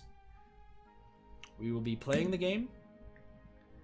It doesn't seem too terribly long, but we will be playing through that game. It is on the Switch. Should be a fun time. That'll be what our next visual novel-esque game will be for the channel. I do want to keep doing more visual novels on the channel, absolutely. Like I said, I wanted to do Danganronpa at one point to put my own spin on it. But for those who really, really want more visual novels and want more story and want more me reading and reacting to stuff like this, I hope that does suffice. Should be a fun time. I'm going to probably try to get Cube on it as well. Cube's just been a big part of the channel. He's a good friend.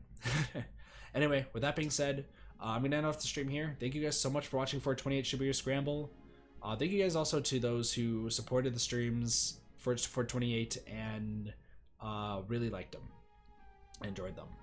I really wanted a lot of people to watch this. I usually don't focus about like viewer numbers or such too much. I have, you know, likes help out and subscribing, so on and so forth. But I kind of had this idea that I really wanted more people to experience 428 Shibuya Scramble. And I wanted more people to play the game and support it and just have a blast with it. We did get quite a few new people to like this game. I'm glad those who stayed in chat like really enjoyed it. I will say as well, because I really have this idea that I want to put forth games that I feel like deserve more attention, deserve more love, and that people should buy and support. This is definitely one of the games that, let's say, in the future, we hit 100,000 subscribers, 200,000 subscribers, we have hundreds of people in chat. I want to come back to this game and replay it. Because I want to show more people this game. And this game is definitely one that's at the top of my list of more people need to play this game. And if the channel explodes and we get a lot of people watching, we will play this game again Since I know everything, I'm not gonna be super like, you know, shocked by everything. But we'll do an efficient run for that. I would be totally down to do that. So, with that being said, yeah, thank you guys so much for watching. I hope you guys enjoyed. Have a wonderful day, night, morning, afternoon, and or evening. My name is Katathi. I'll see you guys next time for more variety gaming. See you guys later. Peace. Bye, everyone.